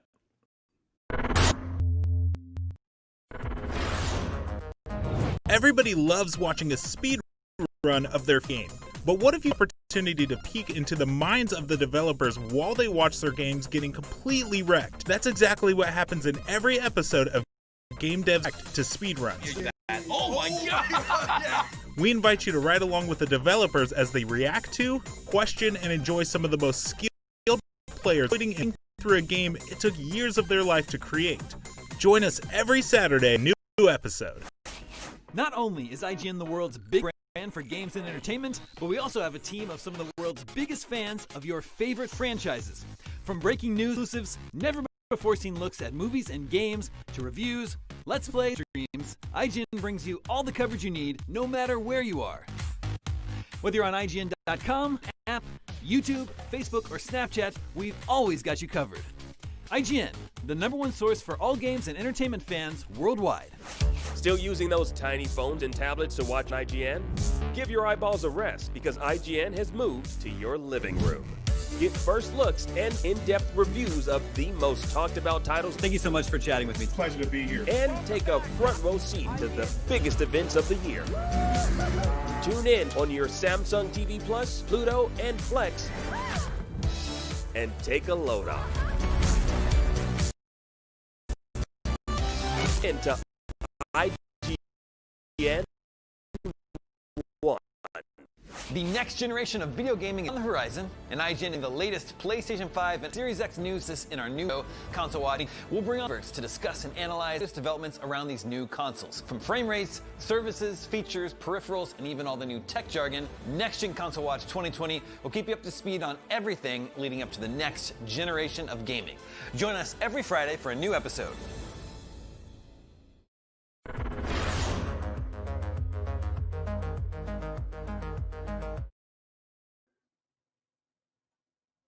Welcome back. That was Next Gen Console Watch, a show you can catch every week on IGN. And as much as some of the commenters like to accuse IGN of playing favorites with Xbox and PlayStation, the reality is that we're equally annoyed with both of them for not announcing a next gen price or release date. It's almost September. What's up with that? Anyway, speaking of autumn, Halloween is rapidly approaching. And here's Tom Marks checking out a nice spooky harvest time hayride of a game about a magic pumpkin man. Let's take a look.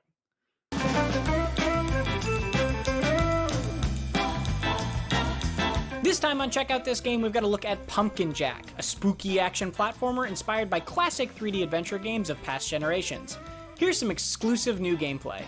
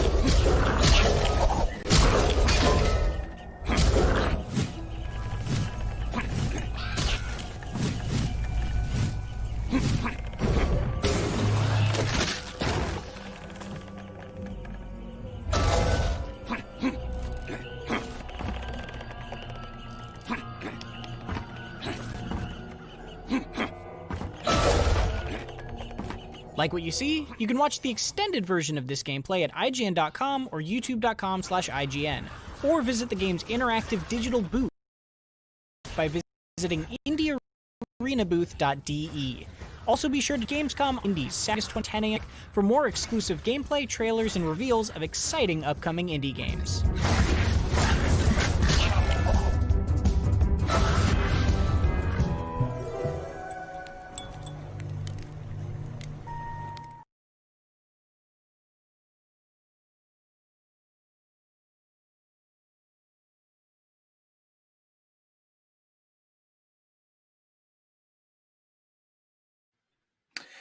That was Tom Marks with Pumpkin Jack. Hey, thanks, Tom. There's more Gamescom Studios still to come. And remember, this is just the first of 4 full days of streaming content covering the latest and greatest new games. I love the latest and the greatest newest games. Speaking of which, you've been very well behaved, I think. So we have even more trailers for you because you've been so good. So come on, enjoy. Have a good time.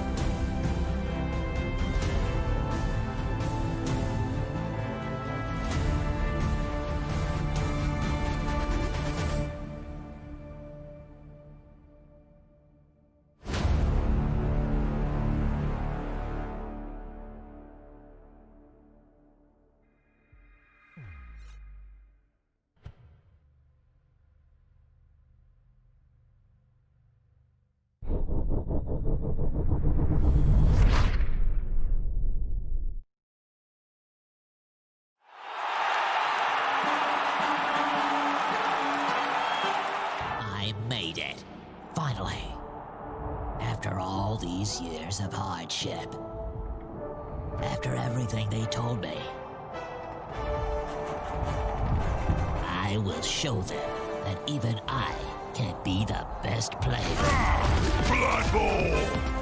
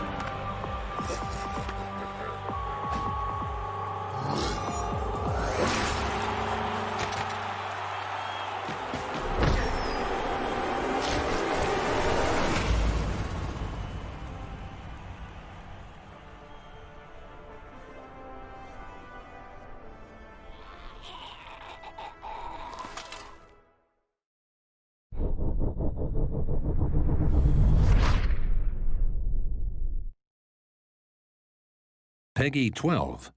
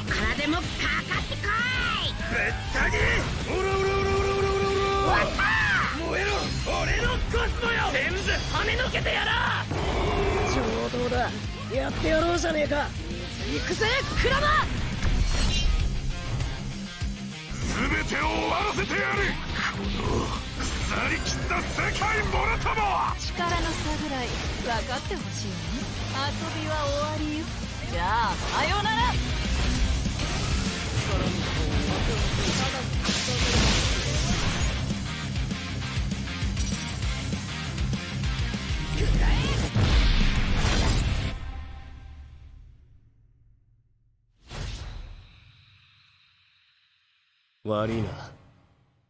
負ける気はねえ。人を助けるのがヒーローの仕事だ。全力で行く。最大をぶつけろ。もう俺は迷わねえ。俺だってヒーローに。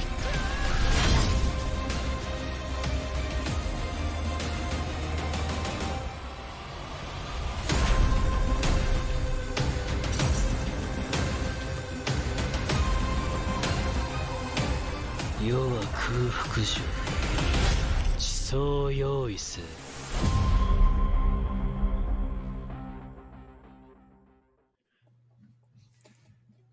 And we're back. You just saw trailers for Werewolf, The Apocalypse, Earthblood. A lot of extra words in there. Dual Universe, nice and short and sweet. Blood Bowl 3, self-explanatory. And Jump Force Deluxe Edition right here on Gamescom Studio. I'm joined by Brian and Tom once again. Let's talk about some of what we just saw. First things first, Werewolf, The Apocalypse, Earthblood. This got revealed, I think, last year. This is set in the same RPG universe as Vampire the Masquerade, which also has a brand new game coming out next year. This one looks like it's definitely kind of more the aggro badass approach to werewolves. Brian, you like werewolves? I love a good werewolf, Max. This looks like a really good time. I actually really love the sort of intersection of nonsense fantasy and mech robot fight. There's so much going on here. There's like tech and muscles and body hair, but there's also I think underneath this all is going to be some really cool gameplay. This is something I think you would only really see in like a sci-fi B movie, but in a video game, I feel like a setting like this and a theme like this works so much more. And yeah, werewolves are great. They're basically dogmen that wake up naked in the field with a chicken in their mouth occasionally. It's a weird life, but someone wants to play it, and that someone is me. Yeah, and they're taking on the logging industry. I love that they've got these like power loaders with chainsaw hands. That is very cool. Now, next up, we got to look at Dual Universe, which is an online interactive empire. This is crazy. This has been sort of in, I guess, alpha for a while. This was a crowdfunding success. It is sort of described as a build anything in space type of game. If I had to, I would say it's somewhere between EVE Online and Minecraft and No Man's Sky. Tom, are you familiar with this at all? Yeah, every time I see anything about Dual Universe, it's one of those games where you're just like, what they're promising can't possibly, like, it's too good. It sounds too good to be true, but they're doing it. It's not like I'm doubting it. It's just like the idea of a space game where everyone is in the same server online and you can build pretty much anything, pretty much anywhere, be it a space station or a building. Like it's just really a cool concept. And it's one of those things where you're like, oh man, like if they can pull that off, it's going to be something special. And it's super cool to see how much progress they've made, like you said, over the years. Yeah, it's definitely given me some notes of kind of what No Man's Sky promised, but I'm with you guys. I think they'll deliver on it. Yeah, I mean, on the flip side, No Man's Sky, like they initially didn't stick the landing, but they stuck with it, and now there's like a whole wonderful, robust world there. And this is still in beta, so you can, I think it's dualuniverse.game. Go check it out, see for yourself. We also got to look at Blood Bowl 3, which is of course the completely nonsensical intersection of Games Workshop's classic Warhammer and American football, a match made in somewhere. This got this got almost, I think, accidentally announced a couple, like last year, like a while ago, and people have been kind of expecting it to come because, again, if you make 2 games in a series, a third isn't unthinkable. And I've heard some rumblings that this is going to go along with a new edition of the rules for the tabletop game. But either way, this is a great little trailer. I thought this was really fun. Yeah, and it's hyper violent too.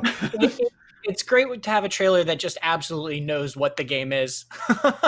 Yeah, and then finally we got to look at Jump Force Deluxe Edition, which is coming to Switch. That's tomorrow. This is the Switch version of a game that is already out there, so if you want to know more, I'm sure you can find plenty of info, but that is the basic game plus the characters past 1, which is 9 additional characters, and then their costumes and moves for your avatar.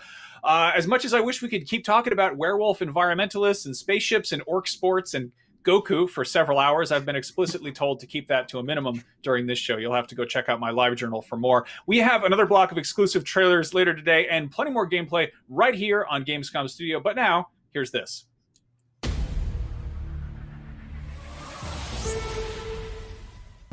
Coming up next is a trailer for Season 3 of competitive quest shooter The Cycle. Let's check it out. I ain't trying to break you down, but for real, you might as well give up now. Think you got a chance, but I don't see how. Got a real tight grip when I hold that crown. Everybody wanna be like us, we don't stop, cause the top just ain't enough, huh? Came here ready to fight on this night, you better just run for your life.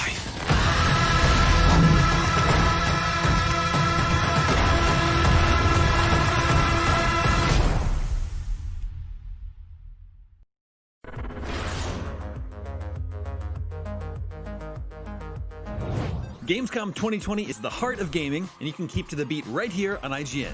We've turned the single biggest show in gaming into 5. Gamescom Now is your virtual show floor with up-to-the-second live coverage.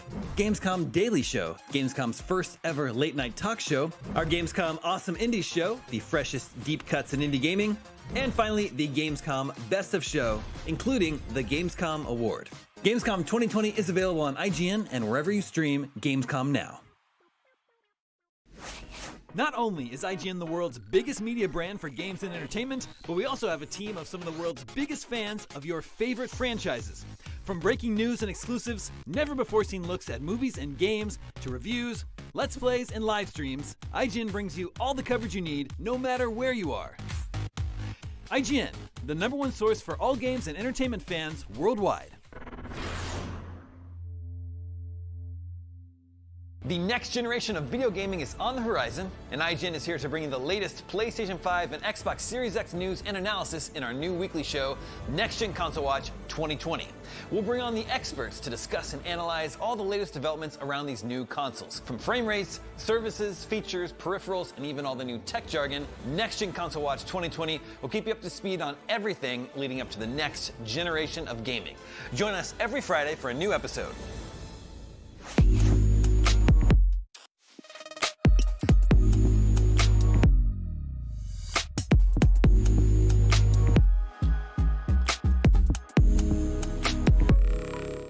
This year, Gamescom is streaming to you on IGN, and now you can watch it unfold on TikTok. World premieres, exclusive gameplay, cosplay, interviews, and unforgettable moments from the biggest show in gaming can now be crammed right into the palm of your hand.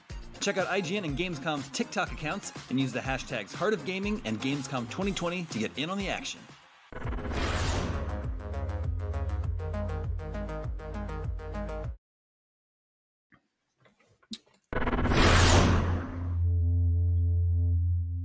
Oh, hey. Welcome back to Gamescom Studio. For over a decade, Humble Bundle has been getting more eyes on indie games, and since founding a dedicated publishing arm, Humble Games, it doesn't look like that'll stop anytime soon. Here are some of the indie Humble Games is launching later this year. And we're legally required to disclose that IGN and Humble are owned by the same parent company, Ziff Davis, but they operate independently and no special consideration is given to Humble promotions or coverage. In fact, they don't even work in the same building as IGN. But I guess nobody really works in the same building anymore. What is a building? What is anymore? What is games? I guess we'll find out soon when we find out what Humble's up to. Let's take a look.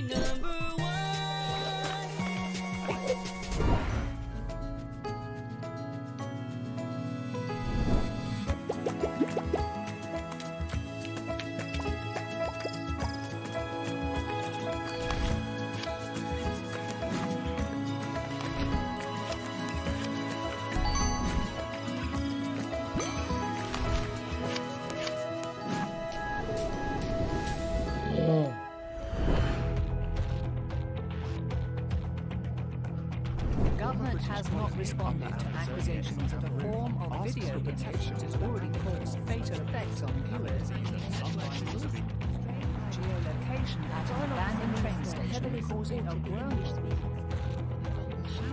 has been named, and our way of life will always prevail. When darkness breeds a curse disdained, it's time to enter the Ring of Pain. A newfound friend is guiding you in dungeons that you're crawling through. The ring adjusts with every action. Choices cause a chain reaction. Observe the ring and strategize. Learn, adapt, or face demise.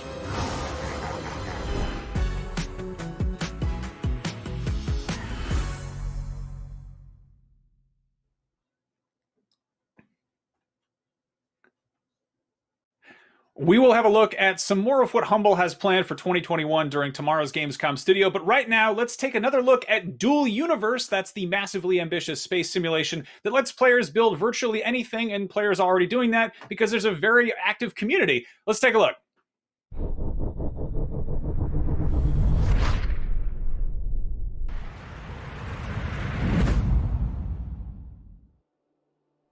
Hi, this is Jesse Bailly, the founder of Nova Quark and the creative director of Dual Universe. So let me get you a quick introduction today on one very important aspect of the game, which is content creation. Everything you see here is coming from the beta and is entirely made by the players themselves. So it shows really what the community has done so far. It's quite amazing, and it uses the voxel technology we have developed that literally allows you to sculpt matter the way you want. I mean, you can really make any kind of shape you like, so the creative possibilities are literally endless, and you see these incredible things made by the community just in front of you. So you might think, okay, it's a building game. It seems to have some really cool possibilities with this voxel thing. But you know, there are many other building games out there. Why should I get excited? And well, the fact is that everything you see here is actually happening in one giant shared universe, with many planets and so on, but it's shared by all players at the same time. So we're talking about potentially millions of people all together inside the same game world that gets never reset, that it's always there. So it's a completely radical difference compared to what you would have if you have just a local server. You are part of an ecosystem, and everything you build actually matters and take place in this world. So to get back on the building and creativity, here you can see examples of really gigantic structures, spaceships that can of course fly, and space stations in the background. They're really amazing. They are completely customizable, so you can really make any kind of shape you like, but you can also make blueprints of them and then resell them on the in-game markets to other players. So that means that you can buy a really awesome ship even though you don't necessarily know how to build it right away, and that's a very good way to start in the game. This is absolutely gigantic. You see, this is a giant screen, and it shows you the interior of a space station. Gives you an idea of how big things can get, and everything can be literally sculpted with the form you like. So that's about the creative possibilities of the design of the structure you have. Here you have another example of what we can do with this possibility. This voxels is in the PvP, so there will be much to say about PvP. This is just to illustrate one aspect, which is that when you do damage, you actually dig a hole in the structure, and that's making full use of the voxel technology that allows in fact to modify structures, and we do that. So that opens a lot of possibilities in terms of strategy, how you dig holes in hulls and invade ships and so on. It's really cool. So that's an aspect that we also take in consideration, that you can actually build things, destroy things. You have ways to repair things also, so you don't lose your precious voxel designs as you go on in combat. Here you see another example of quite a funny, fully functional vehicle that you can build and ride in the game. It's pretty cool. that's actually a droid that is programmed, that is running a code. So there's another aspect of the creation which is about running a Lua code. You can see here another example on that screen where someone has written a game of Breakout, and you can actually play that game. So there's a Lua script running. Again, you can buy it. I mean, in the game, you don't have to with the in-game currency. You don't have to script it yourself. But that's how far you can go, in terms of customization. And here's another example that I like a lot, which is it's a snooker game. What you see here is actually a screen that has been used to give you the impression that you have a real ball in 3D. So that works fantastically well. It's really cool. It shows, there's no limit, and we're amazed every day by what the community is creating. It's all about emergence. The fact that we put the building blocks, and you guys, the players, are going to use it to build whatever you want, and that's fantastic. And we try to make sure that you have all the relevant tools so you can do you can express your creativity. And that's it for now. So I hope you enjoyed it, and I hope to see you soon in Dual Universe for more creation and amazing design by the community. Thank you.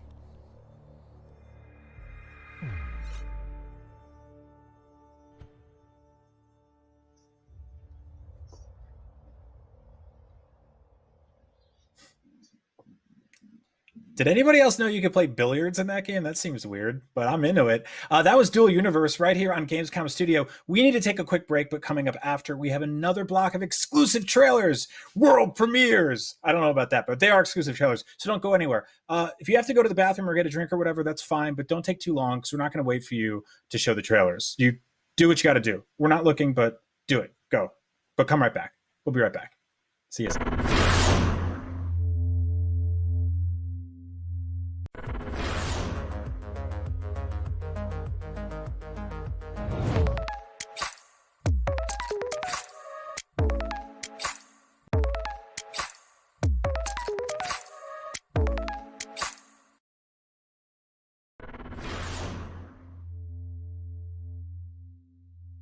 The next generation of video gaming is on the horizon, and IGN is here to bring you the latest PlayStation 5 and Xbox Series X news and analysis in our new weekly show, Next Gen Console Watch 2020. We'll bring on the experts to discuss and analyze all the latest developments around these new consoles. From frame rates, services, features, peripherals, and even all the new tech jargon, Next Gen Console Watch 2020 will keep you up to speed on everything leading up to the next generation of gaming. Join us every Friday for a new episode. Not only is IGN the world's biggest media brand for games and entertainment, but we also have a team of some of the world's biggest fans of your favorite franchises. From breaking news and exclusives, never-before-seen looks at movies and games, to reviews, let's plays, and live streams, IGN brings you all the coverage you need, no matter where you are. IGN, the #1 source for all games and entertainment fans worldwide. Gamescom 2020 is the heart of gaming, and you can keep to the beat right here on IGN. We've turned the single biggest show in gaming into 5. Gamescom Now is your virtual show floor with up-to-the-second live coverage. Gamescom Daily Show, Gamescom's first ever late-night talk show. Our Gamescom Awesome Indies Show, the freshest deep cuts in indie gaming. And finally, the Gamescom Best of Show, including the Gamescom Award. Gamescom 2020 is available on IGN and wherever you stream Gamescom Now.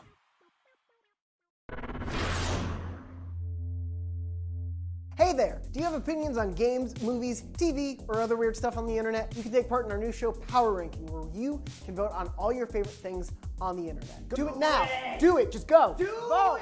Go vote!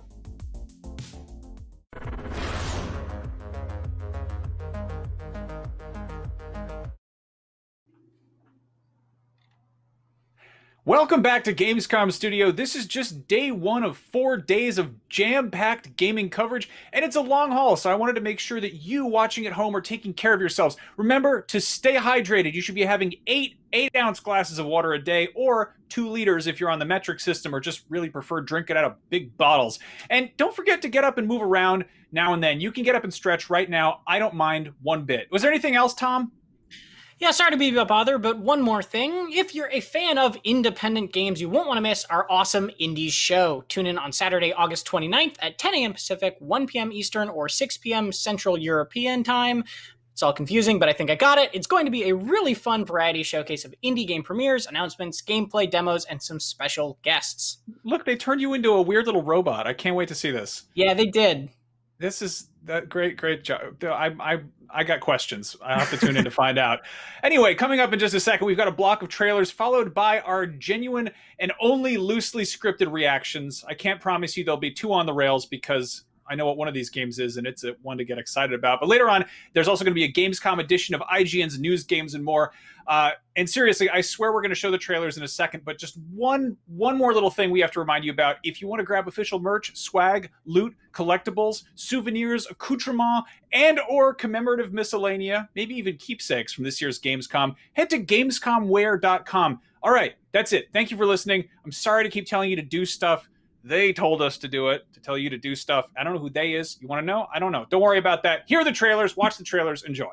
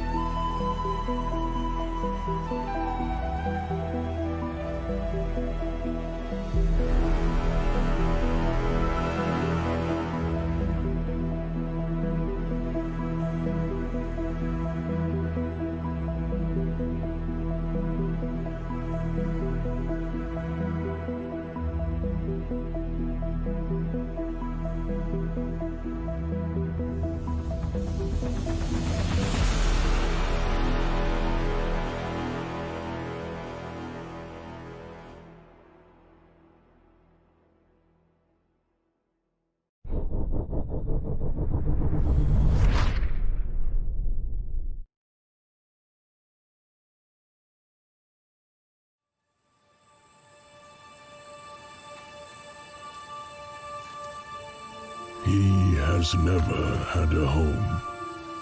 He was born without the right to have one. Always on the run. Always in fear they will track him down. He knew they wouldn't rest till they enslave all of his kind. Put them in shackles and torture to death or submission. They're strong in numbers, armed with steel and sorcery. Their minds corrupted with greed and arrogance. They're not afraid of just another giant on their path. But this time, they should be.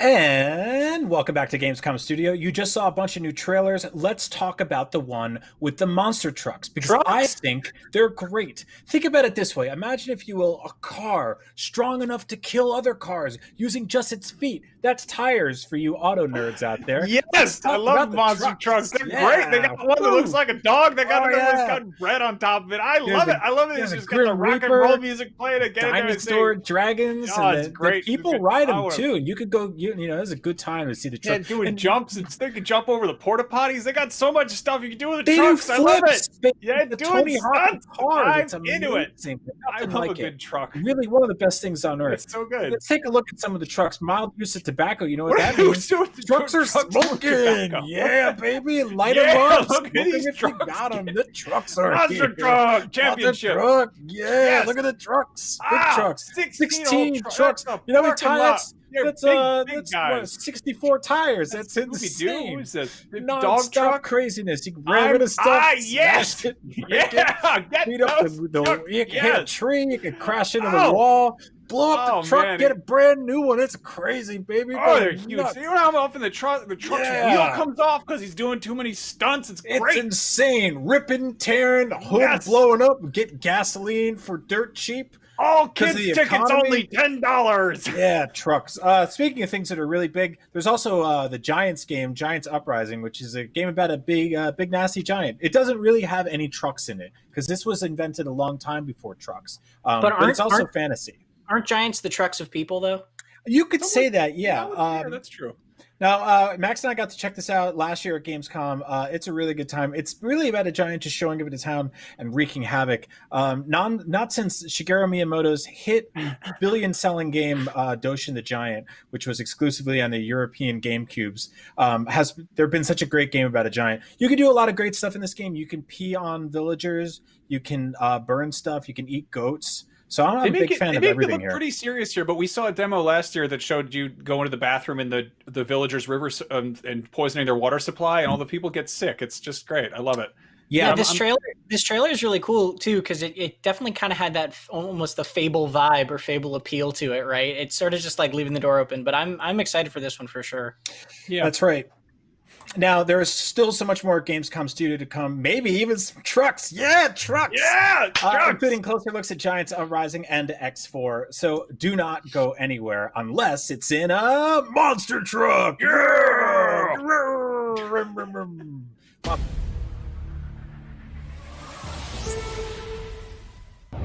Ford has been working closely with racing game fans all around the world to design a brand new car called the Team Fordzilla P1 that will be used in yet-to-be-announced games in 2021. On top of that, they recently revealed they'll be producing the car as a full-scale prototype too. The Team Fordzilla P1 was unveiled in Opening Night Live earlier today, but in case you missed it, here's a quick peek at what it looks like.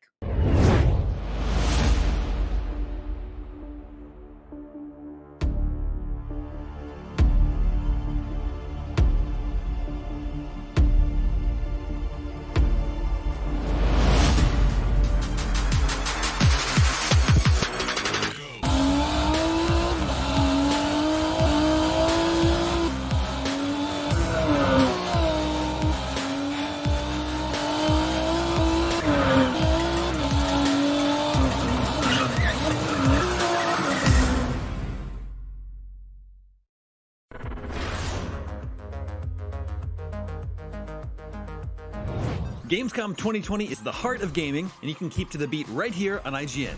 We've turned the single biggest show in gaming into 5. Gamescom Now is your virtual show floor with up to the second live coverage. Gamescom Daily Show, Gamescom's first ever late night talk show. Our Gamescom Awesome Indies Show, the freshest deep cuts in indie gaming. And finally, the Gamescom Best of Show, including the Gamescom Award. Gamescom 2020 is available on IGN and wherever you stream Gamescom Now.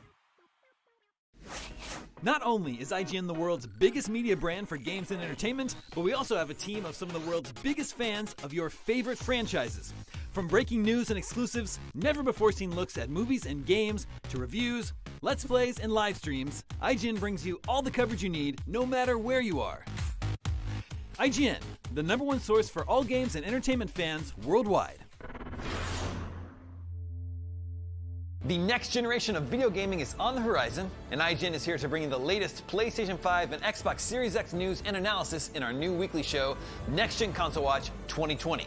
We'll bring on the experts to discuss and analyze all the latest developments around these new consoles. From frame rates, services, features, peripherals, and even all the new tech jargon, Next Gen Console Watch 2020 will keep you up to speed on everything leading up to the next generation of gaming. Join us every Friday for a new episode.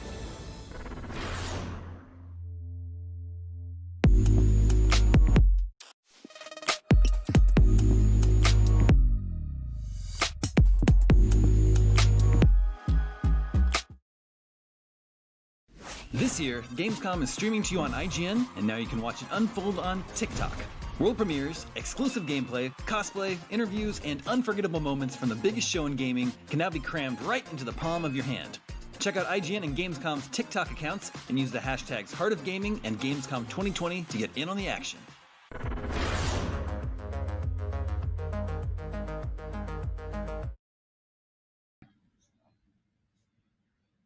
Oh, hey you, welcome back to Gamescom Studio. We have a bunch more games to show you, including Giants Uprising and X4. And after that, we have News Games and More, which is IGN's daily news show, which covers news, video games, and I believe more. More could really be anything. It's sort of like the Beyond section of Bed Bath & Beyond, in that it can be sort of a catch-all. Like it could be about games, could be about pop culture, really anything you want. But specifically today, it's going to be about games because Gamescom is about games. You know what else is about games? This game that Tom's going to show us. So let's take a look at this game from Tom. Not from Tom, he didn't make it, but he's going to show it to you, and you're going to love it.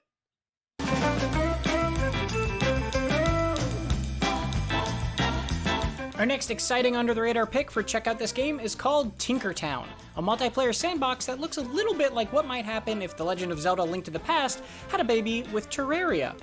Here's an exclusive early look at Tinkertown.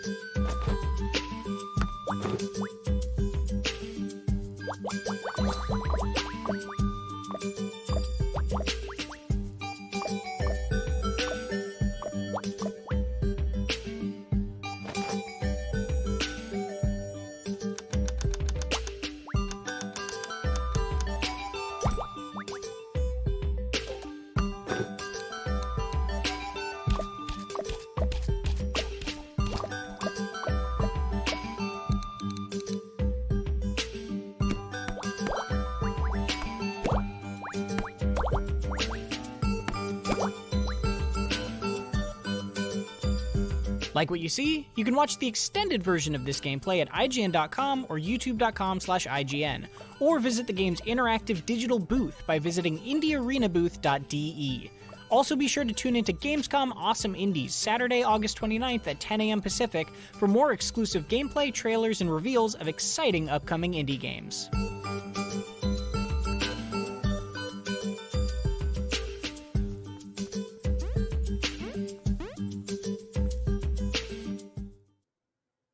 That was Tom Marks with a look at Tinkertown, a game about little tiny things right here on Gamescom Studio. We just got a look at Giants Uprising in the form of a trailer. I'm dying to see more of this game. I checked it out last year. I just mentioned this, but this is a game where you play as a giant and you can actually go to the bathroom in the river that all the villagers get their drinking water out of, and it makes them get sick, which is really gross, but also kind of hilarious. And I'm dying to see what the developers have added since then. Let's take a look.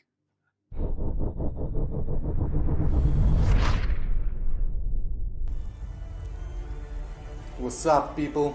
Welcome to Warsaw Game Studios. My name is Hubert and I'm the executive producer of Giants Uprising.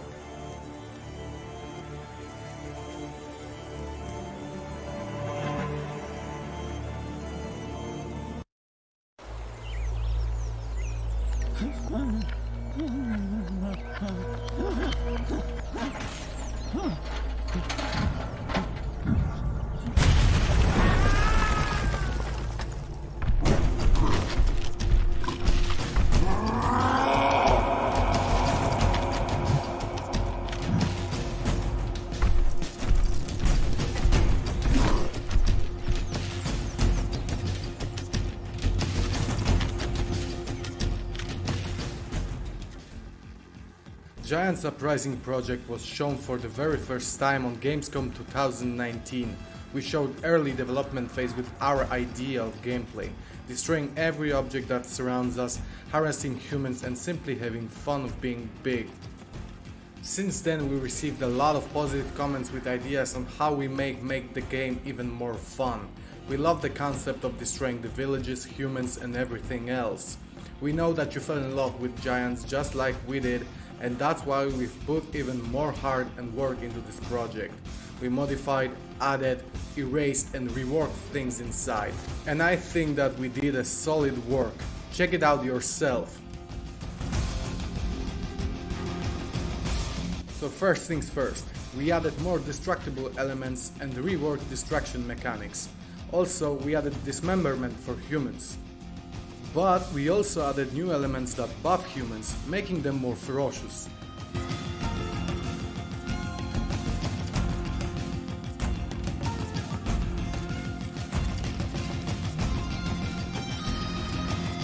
During many brainstorms regarding game design, we often talked about main core loop of the game. We knew that the concept of being a huge creature that is crashing puny humans is interesting, but we also thought about the hack and crash element all the time. Multiple redesigns resulted in creating our own genre, which I can simply put this way. Reverse tower defense with destruction of whole villages, for which the player gains score points. Nothing that existed in game industry before gave us that level of satisfaction, so we made something up, just like that.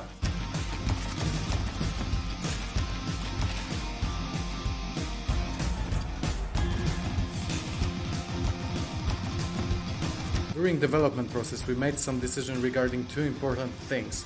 First was to resign the standard publishing method and go into early access. We discussed many concepts and ideas for the game and discussed the direction that we want to go with Giants Uprising. At some point we had to admit that we are not able to fit everything in the game before the release of the game. But we also didn't want to abandon a whole bag of good ideas, because they are simply too interesting to die in the idea purgatory. Additionally, we keep receiving ideas from gamers. Confirming strict release date with constant updates is impossible. So at the end, we decided to go into early access, because we wanted to expand content of the game, keep making Giants even bigger and greater.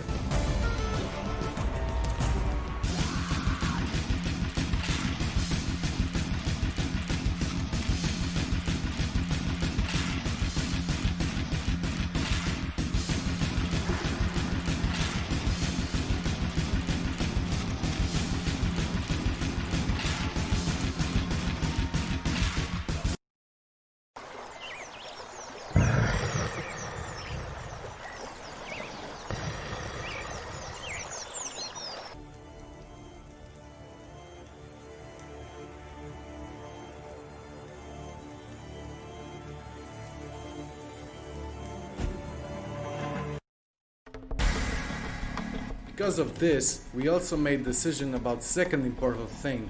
We had to leave the idea of classic story mode and we divided the game into multiple modes.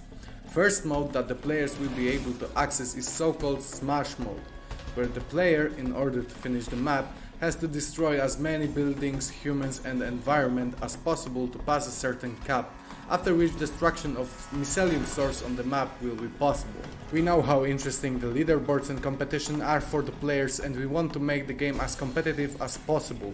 As for the other modes, you need to wait a little longer for more details.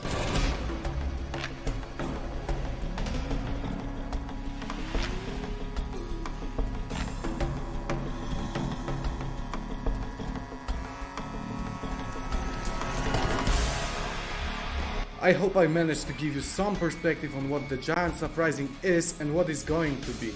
I believe that we made good decisions and everyone waiting for Giants Uprising will be blown away with the final quality of the game. In the near future we will start a Kickstarter fundraising.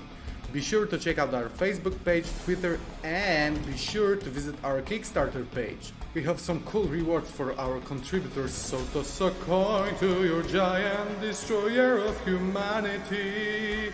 And remember, stay at home and play games, and be sure to send us your ideas, cause with every little idea, a little panda is born.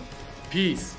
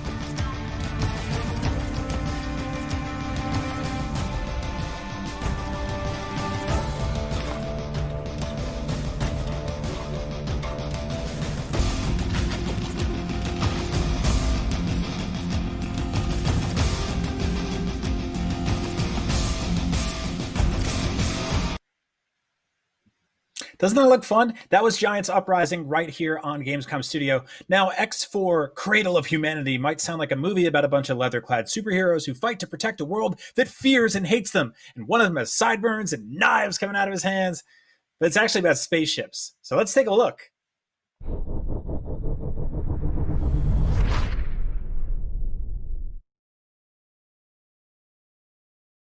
Hello there. I'm Owen Lake, and I'm a mission designer at Egosoft. We're the developers of the long-standing X space simulation game series. With over 30 years of history, Egosoft is one of the oldest game developers in Germany, and the first game in the X series, X Beyond the Frontier, was released way back in 1999. Our games are simulating a vast universe with ships and stations driving a dynamic economy. And then there's you, a drop in the ocean. Over time you will trade and fight, build fleets and factories, and explore the universe and encounter numerous exciting stories.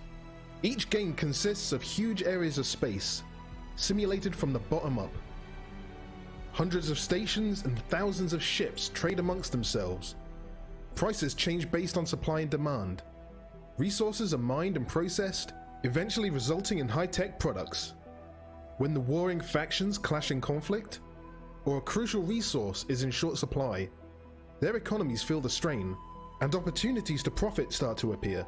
Should you make the decision to act, you may well change the course of the game universe. And if trading isn't your thing, you can upgrade your ships with the best weapons you can afford and go hunting. We're very proud of the level of depth our games deliver, and we'd love for you to check them out if anything I've mentioned resonates with you. That was a very quick introduction to us and the X series. Today we want to dive in and tell you about our most recent game, X4 Foundations. We're coming up on its 2-year anniversary, and in the time since release, we've brought out a number of major updates, improving the core of the game, as well as adding new gameplay, technical features, and content.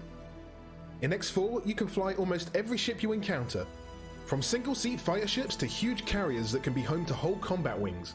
And should you want to act the fleet admiral, you can stand on the bridge, put together the best crew you can find, give orders via the map, and watch them get to work. And while you make your own mark on the universe, X4 also features a number of stories that lead you to mysterious locations and interesting characters, as well as putting you in the middle of events that drastically change the universe. A variety of game starts allow you to pick different roles and scenarios to tackle early on, while the detailed encyclopedia fills you in on the history of the X universe. After 20 years, with multiple games and novels, there's a lot of story to tell. Telling such a story in such a dynamic game as X4 was an interesting challenge. We constantly have major factions vying for control of key sectors, supply lines under siege to prevent the construction of critical warships, as well as the player potentially becoming an all-powerful fleet-wielding mogul. We have many missions that reflect the current situation, be that securing a strategic jump gate, or supplying those much-needed hull parts. Using that as an example, where do you get those hull parts? You can try to find a factory producing them for a low price and then sell them for a profit. Perhaps there's a supply issue further down, and you need to mine some ore to help kick it back into gear. Then again, there's always room for piracy. So maybe plunder some freighters, or try your luck hacking the storage modules of an unfortunate station. Or you could think bigger. If you've identified a gap in the market, why not take full advantage of it? A core feature of the X games is building. And in X4 Foundations, we took it to the next level. Using our powerful 3D map, you can create any kind of space station, from a factory to a shipyard, entirely from individual modules. What starts off as a modest refinery could end up being a self-sufficient battle station, laying claim to the entire sector. Get creative, share your designs, and make our engine programmers wince with the largest stations the X series has ever seen. From upgrading your ships, hunting for crystals and anomalies, or joining certain war efforts, there's a lot more I could tell you about X4 Foundations. What you're seeing in this feature is brand new, up-and-coming content. Just in time for Gamescom 2020, we're ready to show off X4's second expansion, X4 Cradle of Humanity. Following the release of version 3.0 and our first expansion, Split Vendetta, earlier this year, we're in no ways done with delivering new features and content to X4 Foundations. Cradle of Humanity will once more expand the game's universe significantly, featuring whole new sectors and welcoming 2 Terran factions to the game, along with their economy, ships, weapons and stations, some of which you can already see in this video. With the solar system rejoining the X series, you can look forward to impressive vistas of familiar worlds. And along with new game starts, we'll be adding several new stories to explore the new factions' identities and political stances through exciting mission content. Those who have enjoyed the story so far in X4 Foundations may be interested to hear that we're also giving some alternative perspectives on certain mission content in X4. If you've been around for previous games of the X series, you'll be happy to know that X4 Cradle of Humanity will also shed light on what has happened to Earth in the decades since the Jump Gate shutdown. Furthermore, a certain pirate faction that is well known to the fans of the series will be making a dramatic comeback. As with the first expansion, X4 Cradle of Humanity will also be accompanied by a massive free update, version 4.0, available to all owners of the base game. The changelog is growing fast, and this update is set to further enhance X4 Foundations in a number of ways, including major new gameplay elements like a new terraforming feature, and wide-ranging visual improvements like volumetric fog. which you can already spot in this video. We will be sharing more details on these new elements of the X4 update at a later stage, when we're getting closer to the release of X4 Cradle of Humanity. If you're looking for a space simulation where your decisions can dramatically change the future of the game universe, then please check out X4 Foundations and wishlist X4 Cradle of Humanity today. If you'd like to learn more about the game, please find us on YouTube and the usual social media channels, or visit our website at egosoft.com. Thanks for watching and stay safe.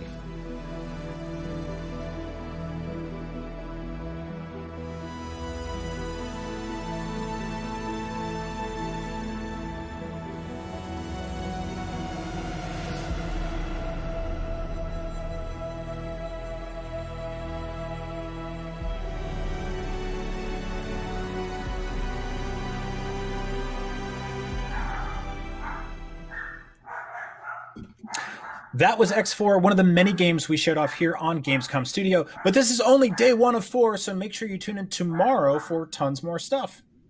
And remember, the Awesome Indies Show is on Saturday at 10 a.m. Pacific, 1 p.m. Eastern, or 6 p.m. Central European Time, for a really fun variety showcase of indie games premieres, announcements, gameplay demos, and some great special guests. It should be fun. And if you want to get a look at the rest of the schedule, along with all sorts of Gamescom content you might have missed, head to www.gamescom.global and you can sign up for an account and personalize your Gamescom experience. They've created a whole virtual convention set up over there. It's great. I love to personalize experience. Coming up next is IGN's News, Games, and More, featuring a panel of beautiful people who still have a spring in their step and joy in their hearts. Unlike us, old hags, it's time for the three of us to go put on our dressing gowns, shuffle off to our easy chairs, to read the evening paper in peace with all these computer games making a racket. All right. That's enough. Brian needs a nap, everybody. Here is News, Games, and More. You pipe down. I'm old.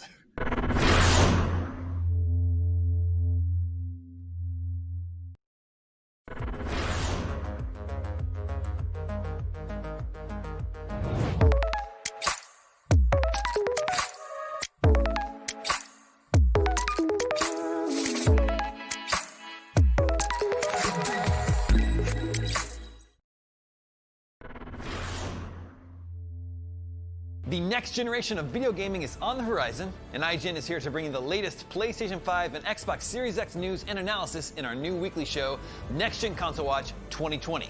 We'll bring on the experts to discuss and analyze all the latest developments around these new consoles. From frame rates, services, features, peripherals, and even all the new tech jargon, Next Gen Console Watch 2020 will keep you up to speed on everything leading up to the next generation of gaming. Join us every Friday for a new episode. Not only is IGN the world's biggest media brand for games and entertainment, but we also have a team of some of the world's biggest fans of your favorite franchises. From breaking news and exclusives, never-before-seen looks at movies and games, to reviews, let's plays, and live streams, IGN brings you all the coverage you need, no matter where you are. IGN, the #1 source for all games and entertainment fans worldwide. Gamescom 2020 is the heart of gaming, and you can keep to the beat right here on IGN. We've turned the single biggest show in gaming into 5. Gamescom Now is your virtual show floor with up-to-the-second live coverage. Gamescom Daily Show, Gamescom's first ever late-night talk show. Our Gamescom Awesome Indies Show, the freshest deep cuts in indie gaming. And finally, the Gamescom Best of Show, including the Gamescom Award. Gamescom 2020 is available on IGN and wherever you stream Gamescom Now.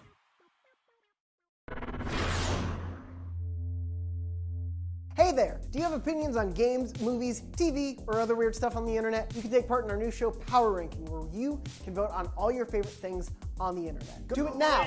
Do it! Just go! Vote! Go vote!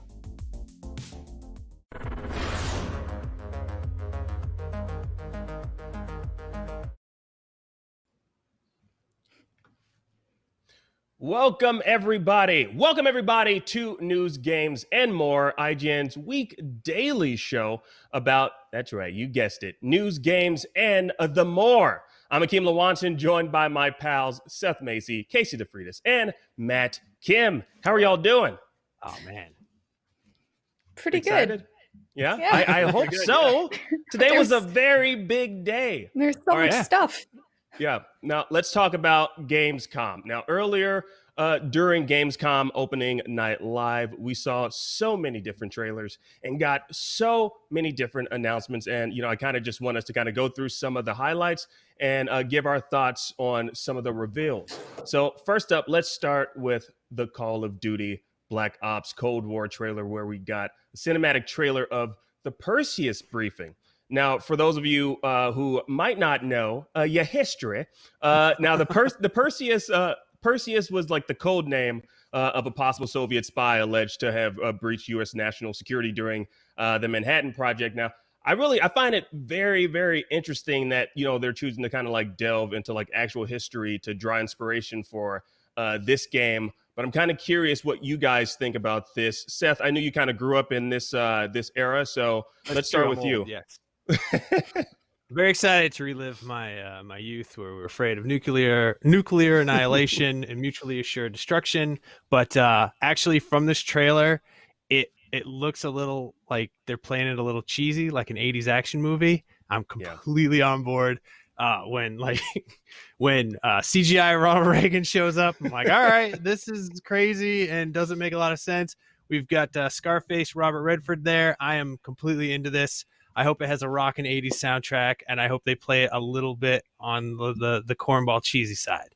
That's what I'm looking for. Don't go too serious with this, guys. Yeah, Matt, what did you think of this? I'm with Seth. It has that like thriller spy. That's why they created a dude who is not quite, but definitely is Robert Redford, right? Like they're going for that intentionally. And no matter my personal feelings towards the Gipper, it's weird, he's there. So, I guess you gotta follow him into this Cold War. Yeah, and I'm digging those aviator glasses. Those it speaks to the time. It speaks to the period. And again, like I'm super hyped for this. So now we also got Unknown 9 Awakening announced, and the cinematic trailer of Reflector Entertainment's upcoming game. Now in this trailer, we're shifting gears here to a different game. Okay, all right. We were still showing the the other game.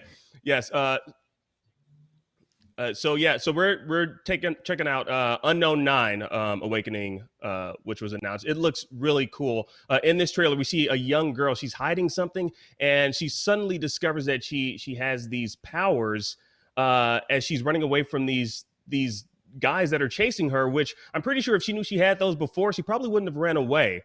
Now this game just looks beautiful, and I love like the music, which kind of like sets the mood for the overall presentation. What do you guys think of this? Casey, I feel like this is a game that's right up your alley. Mine as well. It looks really cool. So we don't know a whole lot about this, but we do know it will be a third-person, narrative-driven action-adventure game set in a, quote, new transmedia Unknown 9 universe. So these games and kind of the entire universe is inspired by things like X-Files, The Matrix, Heroes, Indiana Jones. And I know a lot of people are fans about that. I know I am. It sounds really cool.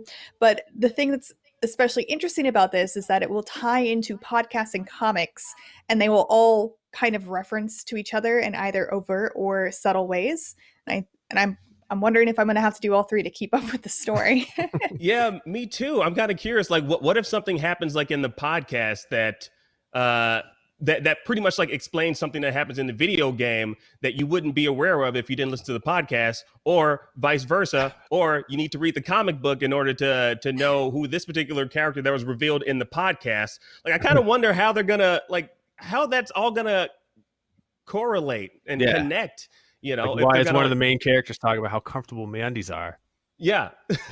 I'm also kind of, so I think we saw that some of the people working on this game previously worked on AAA titles, which a lot of them were Ubisoft titles, and some of the comments in the article about this actually mentioned that Assassin's Creed, if you want to get the full story, you have to read everything and play all the games too. So maybe there's a little bit of inspiration. That's complete speculation. Don't quote me on that.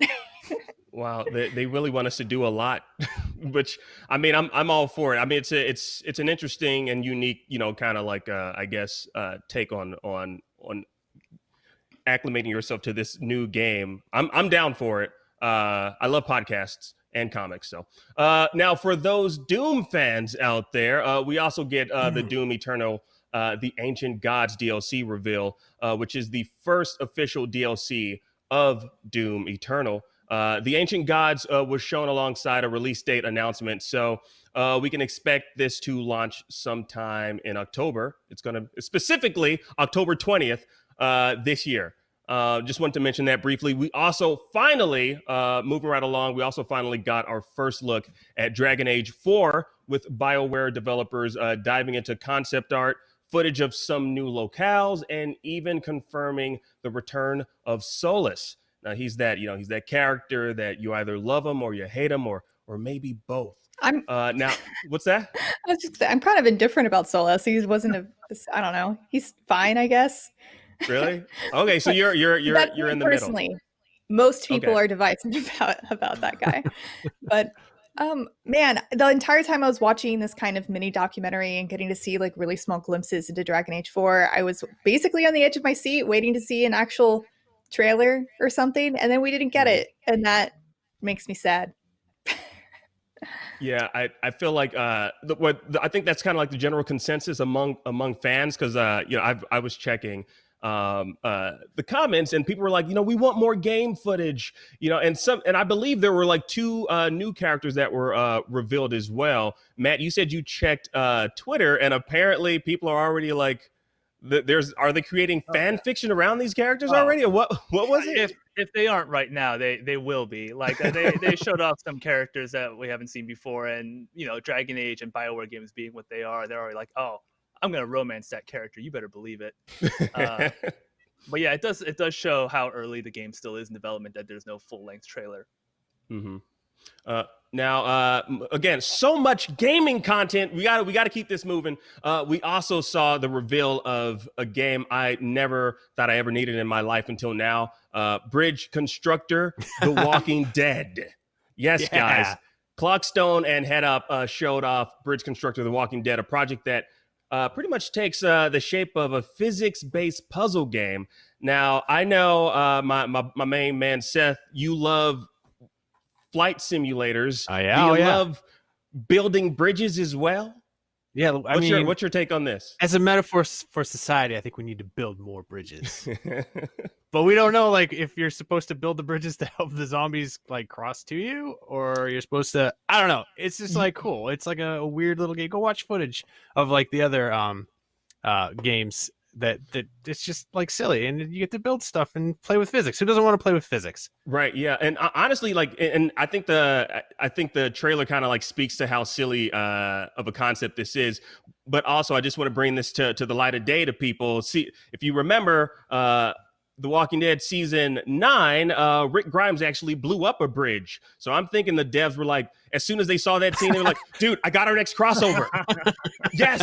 Yes. He blew up a bridge, and I thought that pretty much it sparked their inspiration for this game. I'm calling it right now. Now, the last game I kind of want to mention before we jump to break is World of Warcraft Shadowlands. Their release date announcement is October 27th, which is pretty cool. We saw some cool footage of that. We got a new World of Warcraft animated short, which gave us a look at one of the new realms coming to the Shadowlands expansion this fall. So check that out, October 27th. But right now, guys, we got to take a quick break, but we'll be right back with even more news, more of the games, and more of the more. So stick around.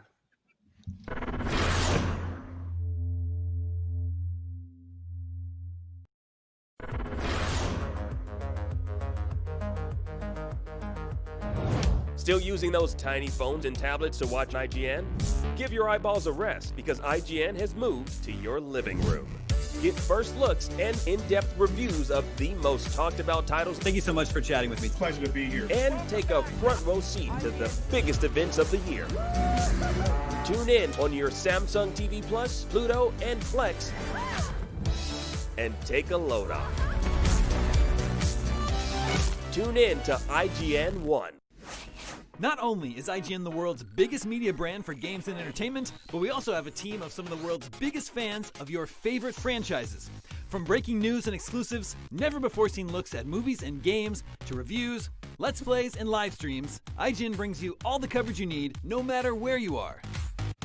Whether you're on IGN.com, the IGN app, YouTube, Facebook, or Snapchat, we've always got you covered.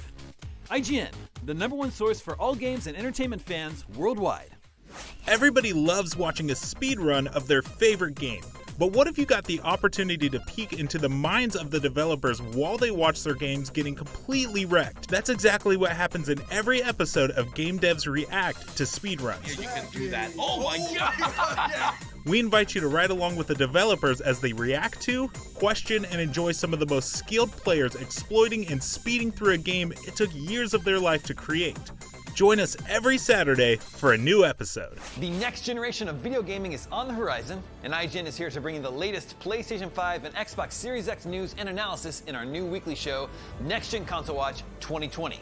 We'll bring on the experts to discuss and analyze all the latest developments around these new consoles. From frame rates, services, features, peripherals, and even all the new tech jargon, Next Gen Console Watch 2020 will keep you up to speed on everything leading up to the next generation of gaming.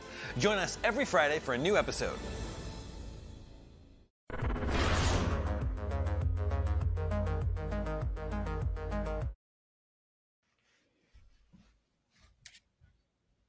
And we are back on news, games, and more, IGN's daily news show. And guess what, guys? We're talking about Gamescom, and even more shocking, we're talking about more games, believe it or not. Yes, so today, there's so much more to talk about. Now, Anna Perna revealed the cast for their upcoming title, 12 Minutes. I'm actually looking forward to this particular one. Now, in this brief new trailer, Anna Perna's cinematic drama game features a voice cast that includes James McAvoy, Daisy Ridley, and the great Willem Dafoe. As soon as I heard his voice, I was like, oh my God. Now, for those of you who might not be too familiar, this is a psychological thriller which takes the player through a 12-minute time loop where a man who introduces himself as a police officer shows up at your door, accuses your wife of a murder, and then he just straight up kills you. He's just like, yeah, you got to die. Your wife killed, I got to kill you. So how do we feel about this particular game? And more importantly, the cast reveal. Let me start with you, Seth. I mean, the cast sounds awesome. Daisy Ridley is fantastic. And of course, Willem Dafoe is amazing. I'm not too knowledgeable about the other guy, so much to the point I just actually forgot his name. But I do want to point out that I did notice that the carpet from the Shining Hotel can be seen in one of the scenes. And that definitely piqued my interest as somebody who likes both hotels and carpet. This guy. I love this guy. I gotta be who I am. Casey, what did you think of the cast? So we do know that the carpet is just an Easter egg, and sorry to burst everyone's conspiracy bubbles, but it doesn't mean anything else. This is not set in the same universe as The Shining. At least that's what we've heard so far. Maybe they're just completely lying to us. Who knows? But anyway, 12 Minutes, the Groundhog-esque type of game, looks really interesting, and I really didn't expect to have such recognizable names playing the characters, and all we know is that it's the man, the woman, and the intruder. They don't have names yet, and I don't know if they will, but if you want to know, the main kind of premise is that you are getting ready for a romantic night with your wife, and then a police officer comes and assaults you, and if you fail to get out of the situation, it resets. And you got to figure out what's going on. It's pretty interesting. Yeah, it is. And not only that, just looking at it visually, like it's such a unique aesthetic that I haven't experienced. The first time I experienced this over the top view of a video game, it was Grand Theft Auto, and that was like years ago, and it didn't look as cool as this looks. Like the bullets were the size of your body, so everything looks proportionate here. In this particular game. I'm definitely looking forward to this. 12 Minutes is set to have a release date in 2020, so I guess later on this year, and it will launch on Xbox One, Xbox Series X, and PC. Now, next up, let's break from all this gaming-related news, and let's discuss some gaming adjacent news. It's been confirmed, guys. There's a Resident Evil series in the works from the good old folks over at Netflix, and apparently it will tell a brand new story.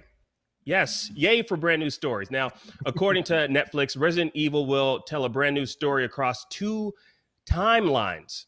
So I'm going to briefly read, not all of it, I'm going to briefly read some of the synopsis. So the first timeline, we have 14-year-old sisters Jade and Billy Wesker, ooh, familiar last name, are moved to New Raccoon City, a manufactured corporate town forced on them right as adolescence is in full-on swing. But the more time they spend there, the more they come to realize that the town is more than it seems, and their father may be, get this, concealing dark secrets. Go figure.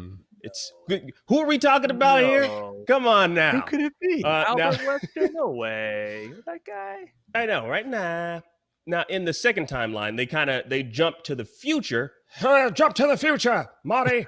Sorry, there's no Marty. That's pretty McFly in good. this. Thank you. I saw him earlier today during Gamescom, so I was practicing. Now there are less than 15 million people left on Earth apparently in this future. More than 6 billion monsters. This includes people and animals infected with the T virus. Jade, now 30, struggling to survive in this new world while the secrets from her past are bubbling up, and her sister and her father, and she's haunted by all of this stuff. So what do we think about this live action take? Are we excited for this? That they're going to be telling a new story? I don't know who here is a big Resident Evil fan. I don't know. Matt, I feel like you might have some opinions about this. Yeah, I mean, I think the first thing that stuck out to me is if I had like even a little bit of knowledge of Resident Evil history, like if I lived in Raccoon City, I wouldn't live in New Raccoon City, right? Like that would be the first yes, right? Like good they'd be point. like, "Hey, Yeah. come to New Raccoon City. It's still owned by Umbrella." I'm like, "No, I remember what happened to Old Raccoon City. I don't want to go there." But it's nice. It's interesting. I mean, like, they're taking the play of the CGI like CGI films, which is basically just different stories set in the universe with like some recognizable characters. Clearly they're interested in not like retelling any of the games, so good for them. I mean, I'll check it out. It's on Netflix. I have Netflix. It's an easy, like, I'll give it 2 or 3 episodes, but who knows? I would have preferred a retelling of one of the games.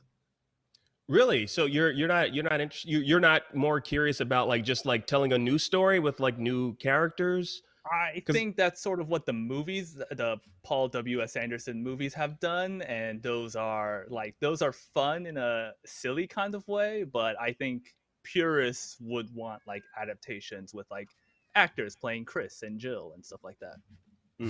Casey, what's your take on this? Man, I think a 1-to-1 retelling of the Resident Evil story would be great, but also the expectations would be insane. Trying to meet those expectations of telling a 1-to-1 story, man, I wouldn't want to be the person to take on that story. So I think telling new stories in the universe that can kind of allude to things that people who play the games know is a much easier way to get success from a Resident Evil show.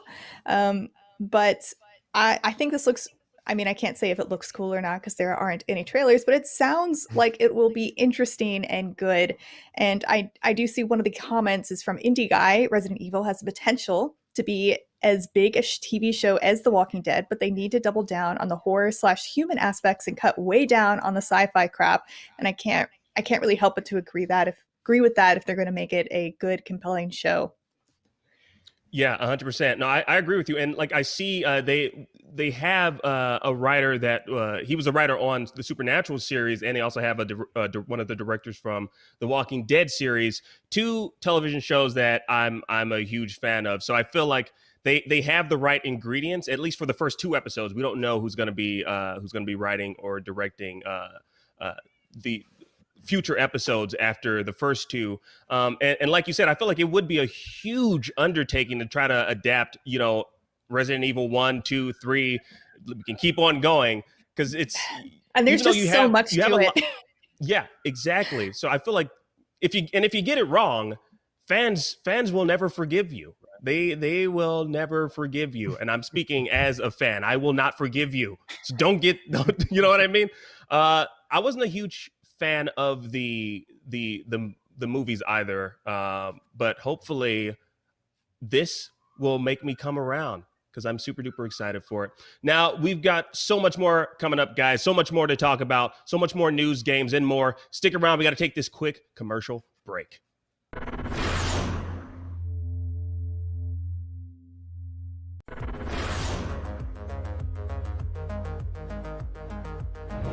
Gamescom 2020 is the heart of gaming, and you can keep to the beat right here on IGN. We've turned the single biggest show in gaming into 5. Gamescom Now is your virtual show floor with up-to-the-second live coverage. Gamescom Daily Show, Gamescom's first ever late-night talk show. Our Gamescom Awesome Indie Show, the freshest deep cuts in indie gaming. And finally, the Gamescom Best of Show, including the Gamescom Award. Gamescom 2020 is available on IGN and wherever you stream Gamescom Now. Not only is IGN the world's biggest media brand for games and entertainment, but we also have a team of some of the world's biggest fans of your favorite franchises. From breaking news and exclusives, never-before-seen looks at movies and games, to reviews, let's plays, and live streams, IGN brings you all the coverage you need, no matter where you are. IGN, the #1 source for all games and entertainment fans worldwide. The next generation of video gaming is on the horizon, and IGN is here to bring you the latest PlayStation 5 and Xbox Series X news and analysis in our new weekly show, Next Gen Console Watch 2020. We'll bring on the experts to discuss and analyze all the latest developments around these new consoles. From frame rates, services, features, peripherals, and even all the new tech jargon, Next Gen Console Watch 2020 will keep you up to speed on everything leading up to the next generation of gaming. Join us every Friday for a new episode.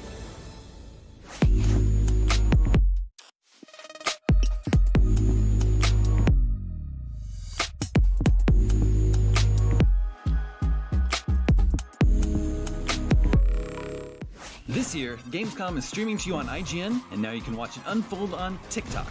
World premieres, exclusive gameplay, cosplay, interviews, and unforgettable moments from the biggest show in gaming can now be crammed right into the palm of your hand. Check out IGN and Gamescom's TikTok accounts and use the hashtags Heart of Gaming and Gamescom 2020 to get in on the action.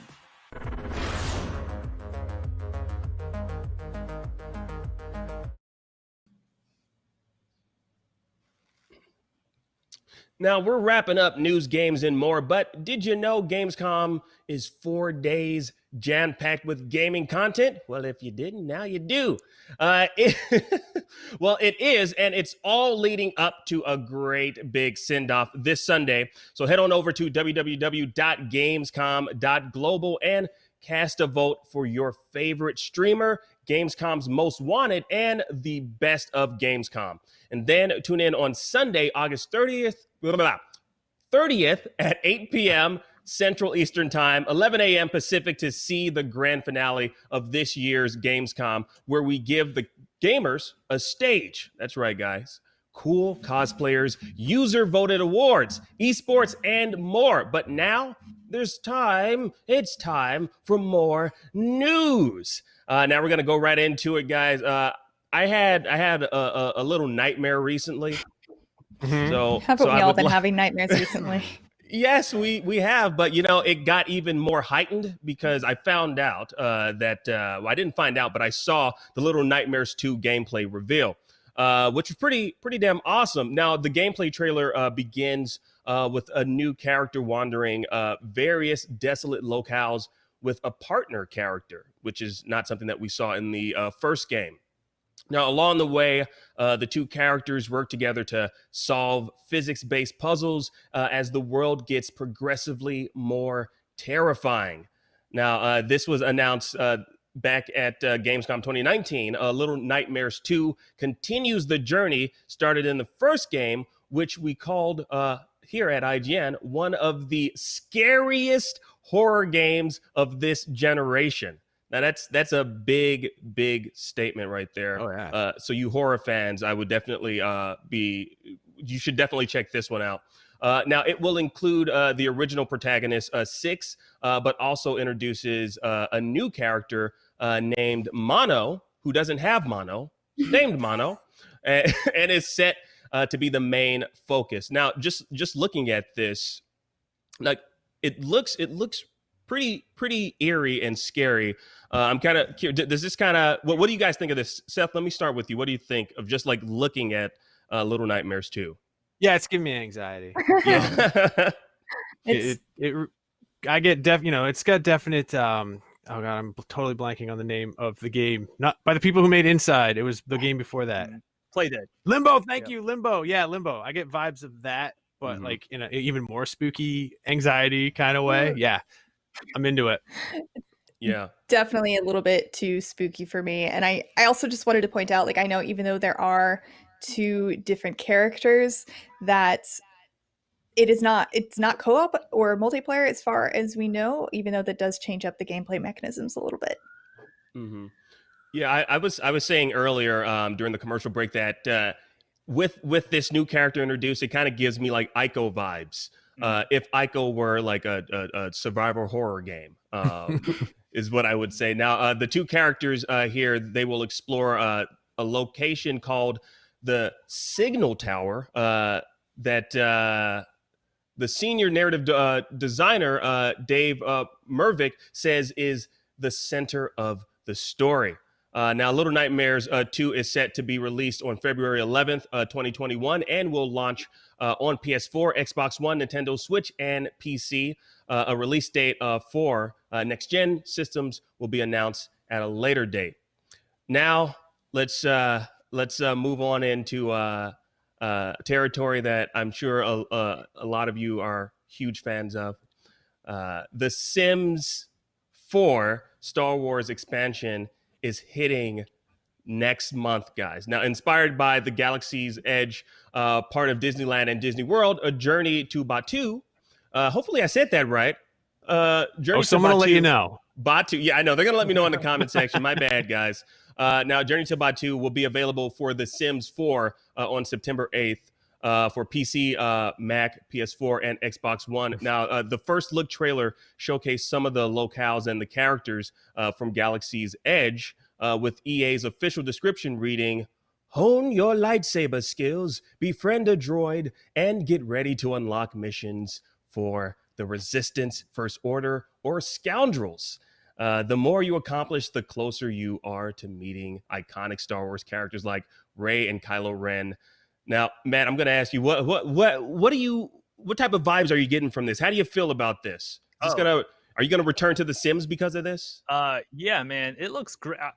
It looks identical to the Disney park. I want to get that out of the way, right? Like the location of Batuu in the Sims 4 expansion is, if you've been to the Disneyland in California park, it looks identical. And like, I feel like given that we can't go back to Disneyland, people who are jonesing to go visit Galaxy's Edge should just pick this up, and it's pretty much, as close an experience as they can get. Yeah. Now, so this is the thing. So I haven't been to the theme park to experience Galaxy's Edge. Do you think you would have, in order to like kind of appreciate this expansion pack, do you think you have to have been to the theme park, or do you think this is like a standalone thing that you can actually appreciate without actually having gone? Oh, I think if you've been to the park, you'll add that like extra like, nostalgia, or like nostalgia is weird, but like memory, you'll be like, oh, I remember going there in real life. But like the Sims expansion has, bonuses, right? Like you can create your own, it looks like in the trailer, you can like create your own little house and customize it in like a Star Wars aesthetic. So like people who just like Sims gameplay will get a lot to enjoy out of it. And I'm just surprised that the Sims hasn't done a Star Wars crossover before. Yeah, I'm kind of curious why it's taken this long for this to happen. I noticed in this trailer, is that blue milk that they're drinking? So there's blue milk at the theme park. Man, I really got to go one day when it actually opens up. We also had like some other announcements of other Star Wars games, I believe. There was Lego Star Wars. I know you guys are fans of The Sims. How many of you are Lego Star Wars fans? Right here. Love Lego Star Wars. Yeah? Seth, what did you think of that trailer? I am.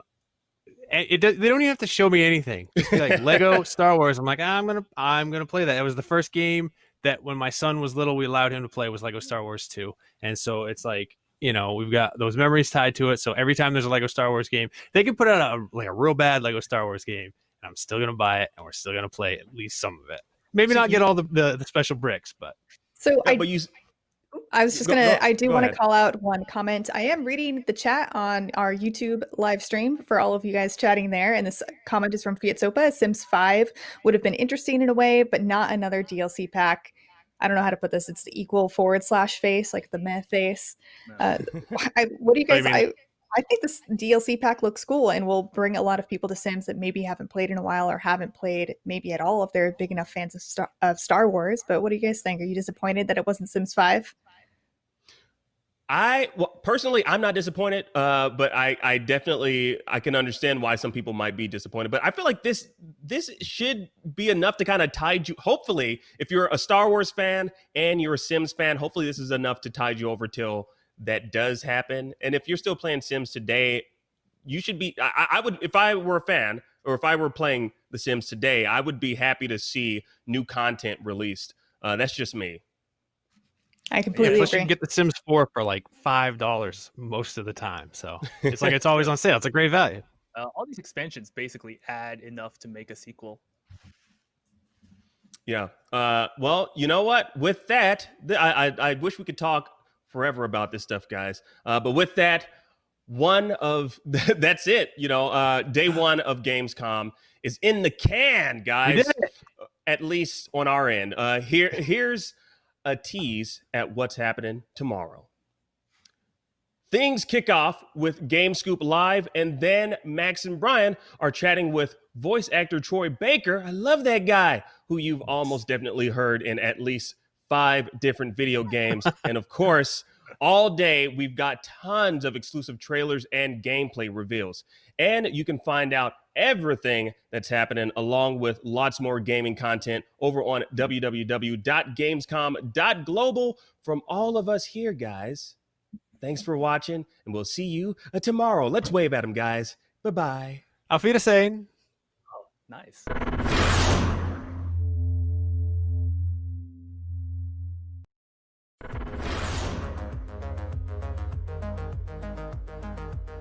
Everybody loves watching a speed run of their favorite game. But what if you got the opportunity to peek into the minds of the developers while they watch their games getting completely wrecked? That's exactly what happens in every episode of Game Devs React to speedruns. Yeah, you can do that. Oh my god! We invite you to ride along with the developers as they react to, question, and enjoy some of the most skilled players exploiting and speeding through a game it took years of their life to create.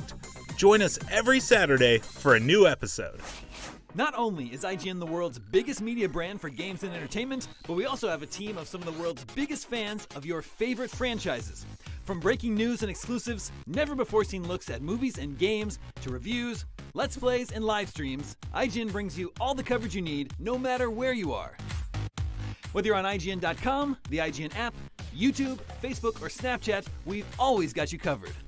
IGN, the #1 source for all games and entertainment fans worldwide. Still using those tiny phones and tablets to watch IGN?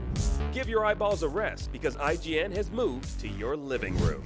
Get first looks and in-depth reviews of the most talked about titles. Thank you so much for chatting with me. Pleasure to be here. And take a front row seat to the biggest events of the year. Tune in on your Samsung TV Plus, Pluto, and Flex, and take a load off. Tune in to IGN 1. The next generation of video gaming is on the horizon, and IGN is here to bring you the latest PlayStation 5 and Xbox Series X news and analysis in our new weekly show, Next Gen Console Watch 2020. We'll bring on the experts to discuss and analyze all the latest developments around these new consoles. From frame rates, services, features, peripherals, and even all the new tech jargon, Next Gen Console Watch 2020 will keep you up to speed on everything leading up to the next generation of gaming. Join us every Friday for a new episode.